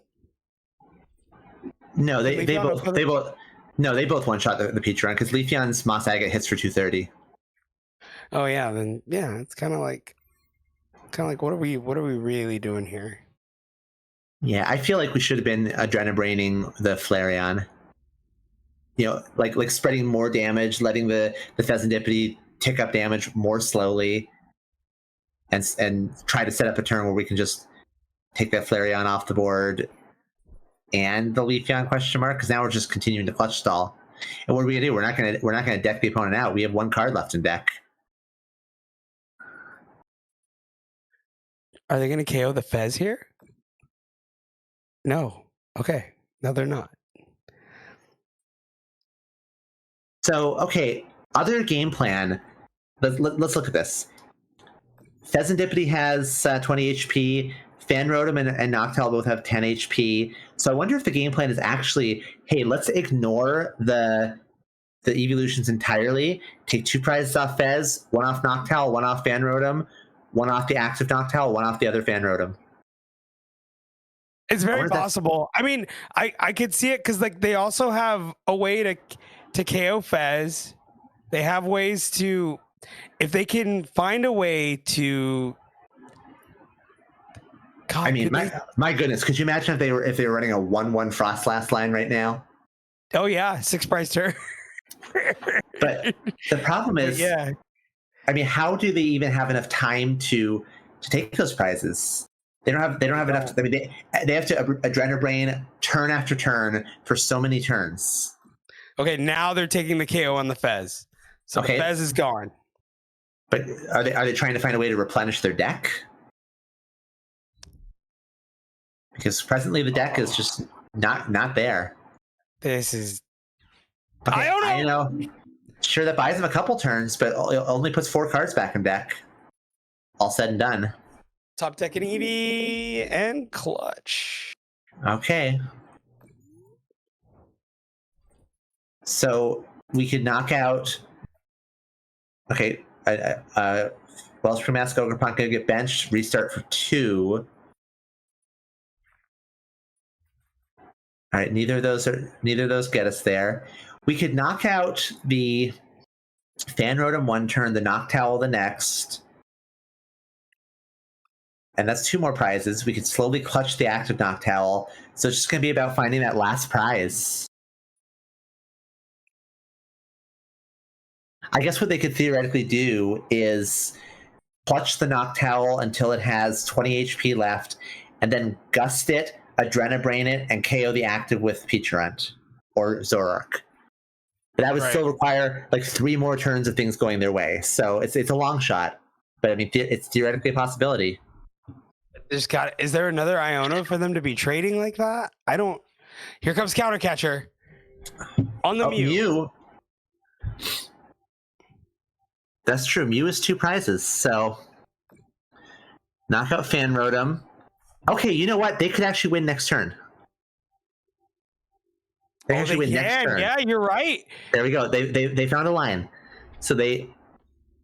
Or do they have it here? Wait They a have minute. it here They at have it here, Takamura. Night Joker. Oh my God, they do. They do 100%. I missed it, but yes, Night Joker for the Flame Body Cannon does it.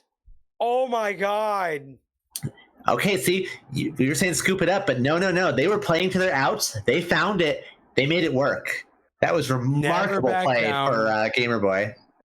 Never give up. Never back down. Never give up. That was insane. Yeah, I completely forgot about that Darmanitan chilling there the whole time. All right, well, that's game 1. We got more games to go. But they truly earned the title of Gamer Boy in that game. That was remarkable. Just gaming. Gaming out of their mind. And you know, I have to imagine if you're Rec, you're feeling a little bit like, whew, how did that one get away from me? Because they were just off to such a commanding lead.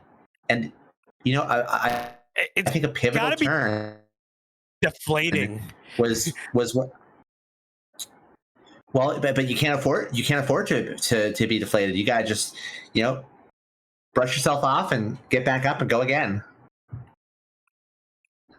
So I think a pivotal turn in that game that really made a big difference was when they used the Noctowl, evolving their second and only other Hoot in play to grab the boss's orders. It got them 2 prizes, but it put them in a situation where they didn't really have access to any card selection, and that's what kind of enabled them getting stuck like they did. You know, I was for sure, and I think not going wide early on in the game punished them. I feel. Yeah, that's the thing about this evolution deck, especially the variant that doesn't play Pidgeot. You just cannot afford to cut yourself off a Noctowl too early, because sometimes you just get end even to like 3 or 4 cards, and you just get stuck under that end for way too long. If your only card selection is Noctowl, you got to make sure you have access to Noctowl like at all costs.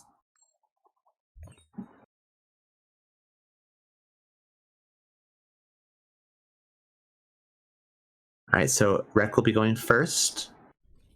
Let's see what they can pull off. Not a bad start. No, not bad at all. Active Eevee with a Nest Ball for Fan Rotom and access to 2 energy drops. It's kind of what kind of everything you need.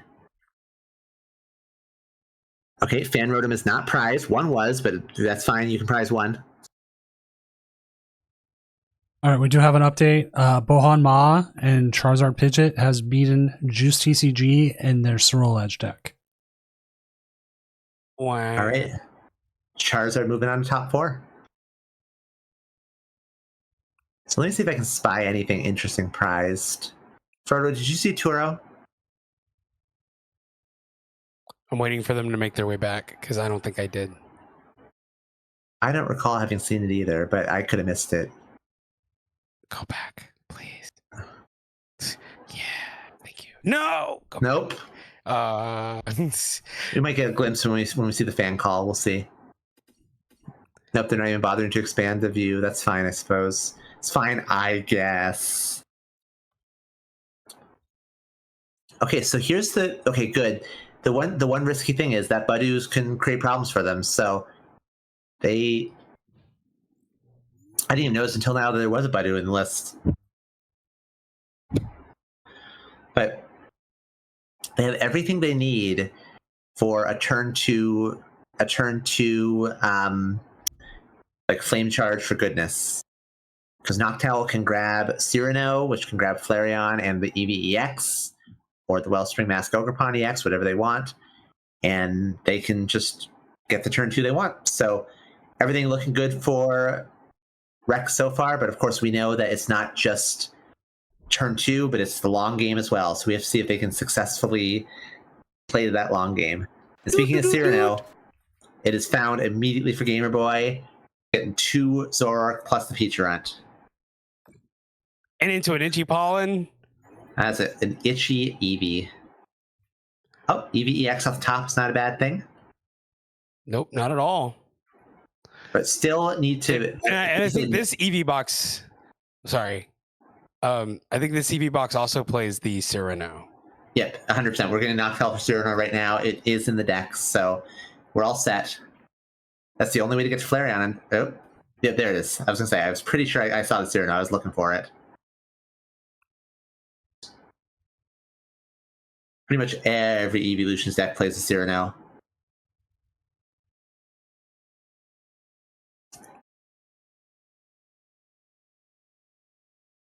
All right, Ultra Ball for later. That's all well and good. And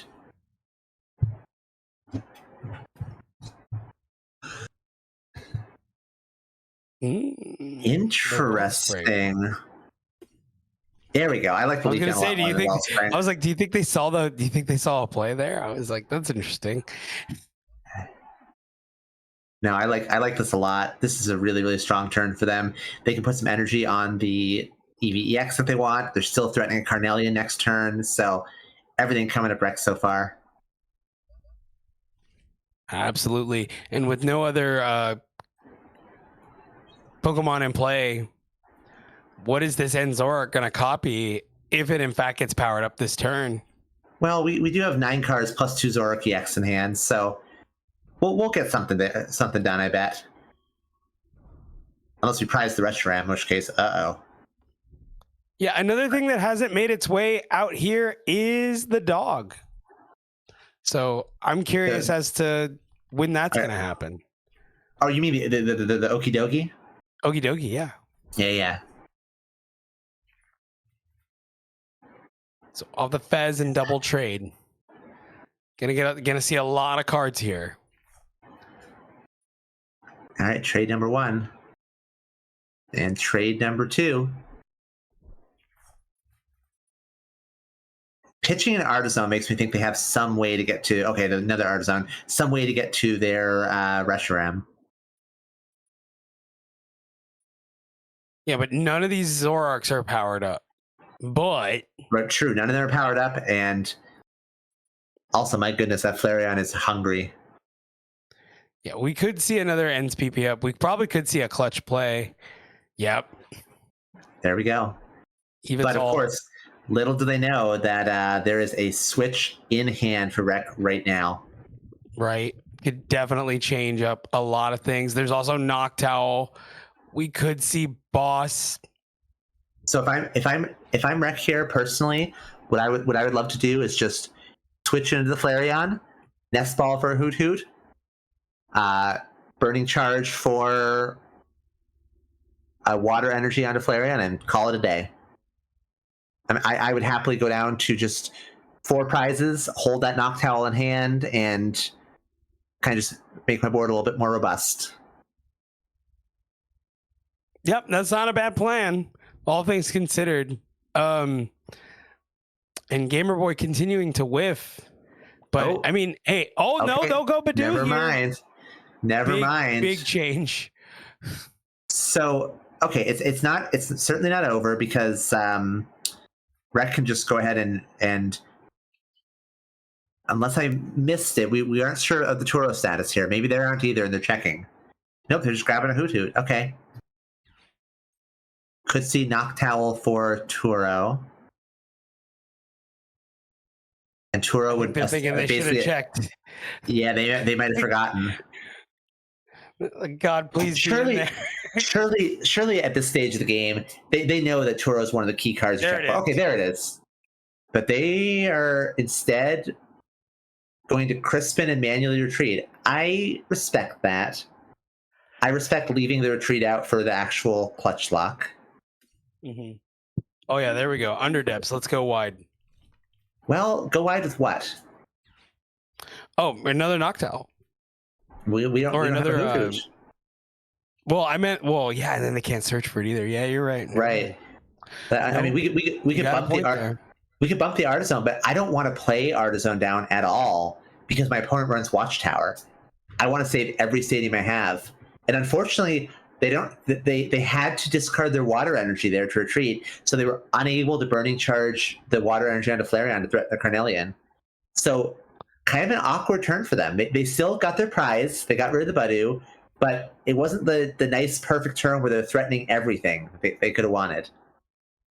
For sure. First Okay. trade. First trade, Darkness Energy goes down. Surely they have the PP up now. Surely they have something here.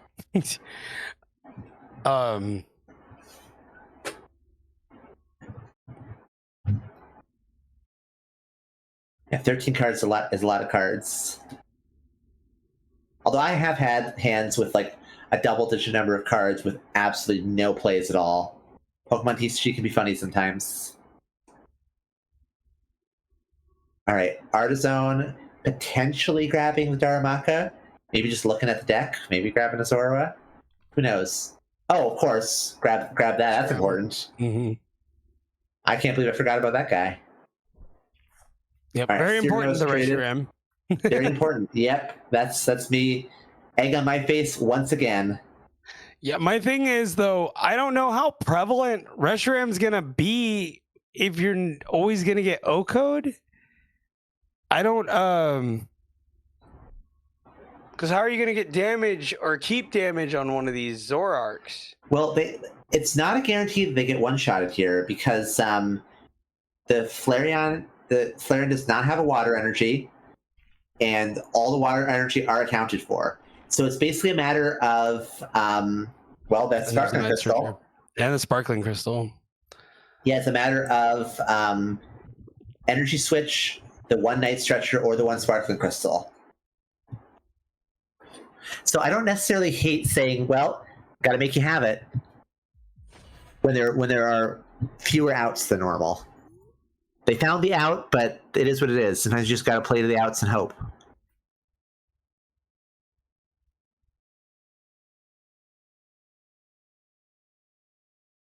Now, if I am in Rex's shoes here, I'm not playing the Noctowl. I'm just clicking Carnelian, and they are doing the same. 280 damage. Down goes the Zoroark, and Rex goes down to just 2 prize cards remaining. But we saw Gamer Boy last time. Their back was against the wall then too, and they pulled out the win. So we've learned we cannot count them or their Zoroark deck out. Yep. Nope. And and the way that they play this deck, right, is that of something we've never seen before. So,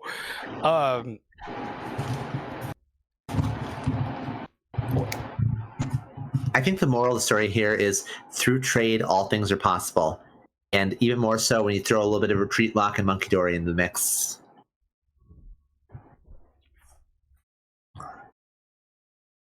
Getting rid of Wait. the air balloon.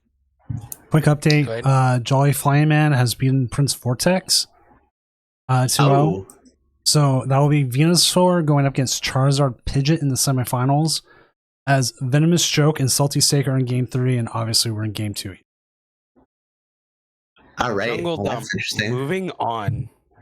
We're jungle dumping gamers.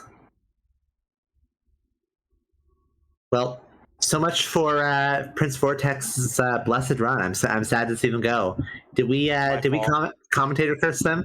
Well, okay. If you're taking blame, I won't. I was just saying we to be nice, but okay. Nope. I'm so sorry. I'm gonna say it right now, Prince Vortex. I picked you to win, and I should have just shut up. I shouldn't. I just felt like he had the best opportunity, and well, I was wrong. So All right. I want to draw your attention to something here. We have an Ends Zoroark deck with 1 Zoroark in play, 0 Zorua.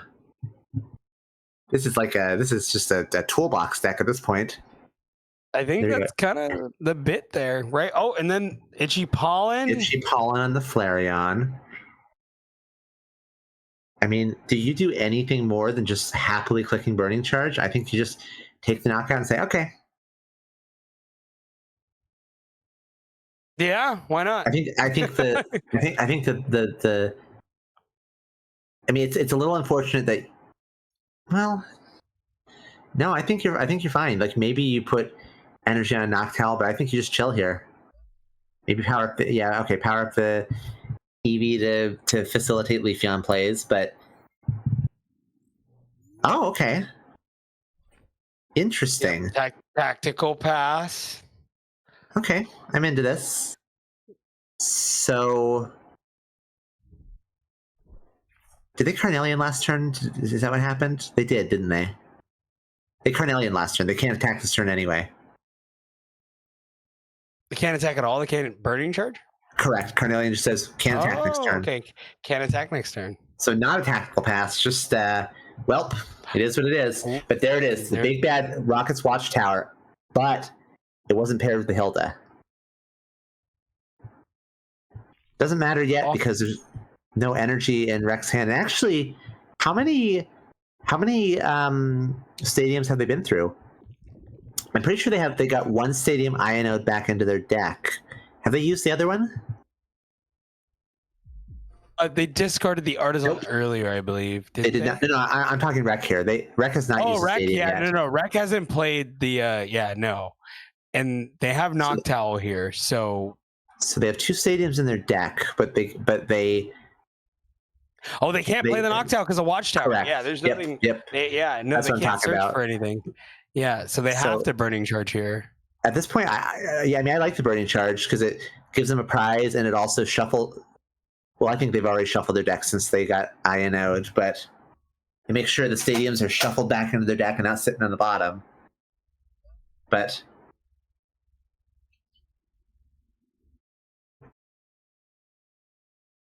the Watchtower came down at a good time. Rec was unable to grab the boss for the KO to shore up the game. And with no Monkey Dory here.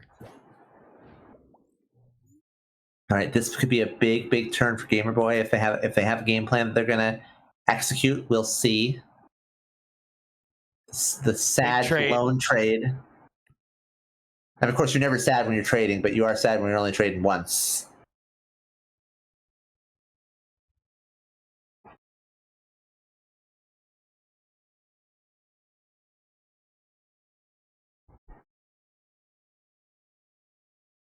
All right, flip the script. That's maybe even better than a trade. And okay, there's the PP up. Gonna get an energy accelerated into play. So, I mean, this could be a turn where we KO the Flareon and just kind of hope.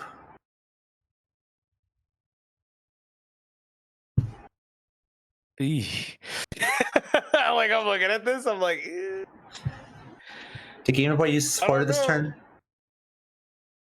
I didn't see one. There's counter catcher. Counter catcher Itchy Pollen isn't terrible, but the Crispin, did they run out of energy last turn? And we're going to be definitely trying to stall here. Okay, there's the INO. I like that. Putting them to one card in hand with a Watchtower in play is not bad. That counter catcher's not doing us any favors.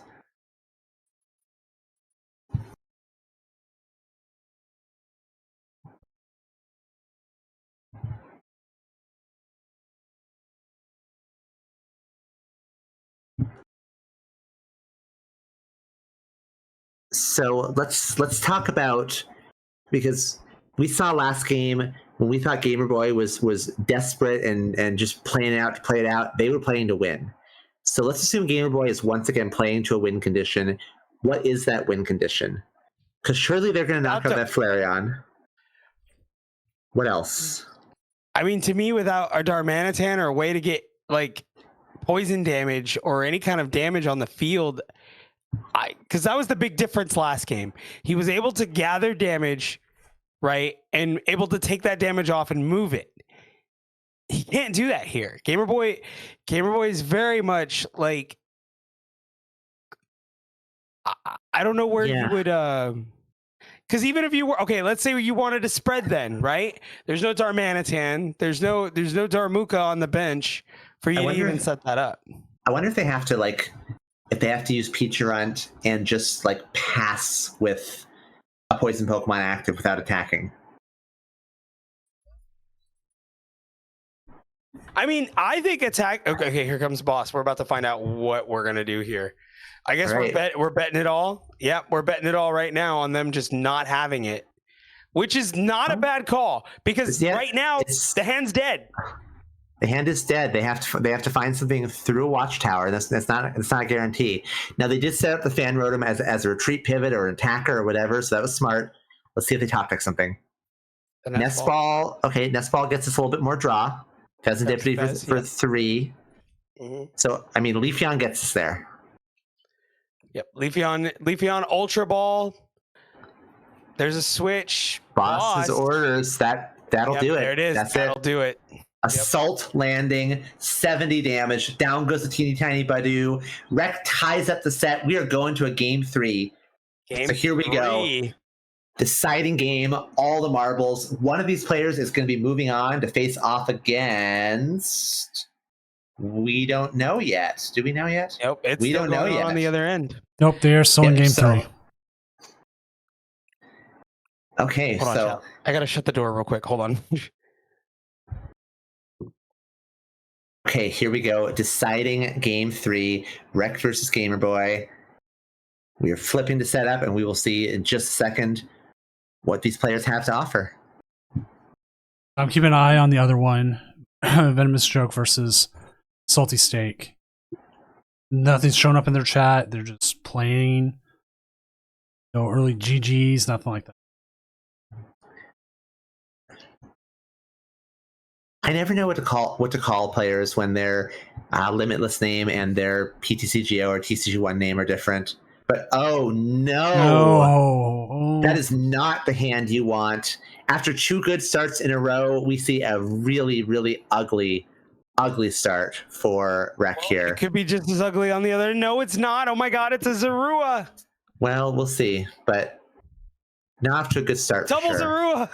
Pass. Okay, not great, but just to okay, not good. No fan call this game, so it's going to be a bit of a slow start, and no out to an EV either. So, unfortunately, not a good way to start off game 3 for Rec here. All right, for Gamer Boy, going second. Is there anything else in your hand? No. Oh my goodness. Oh, Crispin. Okay. Well, you know what? That underwhelming Terrapico start is a lot better against Zorua Pass.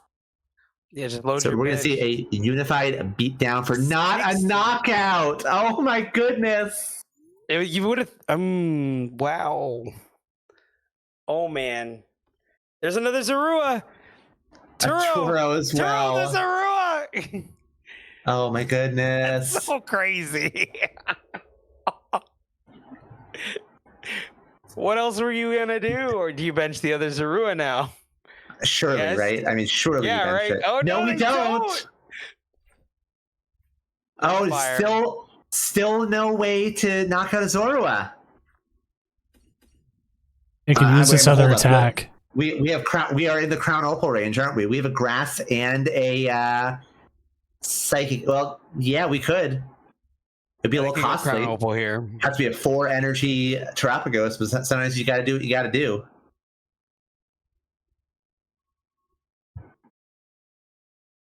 The big problem I have with these Terra Stellar Pokemon is remembering the 3 energy combination that they need. I'm pretty good with Flareon because it's Fire, Water, Lightning, which is the Flareon, Jolteon, and Vaporeon. Easy enough to remember. But after that, I fall apart. But okay, surely we're going for Crown Opal. Yes, we are. Yep. I love it. I love it. Crown Opal KO punish them for not benching the third Zorua, and we just passed. Look at the And Ultra an Ball. Ultra Ball. I mean, we could establish a Flareon better late than never, and another Buddy or a first Buddy Poffin out of Gamer Boy. But Please, getting basics. Getting basics isn't the problem here. I mean, Buddy Poffin, what's it going to do? Get us one more Zorua, and that's it. Yeah. I think the only card in the deck that it grabs is Zorua. Okay, there's a counter catcher. Not going to slow us down for too long. That Clefairy can just treat. Oh, the Ino. Okay, giving both players a new lease on life, a fresh hand, and not an amazing hand for Rec. I wouldn't say terrible though. Yeah, I mean we could. And then the energy. Yep. Yeah, it's not terrible. Nest Ball could grab us Latias for the free retreat. We can Ultra Ball and establish. We could grab a Noctowl. We can establish an Eevee. We have some options. Yeah, no, for sure. I don't think this is necessarily the worst hand for the EV box player. No, for sure, the Latias fine. seems like a good lineup play. Yeah. At some point, we could just casually energy switch the superfluous energy off the Terapagos onto a different attacker.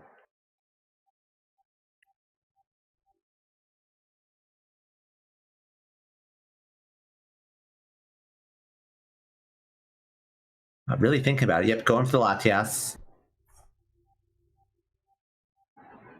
I think. Oh, I don't think we bench that. I think that Wellspring Mask Ogerpon is a trap in this matchup. I think the Zorua evolved way too fast to ever get a good torrential pump off. Yeah, but I feel like it's not terrible here. If you could set it up, but I could be wrong. The problem is, how do you set it up? Well, okay, so you're already jewel seeking, right? You can Yep, switch. Oh no, okay. Jewel Seeker for Poffin. Okay, Poffin Ultra Ball I like. Poffin grabs you probably Hoot and an Eevee. Update: Venomous Joke has 1. So we will. So that is Dragapult Dusknoir, eh? Yep. So the winner of this will play Dragapult Dusknoir, while on the other side we have Charizard Pidgeot versus Venusaur. Mega Venusaur. Well, we'll respect on All it. right. Crown Opal, down goes another Zorua. Found the switch. Not bad to have in this matchup, as after we saw in game 1. Okay, moment of truth. Are these 5 cards do they have some gas in them? Yeah, I mean they got to start pumping it. Here comes the Cyrano. Okay, that is it. That'll get us there. We're getting 2 set up now. Zoroark and a Peachron. We are officially cooking. Now, do you think they have Countercatcher Daramuka? Darmanitan? Yeah, Darmanitan. Sorry. We'll find Well, out. they could have. They pitched a Hilda, so Artisan. Are they? I think we're going. Yep, we're going for a Virtuous Flame turn. I think.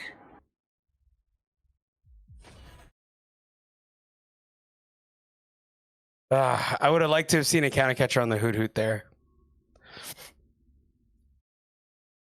just to clear them off the board.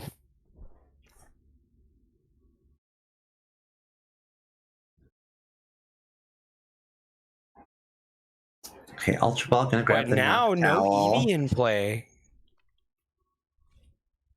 It's true, isn't it? No Eevee at all. No Eevee at all. Like, what do you do now? Well, let's see what Noctowl has to say.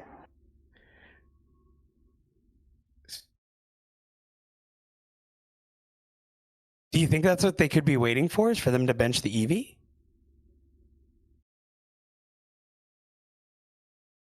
To target it down. Yeah. Well, the problem is there's that 50 HP Eevee that can just evolve the same turn it hits the bench, so it's not a sure thing. But I mean, this hand doesn't get us there. So okay, grabbing the 200 HP Terra Eevee EX, that's a safe one. But now we've gotten Definitely the ourselves better move. now we've gotten ourselves into a position where we're just got a dead hand. Got a dead hand. Our Terapagos is going to go down. Or they could target the Eevee down. I mean, either way, I feel like either one's a good play. We're not knocking out the Eevee. I think we knock out the thing with 4 energy on it. Well, not with Virtuous Flame. With with the other attack. What's the other one? I'm sorry. Darmanitan? No, not Darmanitan. What's the other attack Reshiram has? Doesn't that KO? Oh, you're right. Yeah. Their attack- It's been a minute since I've seen a powerful rage. Yeah, they could counter catch your powerful rage here. We sure can. Yeah, you're 100% There it is, right. counter catcher. 100% right. This is a powerful rage turn. Because they are definitely more scared of the 280 attack. I can't Yeah. say it right. Carnelian? What is it? Carnelian? Carmelian. Carnelian? Carnelian? Carnelian? I'm not sure which one it is. No, it's an N. They're definitely more scared of that than they are of a crown opal. You know? Like For sure, but hey, either one knocks out this active Zoroark EX, so. But okay. They are indeed actually they don't need they can just Virtuous Flame anyway. But yeah, they knock out with Virtuous I Flame. feel like- They don't need the other attack. do you think I think this is a missed opportunity here. They could have put that damage onto the Terapagos instead or something else. Yeah, just to create more pressure. Yeah, that's just But- wasted damage right there. Maybe they didn't realize that they could powerful rage until they were attacking. Okay, Noctowl off the top is very, very big here for Rec. Gives them some choices.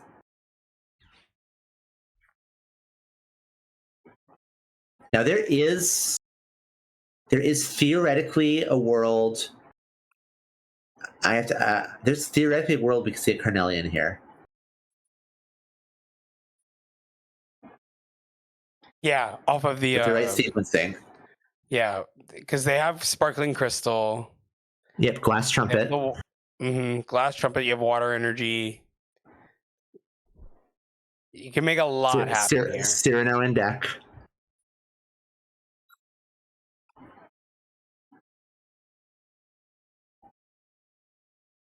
Terra Orb Ultra Ball. I guess we don't need a Carnelian here. We could just Burning Charge. Yeah, the Burning Charge would be fine. Burning Charge KOs, and you get another attack off. Yep, I like that just fine. With them having no way to KO.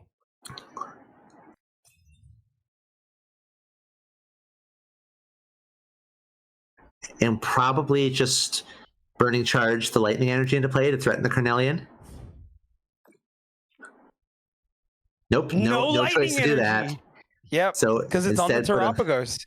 put a fire onto the Clefairy. I mean, the good thing about this list is with the energy switch, it's more viable to just bank an energy on something in play because you can get it back later.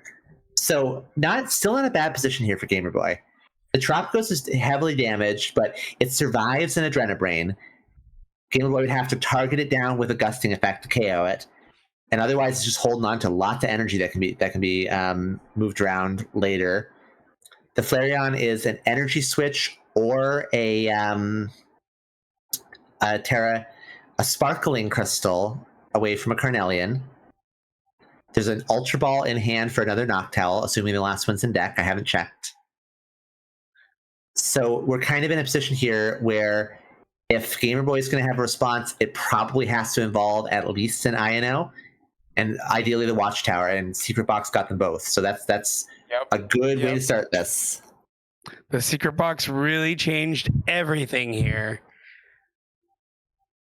Yeah, I mean, just we see why it's if not definitively the most popular ace spec anymore, at least solidly top 2. Just such a versatile card. Yeah, being able to grab item tool, stadium, and supporter is actually One of each quite trainer. correct. Yep. Especially with so many one-ofs in the deck, like the one-of Watchtower. Mm-hmm. Just having access to it is a really powerful thing. So Yep. And then, but I feel like if you bump here, they're gonna move the Terapagos, right? The Terapagos is gone. probably, yeah. Yeah, and then they could super rod that energy back into the deck. And they have Crispin in hand. Well, they're probably not going to have it in hand much longer. No, I don't think. Oh yeah, I do believe we saw Gaia now. Yeah, the Iono is coming for sure. So of course, the worst thing that can happen is just Ionoing them into the Night Stretcher or the Sparkling Crystal, but sometimes you just got to risk it. All right, off the Iono. Here we go, 2 cards. Oh my goodness! Jeez Louise. The Sparkling Crystal! Jeez Louise. Oh my goodness! Bro. All right, Rec has that main character energy right now. Iono Here we is go. a lie. Sparkling Crystal off the top. Carnelian. Game. Wow. All right. An awkward start for both players, but I mean, Rec found the lines. They blasted away with the Terapagos for a bit. They found a way to get that Flareon out, and it turned into this. And we just see the Evolutions deck has such a strong matchup against Zoroark. So here incredible. we go, then. I didn't know it was. I didn't know. I mean, I guess, I just never seen it before. So it was never like something I've ever locked down. But I guess, Carmeleon is just so good. It's just so good. Yeah, I mean, Carnelian plus Leafeon. Just 2 huge threats for Zoroark to contend with. So that means we have our top 4 solidified. Yes, and I'm sure Doom wants to. Oh. I'm going to try to keep it on here since we're already here. He's already streaming. Okay. No reason to change it up. It's All one. right, so then It's one of those things like we're here. It's good. Let's keep going. I'm into it. Okay, so here's the story then. Rec has just faced the canonical good matchup for Zoroark. Now they face the canonical bad matchup. Dragon Ball Dusknoir is the matchup that every. Oh, I'm sorry, I misspoke. For Evolutions. Rec has faced the canonical good matchup for Evolutions. Now they face the canonical bad matchup. Dragon Ball Dusknoir is the deck that you fear as an Evolutions player. And if they're going to punch their ticket into the finals, they have to find a way to overcome this hill. We've seen a lot of good play out of them, so let's see if they can pull it out here against Venomous Joke. Which once they get going, we will get the match up. Huge matchup, big time. They need everything to go their way for 2 games to get themselves in the finals. This is why they are devoting all that space to the Sylveon EX and Lily's Clefairy EX package, a package that does basically nothing in any other matchup. So we'll see if those cards pull their weight now. But this is the moment they get tested. Nope, absolutely.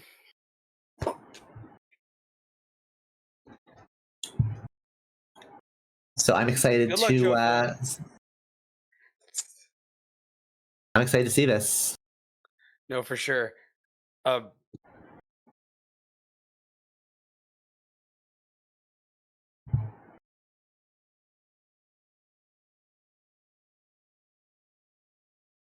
Ooh, here we go. Big game one. I see you in chat. I see you in chat there, Arctic. That was an incredibly navigated game one. Like, you say you're not a good Zoroark player, but you played your heart out in that game. That was really, really strong. I definitely couldn't tell that was your first time because holy shnikes, that was insane. Like, you pulled off some sick plays. All right, here we go. Rek is going first here with an Eevee and a handful of not a lot. We need to see like a nest ball off the top, or we might be in some trouble. Handful of nothing. But good thing Dragapult Dusknoir is a pretty slow deck. Oop. So Nope, that's still nothing. gotta thin the deck. But the last time we saw Rex start out with no access to Fan Rotom, they won that game. So fingers crossed for them. No, for sure. And here comes Venomous. But they, I'm getting sick of it. How do they always get it? How do they go? I feel like they always have it, no matter what. They sure do. Oh my goodness. All right, that is a handful of everything. What is it like? Yeah, I need you to tell me. Huh? What is it? My God. What is it? I'm gonna crash out. I'm crashing out. All right. We're okay. It's okay.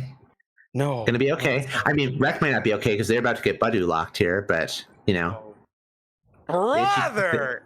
Ichipalm lock has begun. Praise Okay, well, Crispin gets us there. Crispin gets us there. Hello? Okay. That actually completely fixes the situation. We can power just up like that. We're back. We're so back, chat. We can power up the Eevee. We can evolve into Flareon, Burning Charge, set up the Sylveon. So we are just suddenly we're all right. I mean, we're not amazing. We still need a little bit of luck to get going, but this is what we need to maintain tempo. All right, seeing what all is in the deck. That Black Belt's training is huge in this matchup, and it is present. Both Underdepths present. The all-important Sparkling Crystal also present. See, Black Belt's training is really big because it lets Carnelian KO a Dragapult EX. That's the key. That is why it's in the deck. Mm-hmm. Gravity Mountain and Kieran, they only hit a max of 310. But Black Belt goes the distance and KOs a Dragapult. Oh. We're considering a colorful friends here just to get set up more. Really not sure what to do here. I don't hate it. I'll say that. I don't hate it. I don't hate it either. Yeah, but I also... It's fine. It's, well... Except that now we don't have a way to... Well, no. Now we don't have a way to Burning Charge next turn. Mm-hmm. I feel like if you're going to do that, at least put the water energy on the Eevee as well. I think that I'm not a huge fan of the way they played that. You're now just back to relying on a top deck anyway. Did I miss something? Is there some reason that they didn't? I mean, they certainly had access to the Flareon Burning Charge play. Also, I wonder if a lot of it is just thinning the deck. Also, there are other, and looking at the other side here, there's no. Oh well. Yeah, looking at the other side, there's no energy in play. There's no energy in play, but a Neo Up energy fixes it just like that. So I the Neo Upper here. Or just have it. Sometimes they just have it. Yeah, that's true. Sometimes they don't even need it. We saw like the ultimate punish here, though.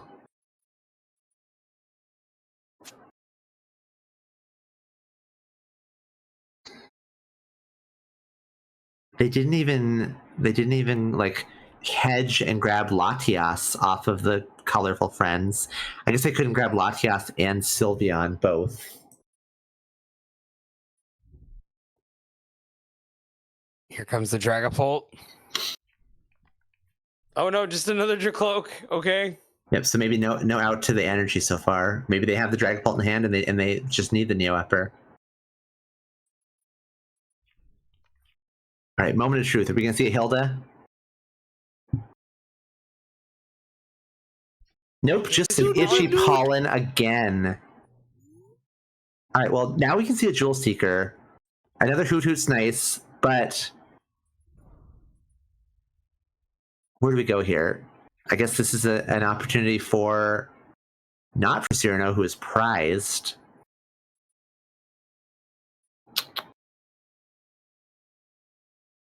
Maybe I think Turo.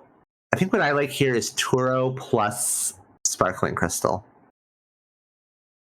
I think that's what I want to see. You'll get Crispin Boss instead.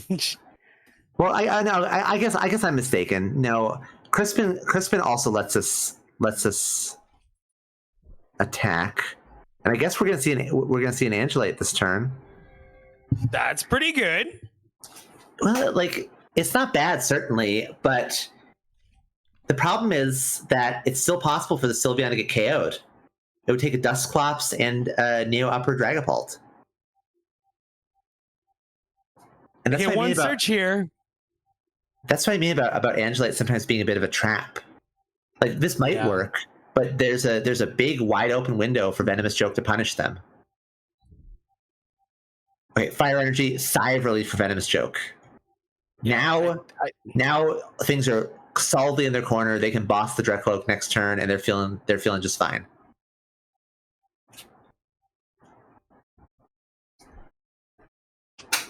With Angelite, can they attack next turn? They can, but they can't Angelite They again. They can't Angelite. Yeah, okay, cool. But they can still attack. They actually, let me rephrase. They can Angelite again, but the attack fails. Got it. Which that actually brings up a funny ruling with Mew, because Mew can actually Angelite 2 turns in a row. Because it didn't use Angelite, it uses the effects of the attack. Yeah, that makes sense.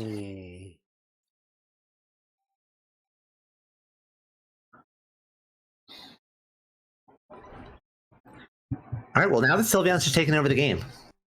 So they're in control. An awkward start, but since we have 0 copies of Rare Candy in deck for Venomous Joke, I mean, there's just another turn without a Dragapult.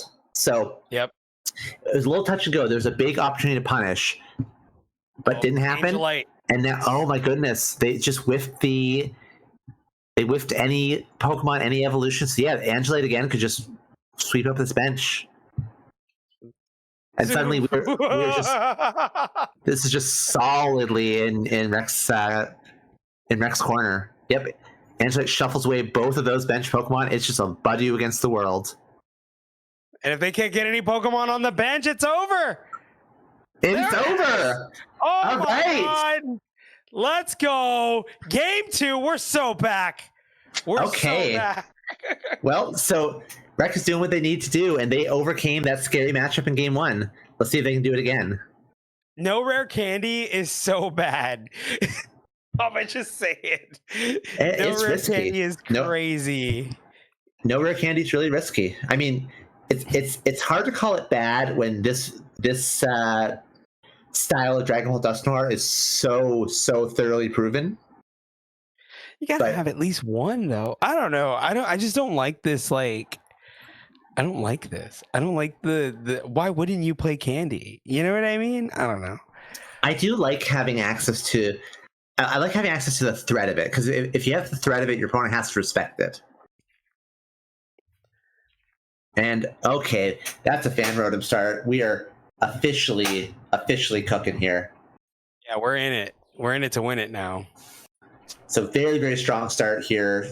Oh my goodness, very strong start. Energy Searcher, Fire Energy, Cyrano, Fan Rotom. We have everything. This is an Evolutions player's dream.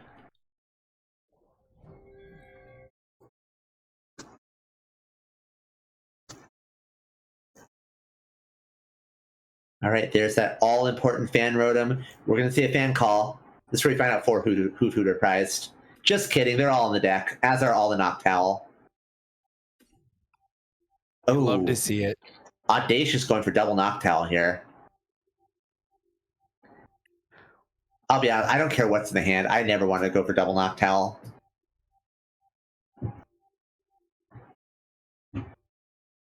Maybe I'm too cautious for my own good, but I mean, Dragon Ball Dusknoir plays 4 INO. I don't want 2 Noctowl getting put to the bottom of the deck. It's a shame that this is the Pidgeot-less version of Evolutions. I've been singing Pidgeot's praises all night, but we're definitely seeing the benefit in this matchup. Second Hoot Hoot. Third Hoot Hoot. Yep. I like it. It's not bad. No, and I figured that was the case, given that they had 2 Nest Ball in hand. Oh yeah, for sure. I mean, I definitely figured they were going to get in the triple Hoot Hoot. I just was thinking about mitigating the INO risk first and foremost.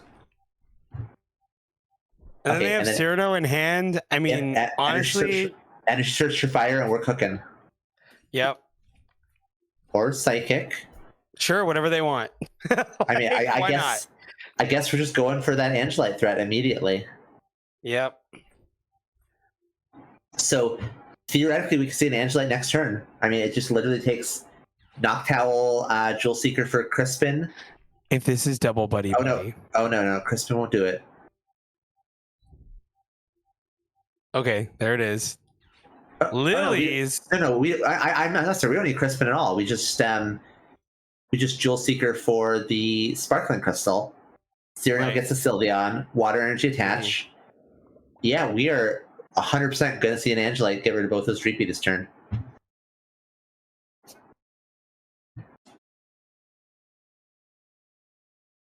Especially since they didn't Iono him away. Yep, we're going to see it. Oh, never mind. Tower. Wait a minute. That's okay. No, that's okay. Bump it. That's okay. Yeah. Noctowl can bump it. So Noctowl grabs Sparkling Crystal plus Area 0 Underdepths.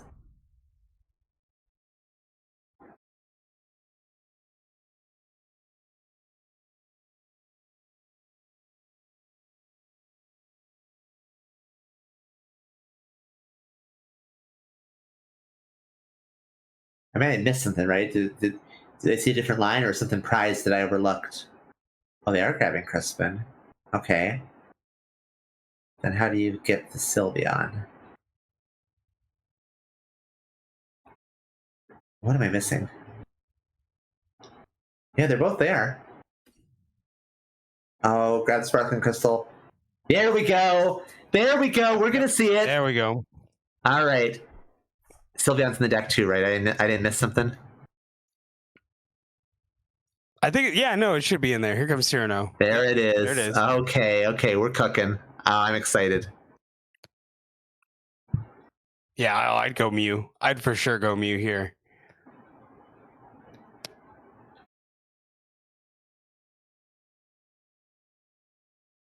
All right, here we go. Empty that the big hand. Angelite coming in hot. And they immediate just conceded concession! Forget it. That's it. All right. Angelite. Well, guess what, chat? That means we are guaranteed to see stream for the finals because our stream hero rec is moving on. Wow. They haven't even finished game 1 in the other one yet. Oh man, my goodness. Is it tense or what? What a wild blowout match that was.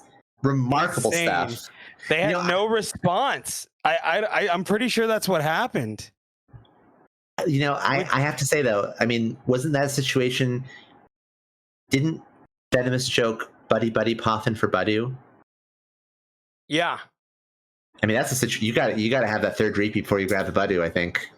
Yeah, I think going third Dreepy, being able to, cause you gotta set your board up, and I guess maybe they kind of autopiloted, like, you know what I mean, going with Dragapult Brain Rot and just pushing up the Budu without thinking of the inevitable threat of an Angelite.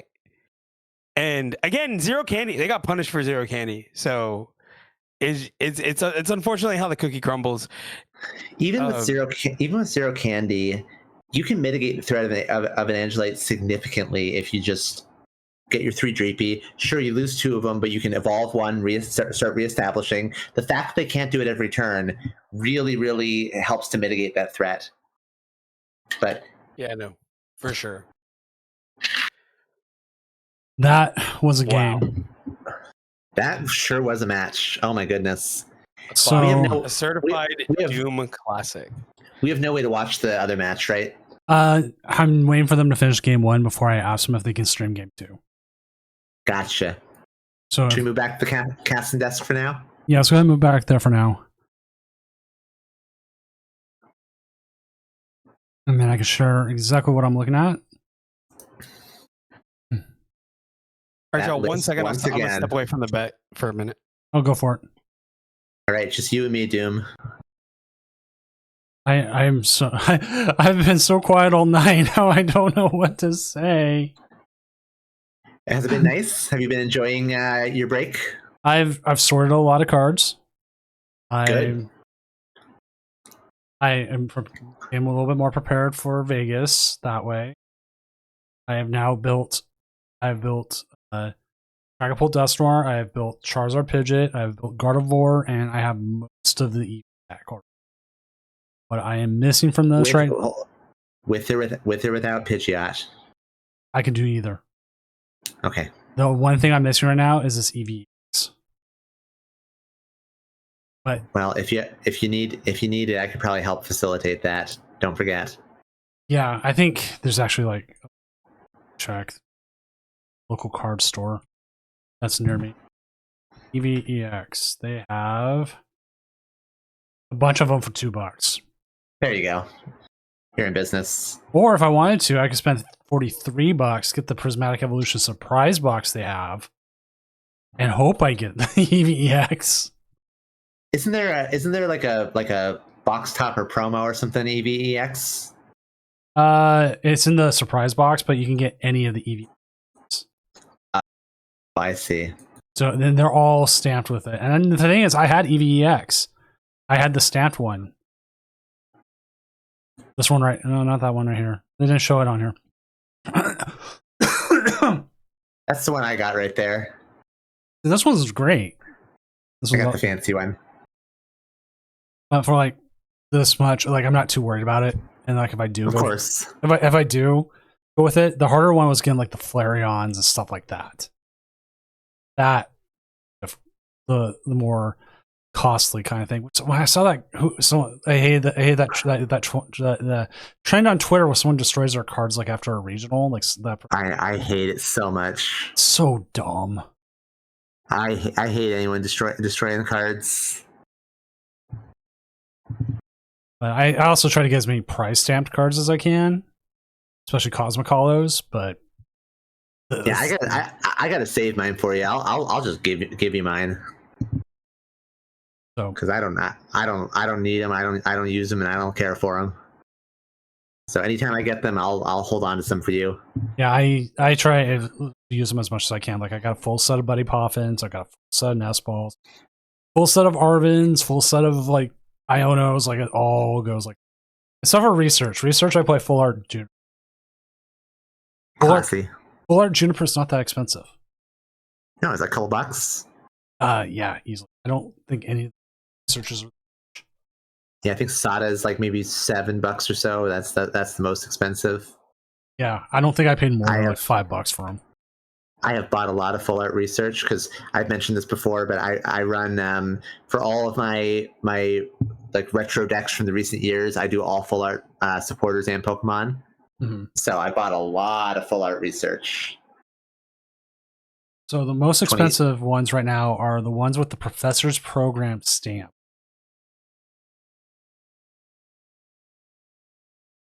That makes sense. And then a bunch of the Japanese ones are high priced. But after that, it's Magnolia is the highest at $4. Oh, really? Higher than Sada?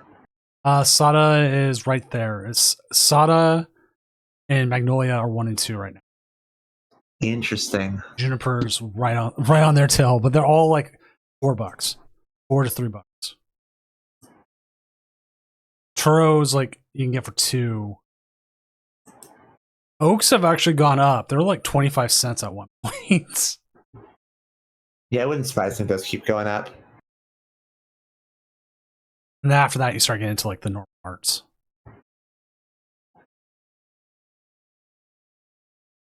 Yeah, top 4 is always good. I'm just going to ask them now before they finish their game. Just put it in there. Watch it or not. Because one of them says, oops, I didn't pidget. Does not sound good.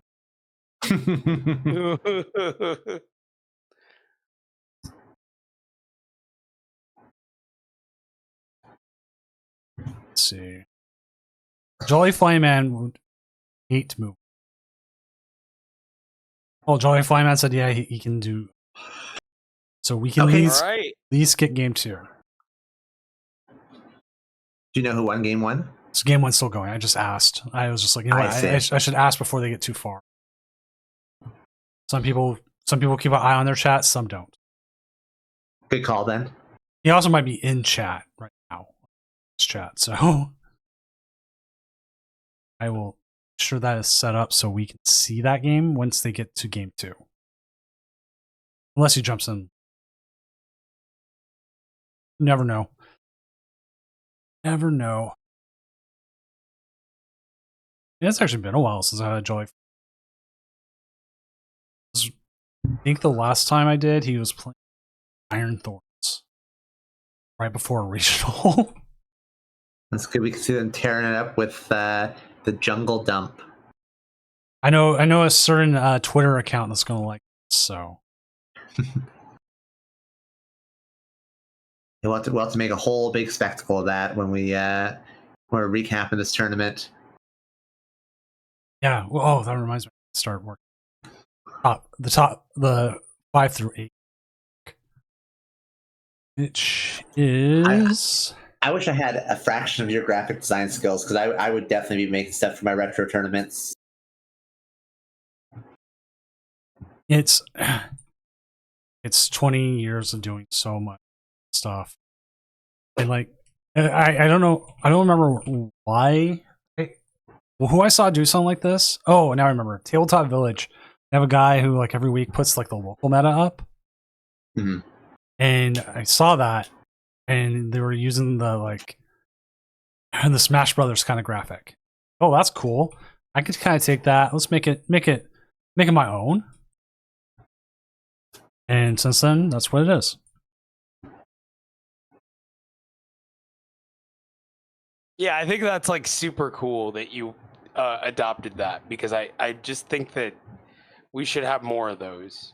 Truly, Cash can't have the monopoly on it. that's right. Frostless Monkeys actually finished 6th and 7th together. I need to get like a graphic designer that I just work with regularly because there's so much I want to do that I just do not have the know-how to do. One of the easiest things you can do is if you can find one who is able to make it that's pretty to edit with something like Canva or Photopea, which is online, something free where it's like, because like Photoshop and stuff has how do you spell so Terul, yeah, like that. What's called smart objects. Like, let's see if I can even show it. Let's check it.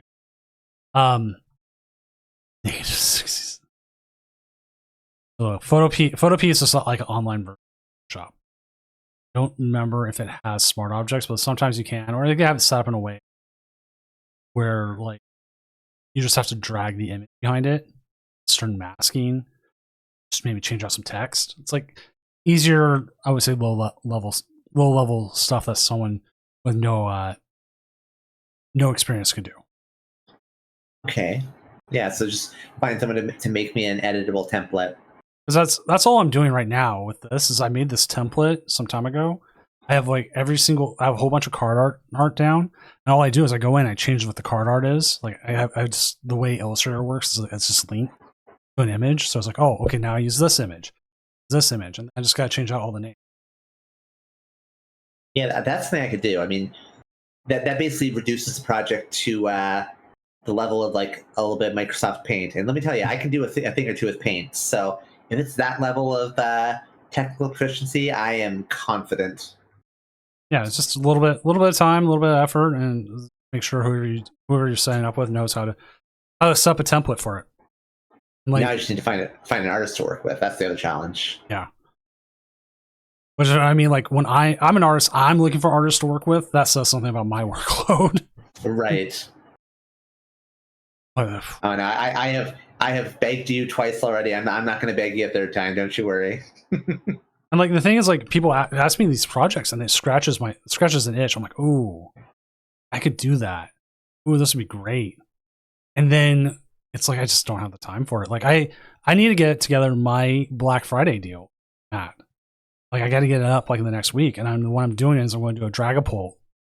Not just because Dragapult's deck out there, it would look really great in the like edgier style I've been doing. Great. I have to find the time for it. I'm like, okay, I hate this. I have to schedule out time to practice doing the thing. That's my career. Yeah, I do my freelance writing stuff, and I've done some good jobs. But I had a job I took on last year, and I took on the job, and then life just threw like 1,000 things at me, and I just was looking at like things that I said, I'm so sorry, I have to cancel this job. I just don't have the wherewithal to do it, which was like just felt truly terrible. But I know what you mean about just getting slammed and struggling to get it together sometimes.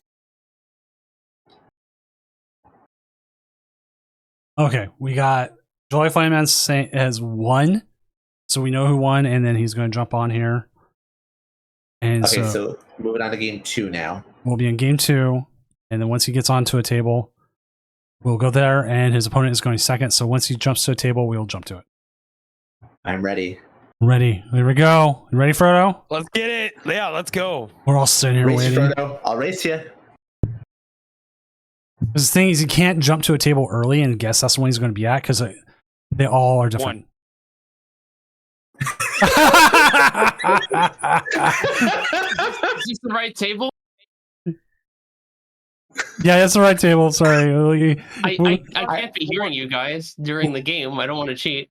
I know. We'll mute you in a yourself. second. We're just all laughing when we heard you laughing for a second.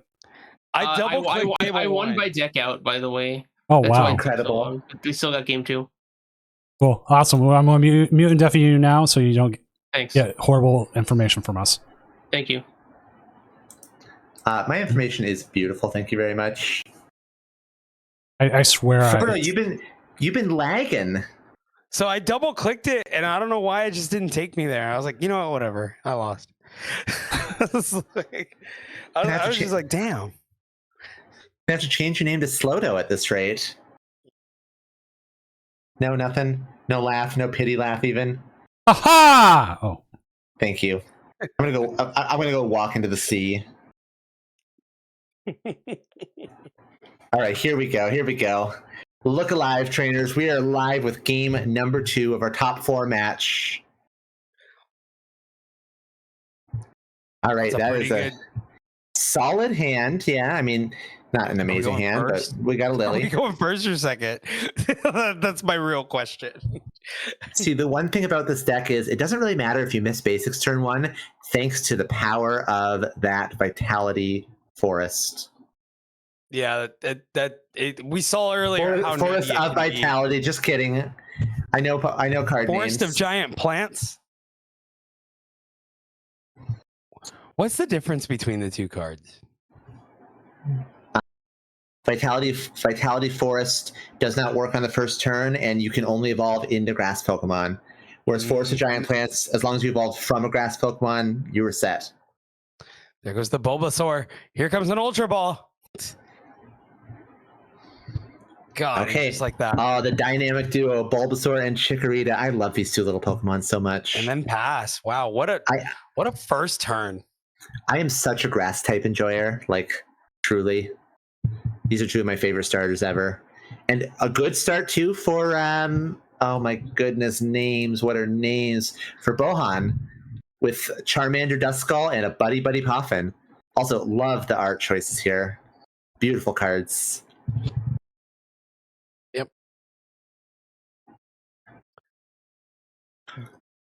Bohan Ma versus Jolly Flying Man. Yep. The semifinals. Oh, Tatsugiri. Retreat into. Oh no, we're just gonna go ahead. No TM retreat. Evo. TM Evo for probably Dusclops Charmeleon. Pretty good start for Pretty Bohan good Ma. indeed. Yeah, I'm into it.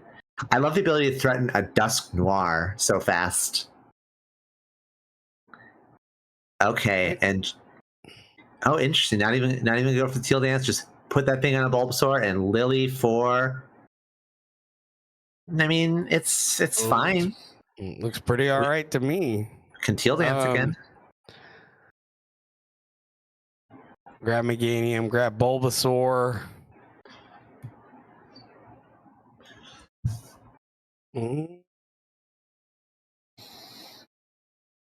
Why not?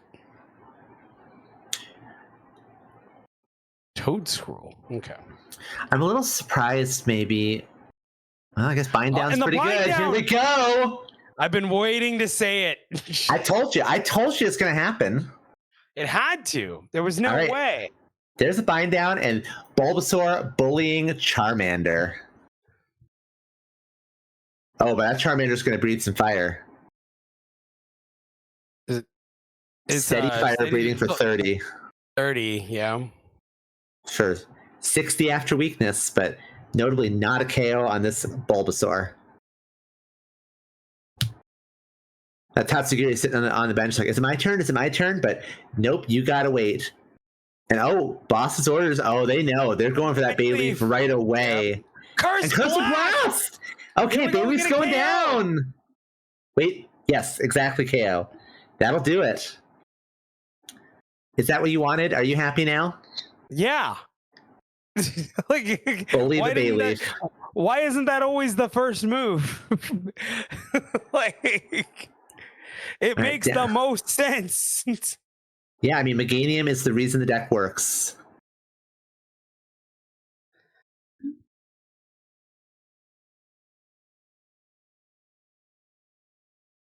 All right, Super Rod to reestablish. But still struggling to find access to the Forest of Vitality, and no real action in the hand either. So No, not really. manual evolutions and prayers what we're working with, and unless we find like a way to get access to Forest and some basics, this Meganium's not coming into play anytime soon.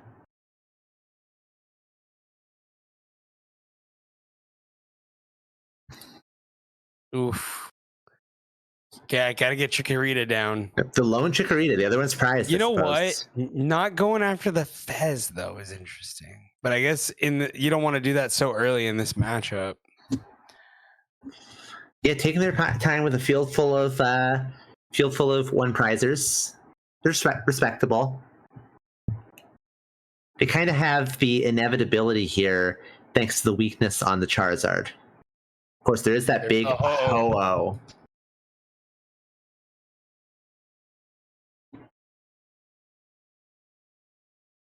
Oh. I do like that benefit. I do kind of like the Ho-Oh. The big downside over the oh my goodness, the big downside over the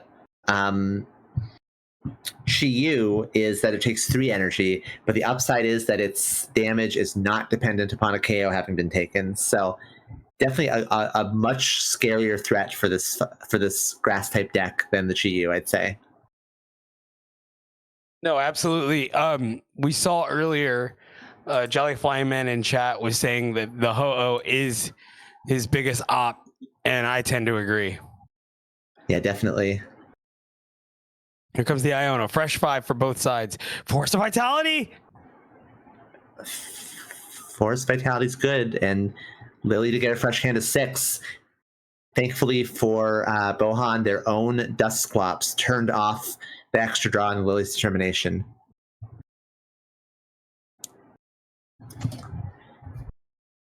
Yeah, something else to think about when you trigger a Dusclops. You want to make sure you're getting the KO so things like that can't happen. Here we go. Ultra Ball. Do you do it to grab the Bayleaf? I don't hate it. Could pitch the Toad School. Pitching the Fez too. Okay, I respect it. Yep, there we go. Grab that all-important Bayleaf. All right, Lily for fresh hand of 6. Are we going to get it? Are we going to get to all the good stuff? It's a nice bug catching set.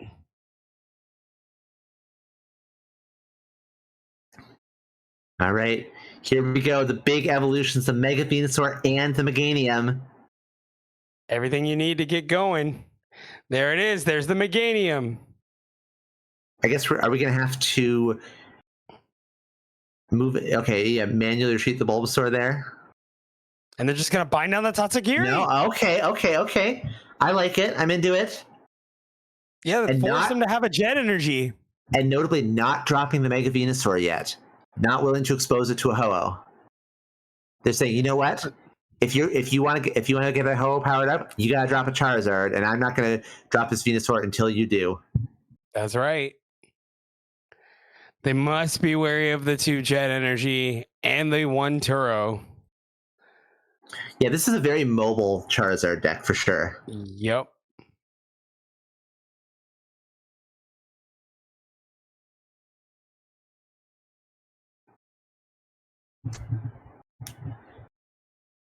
I think they're passing. I don't think there's much they can do here. Well, have they even used track customers yet? They did. They sure did. Well, I don't know if that arrow down is for bind down or if that. Oh, you're maybe right. Yeah, the markers on TTCG Live are a little inconsistent sometimes. Yeah, no, for sure. Here comes the lilies, though. So now that answers your question. Off of the fresh 6, what are we going to see here?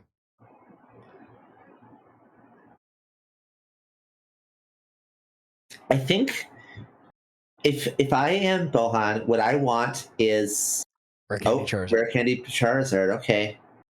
Well, never mind what I was going to say, I suppose.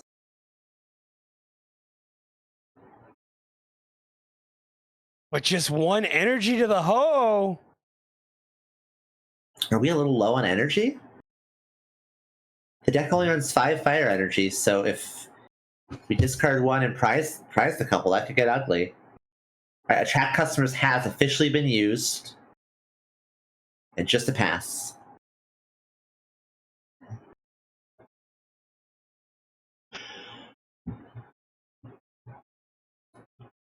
Okay, Jolly Flying Man beginning to power up that Regigigas, and the bind down continues. Yeah, until they can find ways to either gust up the Ho or gust up the Zard, I think we're pretty much just going to keep binding. Both these players are in kind of this like waiting mode here. They both really want to gust. And we see this happen in Pokemon TCG a lot where like neither player wants to be the first to expose their threat to the opponent. So we kind of get this awkward chicken game. And I mean, the chicken game is sort of controlled by the bind down. But still, like, Bohan doesn't want to expose a threat right now with threat of a Mega Venusaur. And, Dusknoir, okay. And Jolly Flying Man. The Pidgeotto. Jolly Flying Man doesn't want to expose a Mega Venusaur to the threat of a Ho-Oh. Okay. So.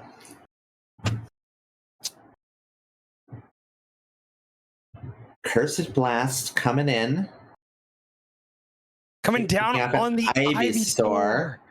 Yeah. Okay, that's going to be fairly low impact thanks to Night Stretcher in hand.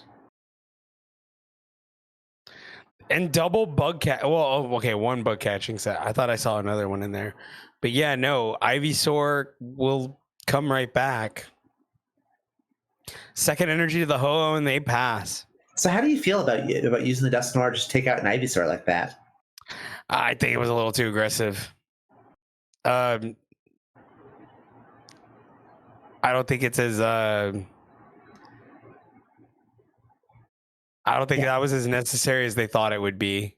Yeah, I feel like prioritizing something like that with the Force of Vitality already in play is just a little wasteful. If you're gonna Night Stretcher here, Night Stretcher for Fez, right? That'd probably be the move. Yeah, if we're willing to finally commit to it, but I'm not sure we're there yet. I mean, maybe we just want to. Okay. Yeah, I like this well enough. I have the Fez in hand, but still refuse to put down a 2-prizer or a 3-prizer for that matter. Here A comes rule box Pidgeot. Pokemon. Pidgeot finally hit the board. The quick search train has begun. So that means that Bohan's going to be working toward a board of, I guess it's going to be a boss's orders plus a jet energy, and they might have it all right now. They do. Jet There's the energy. jet. Out comes the Ho-Oh. Okay, and they're just going to say 2-turn clock. Here you go, and boom, down goes the words. The Teal Mask Ogerpon EX. I think I'm We're putting up seeing- Ivysaur here, and We're then seeing try to jungle dump. We're seeing exactly why this Ho-Oh is so scary. The Jolly Flying Man. So no script being Ivysaur. flipped. Yes, no Ivysaur at all. I don't know how I feel about this. No, you can't evolve it. Did they maybe think that they had the Ivysaur active? It seems like maybe they did. You're gonna have to move that. You're gonna have to move the energy off. Solar transfer. Yep.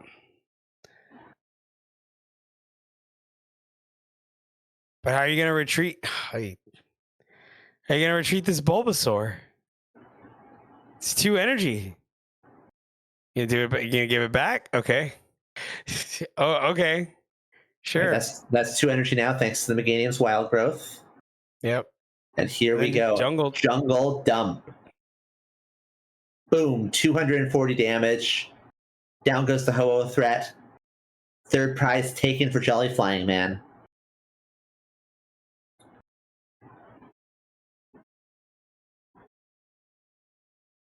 All right. Pidgeot in the active. 2 prizes to take. So all we need is an energy.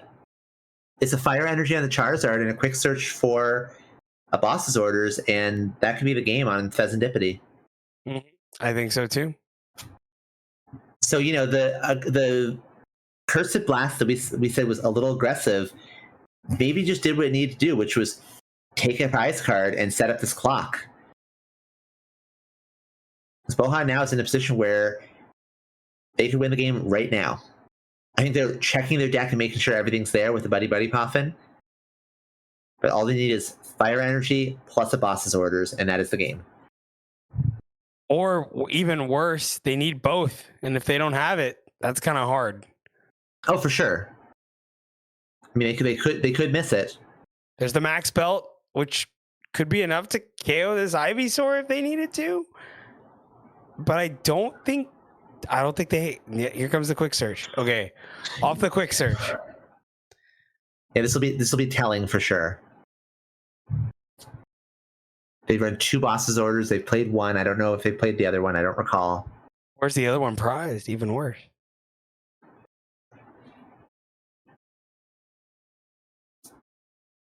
This quick search taking longer than I think it should. Yeah, that's usually a sign they don't have the card they need. They Okay. don't have the energy. They have to super But rod the energy back. They could have a Charizard in hand to get the energy. Okay, Lily's Determination is notably not a boss's orders. So And then they're gonna just- Badoo. it's gonna be Okay, a Buddy I mean, return. yeah. What else could you do here? That's fine. That's fair. I get it.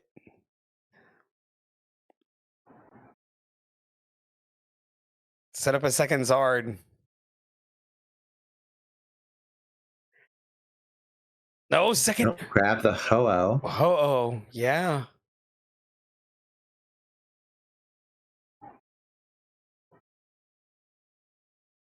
Okay, well now they have some more outs available to them. I like it. I mean, they've made it very, very difficult for Jolly Flying Man to win the game. If this Mega Venusaur stays active, all they need to win is quick search for Charizard EX, and that is it. There's a scoop up. Mm, Oh, can't be played though, thanks to Can't be Itchy played. Pollen. yep. So yeah, Jolly Flying Man knows they have to retreat and just start the bind down again. Bind it down. Yep. Keep them where they are.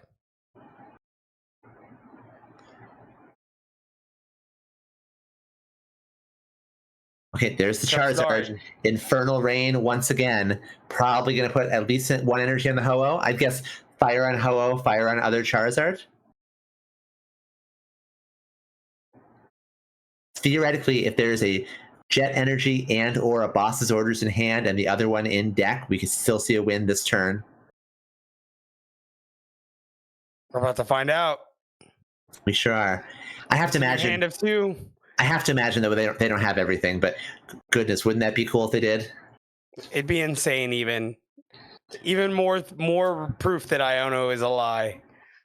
I don't know about that.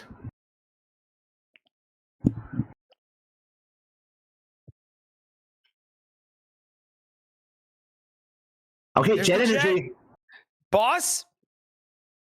Nope, just a knockout. Still pretty good. Say, okay, one turn clock. Good luck. What are you gonna do?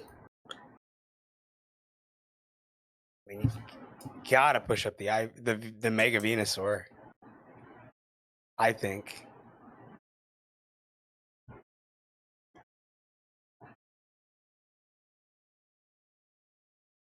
Gonna scoop this up. There's a boss. I don't think that there's a winning line here for Jolly Flying Man this game. Short of some kind of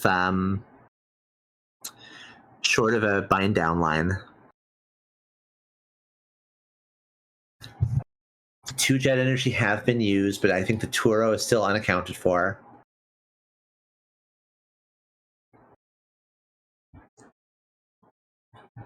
No access to Bulbasaur in the deck.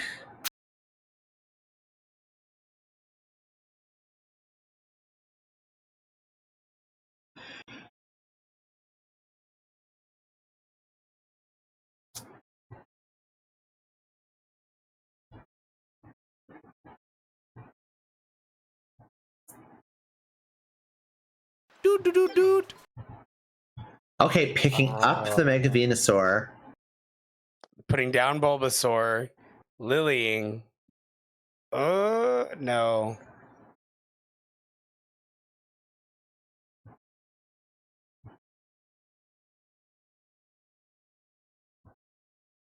Okay, but now what? Yeah, unfortunately, maybe they didn't sequence optimally and deny themselves an opportunity to get that bind down. And quick search will probably just grab the Turo if it's in the deck.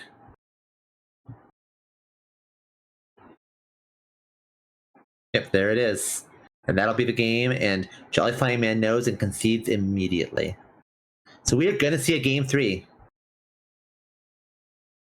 Charizard EX triumphing over Mega Venusaur EX.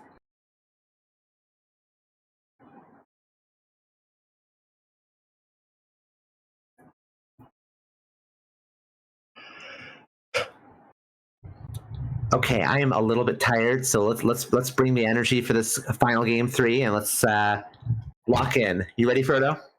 Yeah, I'm ready for this. Let's go. Okay, here we go. About to kick off our game number 3 between Mega Venusaur EX and Charizard EX. Game is starting right now, and we'll see what both players have to offer.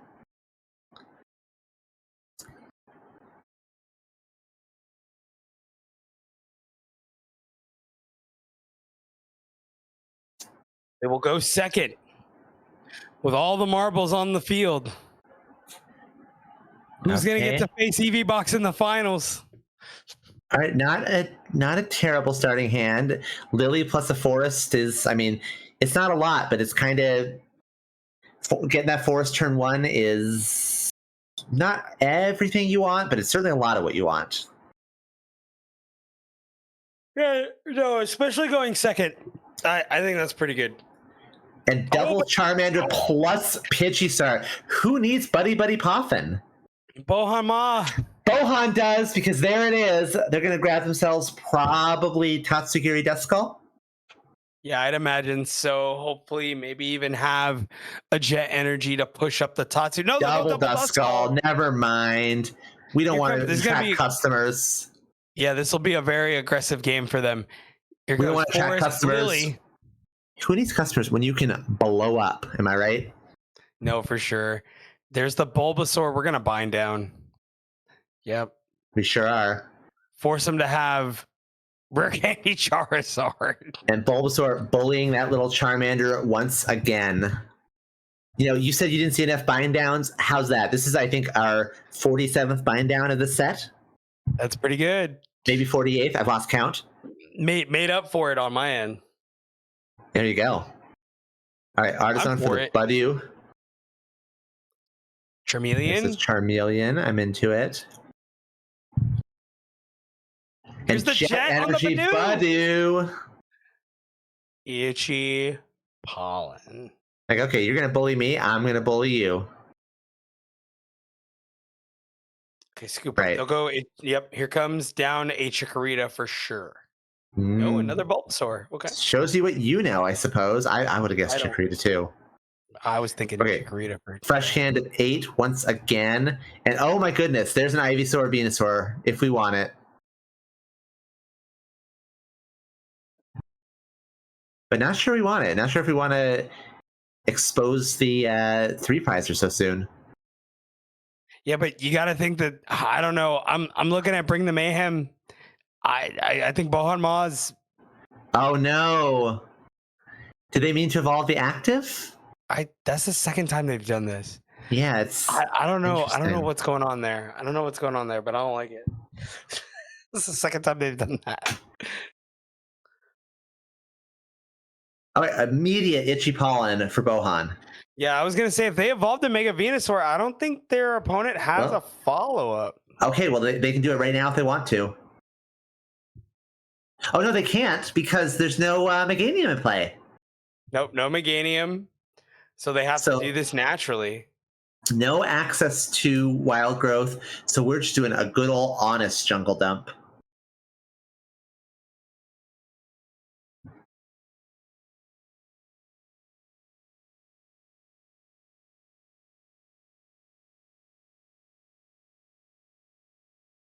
All right, immediate itchy pollen once again. And I think it's just going to be a Ball bind, can't play it. Yep. just going to be a bind down.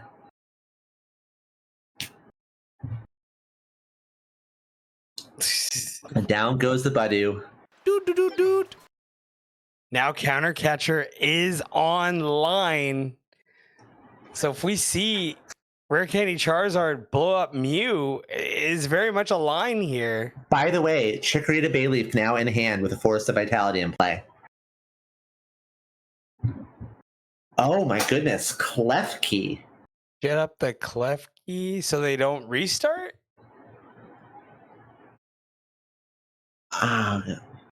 Let's think about this, eh?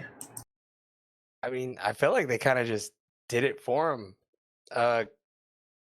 Huh. Yeah, it's pretty much just restart and Teal Dance.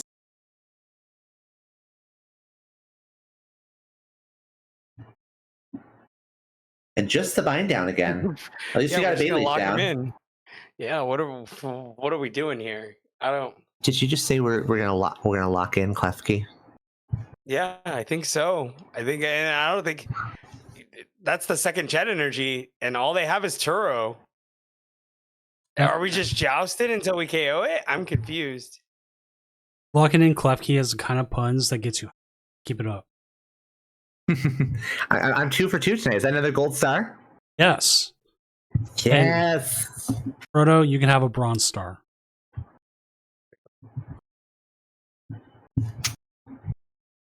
Kitty Cat gets the cutest cat stream star. I Sorry. gotta get my cat in here to compete. She decided to come up here and start purring and lay herself on my keyboard. Can you tell her that I love her, please? She needs to know that I love her. Okay. Ivysaur has done a razor leap to KO that Klefki, by the way. He So- tried to evolve another Mega Venusaur off of a Bulbasaur, and I'm just sitting here like, what are you doing? Well, This taking is a like a knockout is what we're big- doing. Yeah, I mean, sure. All right, Bohan has another energy on a Charmeleon. There's a Turo. Turo to bring up. Charmeleon, rare can. Oh, Charizard. Here comes Charizard. Is it? Yep, Nope. Counter catcher. Are we going for Meganium? Are we going to bully Meganium? Okay, gonna knock out a Bulbasaur. Got the Are we just gonna combustion for 100? We sure are. Down goes a Bulbasaur. First prize for Bohan of Game 3. But now, surely, this could be a golden opportunity to commence the jungle dumping. Yeah, they gotta start jungle dumping and jungle dumping hard. 2-card hand, I feel like you just gotta go for it.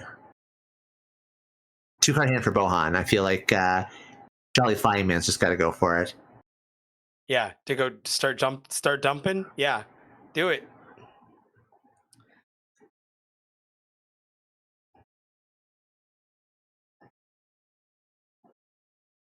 But no, Solar Transfer. I guess Jewel Breaker is even safer. Oh yeah, 'cause 100 damage. That's a knockout. Yeah, you would KO here. Grass Energy, bench the Ogre Pawn. Teal Dance.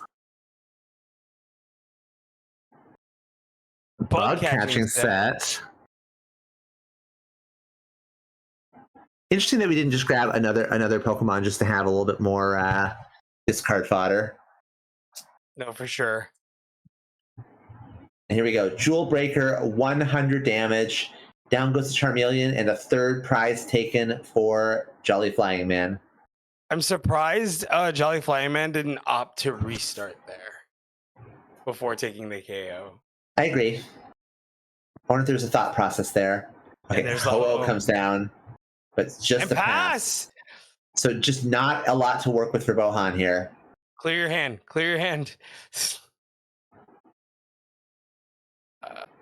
Yeah, I feel like you just Ultra Ball away the whole hand. You don't need a second Mega Venusaur. You really didn't. You All really right, Jewel did not. Breaker, fourth prize taken for Jolly Flying Man. It's starting to look dire for Bohan. If they're going to win this game, they need to start doing something right now. Bohan's got to pop off like crazy here. What's the top deck, Bohan? No! Nothing. The concession. Jolly Flying Man! We're getting Venusaur versus Eevee Box in the finals? Okay. Oh. All right. Let's go ahead and get that set up. I stood up for just a second, and all of a sudden I hear everyone popping off. I'm like, oh, I should probably go back. Yeah, we got our finals ready to go. All right, so we can either Well, jump. Rec has left, so All right, so just stick with Jolly Flying Man then. Easiest way to do I it. suppose. As much as I would like to see Rec, if they've already jumped off, Jolly Flying Man's already here. It stays easier on production stuff. Yep, I think it makes sense. And they are ready to go. Let's do this. Yep. And I am almost ready on my end. Yep, that should be everything. Let's reset the clock. Clock is going. Even though I'm a fan of just finals playing it out. No time limit. I understand like why there is a time limit, but for like worlds and stuff, but I would 100% be fine if there was no time limit. Play your best of 3. Still kind of watch the time. Shout out to the Klaczynski Open. Were you around for the Klaczynski Open back in the day, Doom? No, I wasn't. So the Klaczynski Open was a tournament, an independent tournament in fall 2013, hosted by Jason Klaczynski. Just wanted to put on like a really like premium Pokemon TCG tournament. The Top Cut streamed the whole thing, all that. Every round of Swiss was, I believe, 75-minute best of 3, and the finals was an untimed best of 5. Wow. And it was ended up with Ross Cawthon in the finals, notorious for his methodical play. So let me tell you, that was a long final set. That makes sense. I gotta see if it's one of those things like where best of stuff usually determines the winner, except for certain things. I don't know if the Pokemon TCG is one of those where like the better player isn't actually determined in a best of 3. It's because I found out about it because like in football, the better team wins, like say even a best of 3 every time. But like in baseball, this is the reason why it comes up, which has a lot more RNG, like a card game. It can take up to find the actual better team, and you need a best of 8.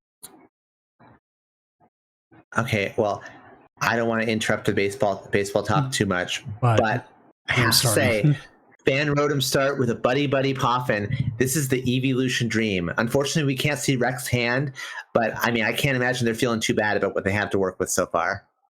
Yeah, no, opening Fan Rotom into a Buddy Poffin sets them up for great success. And this is going to poise this Fan Rotom to just blow away the competition. You know, this is where Jolly Flying Man is so grateful Bulbasaur has 80 HP. Jolly Flying Man might be sent flying. Who knows? Oh, I like you swinging for the fences with these puns. I'm trying my best, man. I gotta pop them up. I'm so just like my gold stars are really getting to you, huh? I just felt like that's the theme, and I probably should have kept up with it. Like, I don't know. Okay. I'm not very good at this stuff, and I think I should just get better at it. You know, triple Hoot Eevee with a fire energy. So everything coming up Rex so far, but you know, nothing too bad for Jolly Flying Man. They have a Forest of Vitality plus a Lily's Determination plus a Regigigas. So. Yep, a lot of setup here for them. Here we go. Reset up. There's the Chikorita. There's Chikorita. Opting to not evolve into the Bulbasaur. You know why? It's bind down time. It's bind down time. Here we go. And that's pretty relevant here. I mean, I'm sure that Rec would love to Latias retreat the Fan Rotom, and they just don't have that luxury now. And the Fan Rotom can't even assault landing for a KO because Bulbasaur has 80 HP. That's right. All right, there's the Terra Orb. Probably going to be a Flareon. And that'll turn on all the Jewel Seekers. So we know that there's Wellspring Mask Ogerpon. Oh my goodness. Are we gonna see and we could my God, we could absolutely see a torrential pump. We could absolutely see a torrential pump this turn.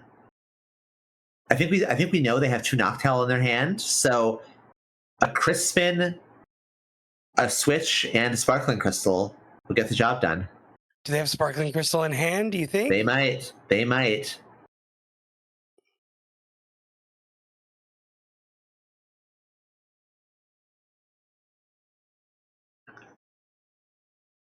E-Switch. They don't need it. They have E-Switch. Well, where's the water energy coming from? Oh no. Oh no. Uh-oh. Oh, brother. Did they get a little bit too spicy for their own good? Okay, now they're gonna go look for it. Now they're gonna Noctowl and fix it. But I wonder if they just kind of got a little too excited with the energy switch.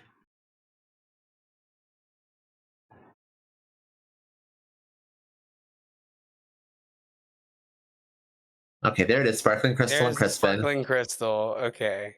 Switch. Well, they'll at least get to keep the water energy for potentially a back-to-back torrential pump. So that's pretty cool. Well, I say water energy. That's no water energy. Never mind. But they have the Crispin to power up another torrential pump for next turn if they want to.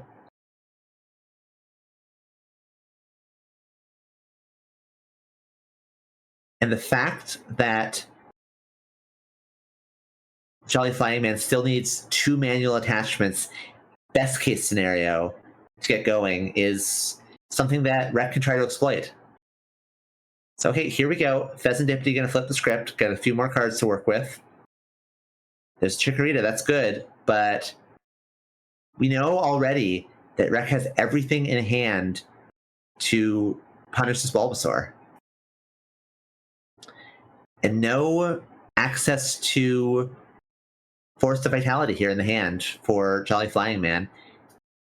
Unless we Heal Dance and draw one.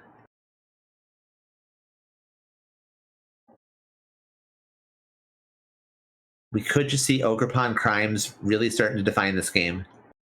Yeah, no, or I mean, what else are we to do here? You know? Okay, so pass on back, and if Rec wants, they could absolutely torrential pump here. Take out the Bulbasaur with the energy.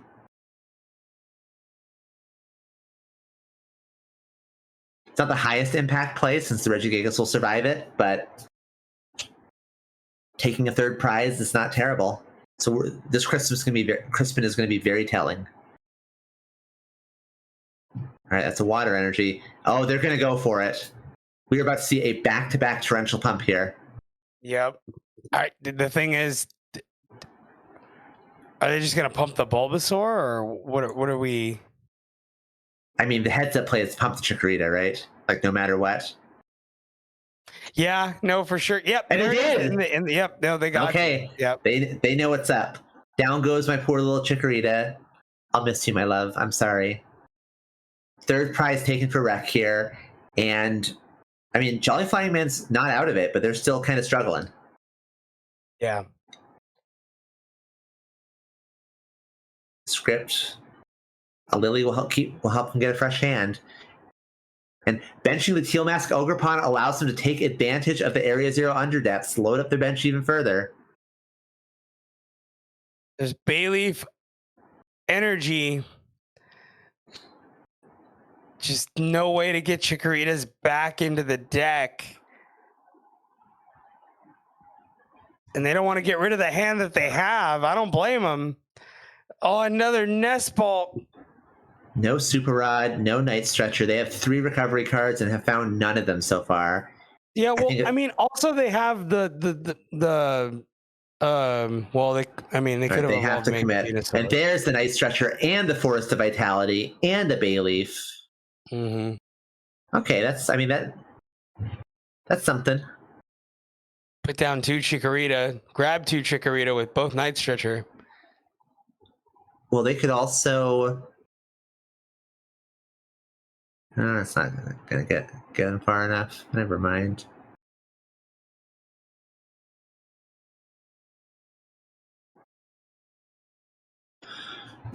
Okay, they bump the Area Zero underdepths. They clear off a couple Pokemon. Down comes the Bayleaf. We could absolutely see.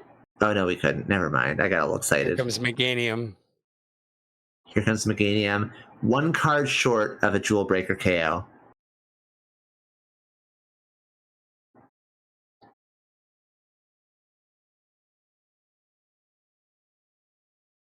Unless we haven't attached return yet. Have we not attached return? Because that'd be pretty big. That'd be huge, but We have. nope, it doesn't matter.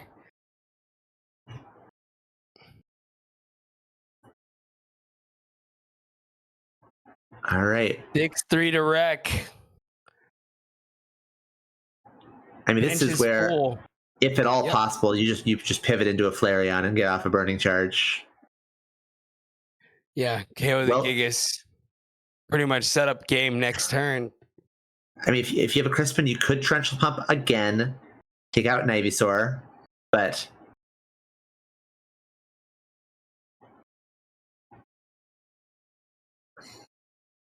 unfortunately, it's not that easy to pull off. In fact, having burned the switch, yes, Sob is our only recourse. And that's not ideal because this Regigigas is going to Jewel Breaker the Wellspring Mask Ogerpon for KO. Yep, there it is. KO grab 2 prizes, and somehow, some way, Jolly Flying Man is back in it. But Rec is still in a position that they're not too dissatisfied with. Assuming they have the cards for it, maybe they don't. Assuming they have the cards, they could KO this Regigigas with a Flareon and just remove the threat of the Jewel Breaker. Probably the scariest thing in Jolly Flying Man's deck from the board. But they're hesitating. Okay, they promote the Eevee. We need energy plus Flareon.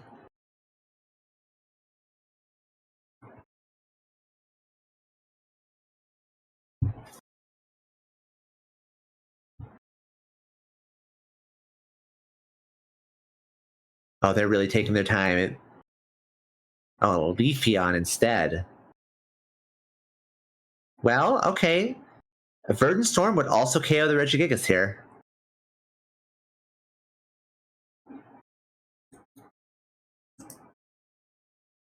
Verdant Storm is actually really, really strong against Meganium because it counts all energy in play, not all energy opponent has in play, not energy cards.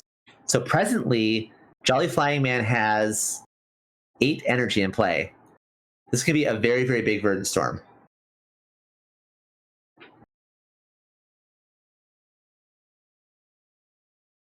And I didn't see what else the Noctowl grabbed, but okay, a boss's orders. So I'm going to see a boss on the Pheasantipede for 2 additional prize cards. This is going to be the biggest Verdant Storm you ever saw in your life. We're looking at 480 damage here, if my math is right. Yep, 480 damage indeed.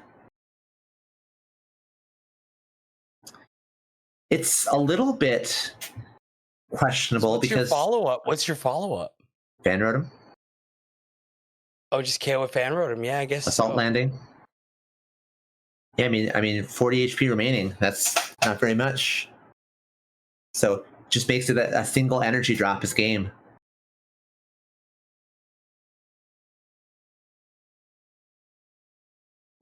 So moment of truth here. 6 cards in hand. Oh, promoting the Fan Rotom immediately. Right out they have the way. it. They have it. There it is. Assault Right. Landing. 1 game Boom. away. Rec taking it 1-0 so far. Flareon triumphing over the Mega Venusaur deck. Yep, they're charging their way to just Burning Charge? What's that? I saw Torrential Pump, Verdant Storm, and Assault Landing. a little bit of watering the plants. Maybe even drowning them. Okay, that was good. I like that. I'm working on it. I don't know. I'm just spitballing here. It's Hey, like- you're among friends. What better place to try out some new material?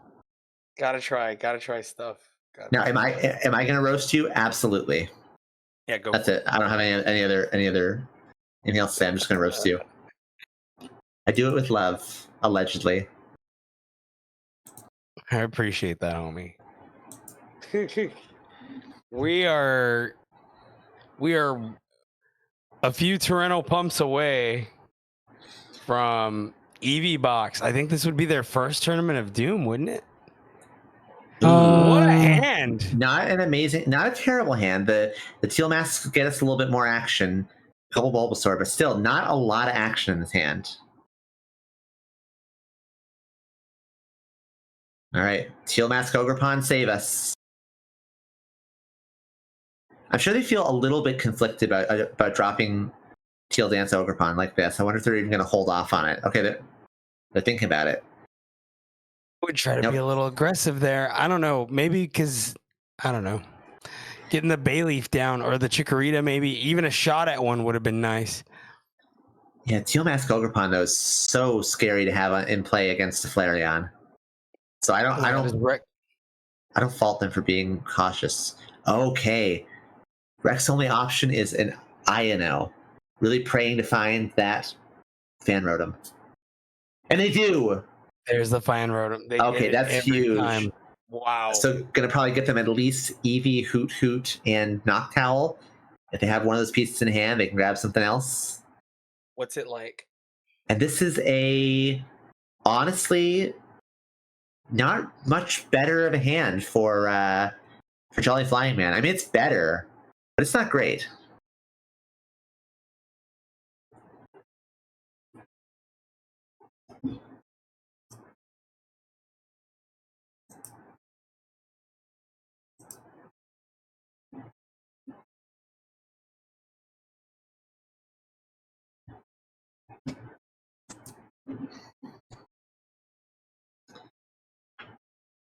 Okay. So Eevee, Noctowl, well, Hoodoo and a Noctowl in hand.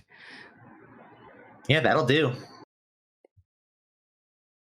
It's a Oh my God. solid turn one. Incredible. And here And we go. Call for retreating- friend. Retreating prematurely to Colorful Friends. Not going to risk getting hit with a bind down and going to grab those evolutions. Yep. Right. Yep. Flareon, Eevee EX, and the Wellspring Mask Ogerpon.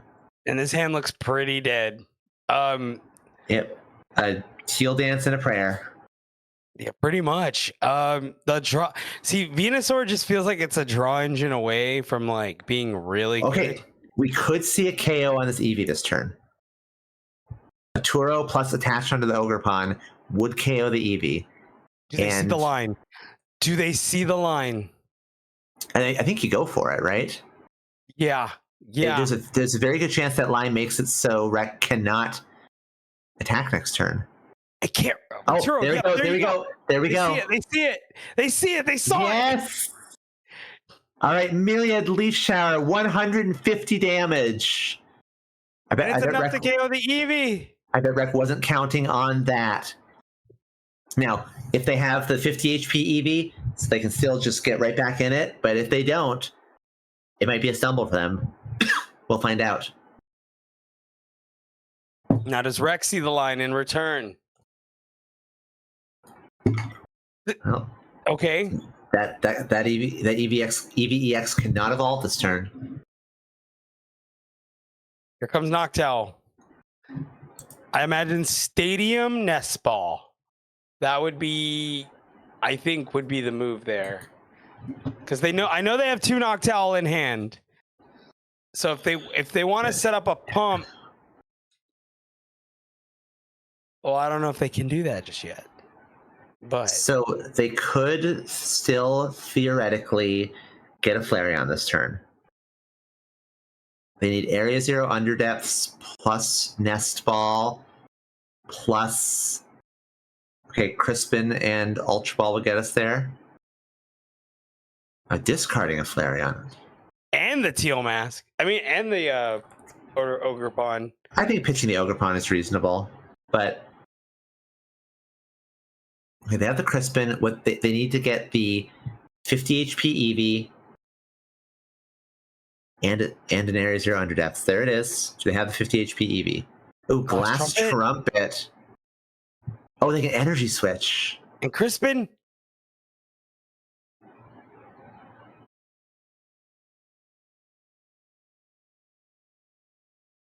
So what are they going to do? Grab a Fire Energy, hold it in hand.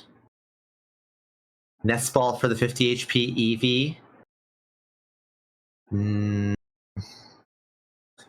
Are we going to see a Genome hacking this turn? Is that enough? Yeah, that would be a KO. That'd be a Myriad Leaf Shower KO. One? What a sequence! Okay. Myriad Leaf Shower for 210 damage. Exact knockout in the Teal Mask Ogerpon. I gotta say, I didn't have Genome hacking on my radar here. We saw a Myriad Leaf Shower and then a Genome hacking for Myriad Leaf Shower. Two plays that we just, did not see on the board. These guys are playing hold their on. outs. I saw that first Myriad Leaf Shower. Hold on a second. Well, yeah, you called it. Yeah, no, the Genome hacking, more though. about me. I'm talking more about me. Yeah, Look, my wins are your wins and vice versa. We're in this together. Yeah. But genome hacking, yeah, I didn't see that at all. That was interesting. And you know what? We're gonna respond with some bind down bullying. No energy. And pass. All right. Here we go. Oh, no bind down bullying because no energy. Good call. Energy in hand, probably. Energy in hand.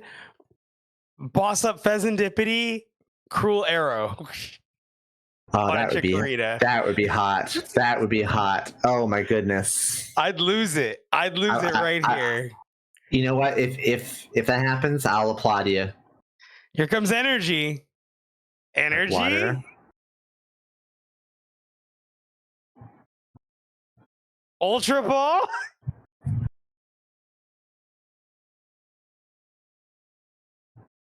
I am so excited. Oh. Does Rex see it? Okay, Noctowl. another Noctowl. I mean, that could grab the boss's orders. Yep. Turo. Turo's not a bad idea. Turo seems kind of good. Because then they can just Noctowl again. No shot. Well, no, I said Turo. Okay. And they have no other Gust. But there's Leafeon. So just to bind down. So the Bulbasaur doesn't bind down, so the Mew does it instead. Boss. Bulbasaur's off the top. Much. Gets stalled again, Noctowl. But still no energy, so no bind down. And I believe the switch has not been used yet. There's Noctowl again. Off of the Turo. All right. Jewel Seeker. It's going to set him back even more if they push off the stadium here. I'm telling you, I'm thinking energy attach boss. I hope so. I want to see it real bad. I just think I feel like it's the best move. You say energy, but how do we get okay, switch. Switch is how we do it. There it is. Boss! Oh! Okay, it's happening. It's happening. You called it, Frodo. Oh my god. You called it, Frodo. Chikorita KO. Oh my goodness. Yep. Genome hacking cruel arrow. This is a cruel turn. Not my poor Chikorita. Just executing the game plan perfectly. Oh, and nothing. Oh, but flip the script. Let's see. Scoop up Cyclone. All right, we're still in it. I think they go Iono here. Oh, I don't. I think you got to move the Pheasantipity. You don't want to get cruel arrowed again. Yeah. Get that out of there. Lily's is okay. No energy. Still no energy. Oh, it's crazy. You play 9. I mean, are we at a point where we're just trying to? I mean, maybe like try to restart for a little bit more. Yep. Because they can clear the hand right here. Okay, it's just gonna put down the Venusaur. There's a Night Stretcher. Nope. I mean, there's energy in the discard. Yep, there is. Yeah, there sure is energy. But instead, Teal Dance. Meganium, but no Bayleaf. No. Oh, we can solar transfer. Of course. Mm-hmm. All right, we got there. But well, now this Mew is pretty stuck with both the Switch and the Turo gone.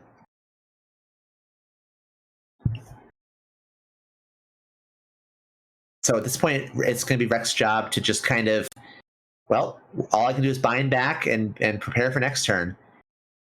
The Sparkling Crystal and the Leafeon is good, though. We saw Verdant Storm used to great effect in the last game, really taking advantage of the wild growth. Is that another Noctowl? Yes. Sure is. What could you get off of it? Ooh. Right? Ooh, indeed. Boss's orders? What are we doing? Boss's orders. Are we jungle dumping? We're jungle dumping. Oh my god, we're gonna jungle dump.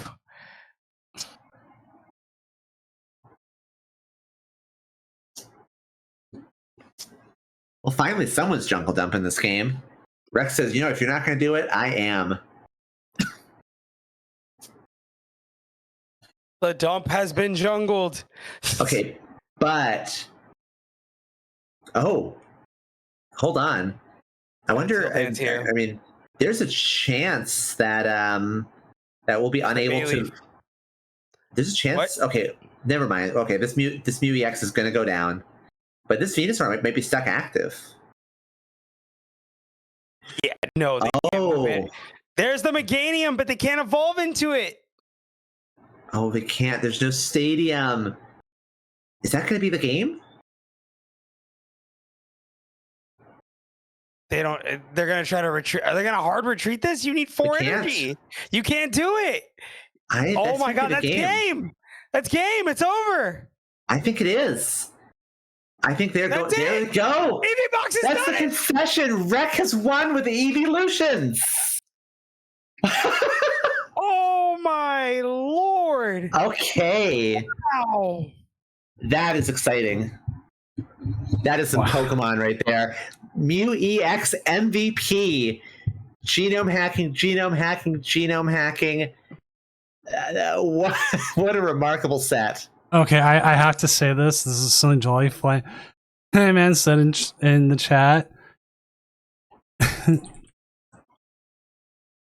He said, "I can't Bayleaf this shit."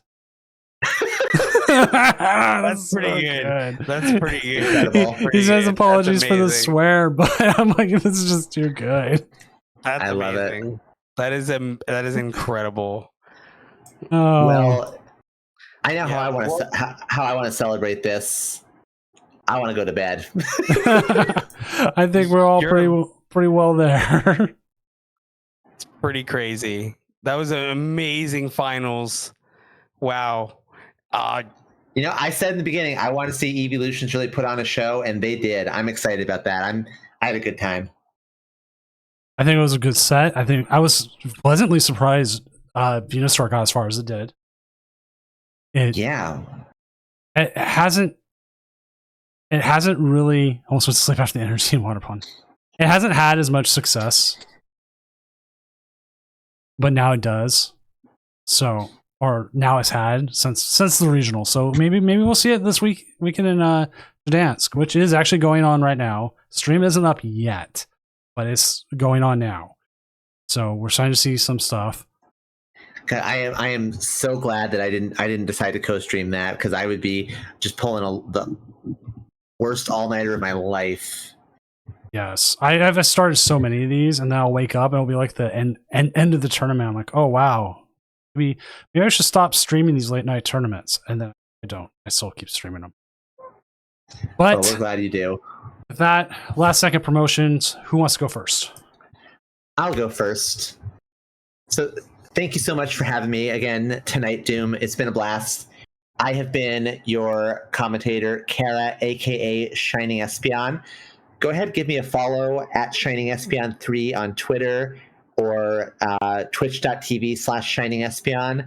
I'm gonna be live, I would say tomorrow, but it's today at this point. I'm gonna be live at 9 p.m. Eastern tonight with a retro Pokemon TCG tournament. We're doing the Worlds 2005 format. And I have a whole batch of fresh new emotes on my stream. So come check me out. There's just never been a better time to get in on this action. Now, Frodo. Hey everybody, I'm Frodo HTX. I do mostly TikToks and short form content. I do stream every Monday on Twitch and TikTok. Yeah, and I love casting these tournaments with Doom, and thank you so much, Zach. I really appreciate it. You and Emmy do an amazing job. Thank you, Kara, for being a wonderful co-caster with me tonight. I really enjoyed it. Just an awesome night. And I hope you guys have a good one. I really appreciate it. Thank y'all. No problem. And I'm Senior Doom, your tournament host, organizer, other stuff. Going to bed for the first time before 3 a.m. in like Must 8 be months. nice. Yeah, like 8 months. I'm like, oh, it was really nice. It's when I think part of it is Halloween, and then Australia has a regional going on. So all my players are either A, out trick or treating, or B, they're their first in-person regional in a while. So a little bit smaller tournament, but that's fine by me. Made things a little bit easier. Had lots of good games. Again, I'm Senior Doom. I am back Tuesday with, I believe, Poseidon's joining me. We'll be back with the Challenge of Doom then. Hopefully we'll see you then. I'm going to send everyone here off to the VGC Pokemon stream. Have a good rest of your night or day wherever you're at, and I'll see you then. Bye, everybody.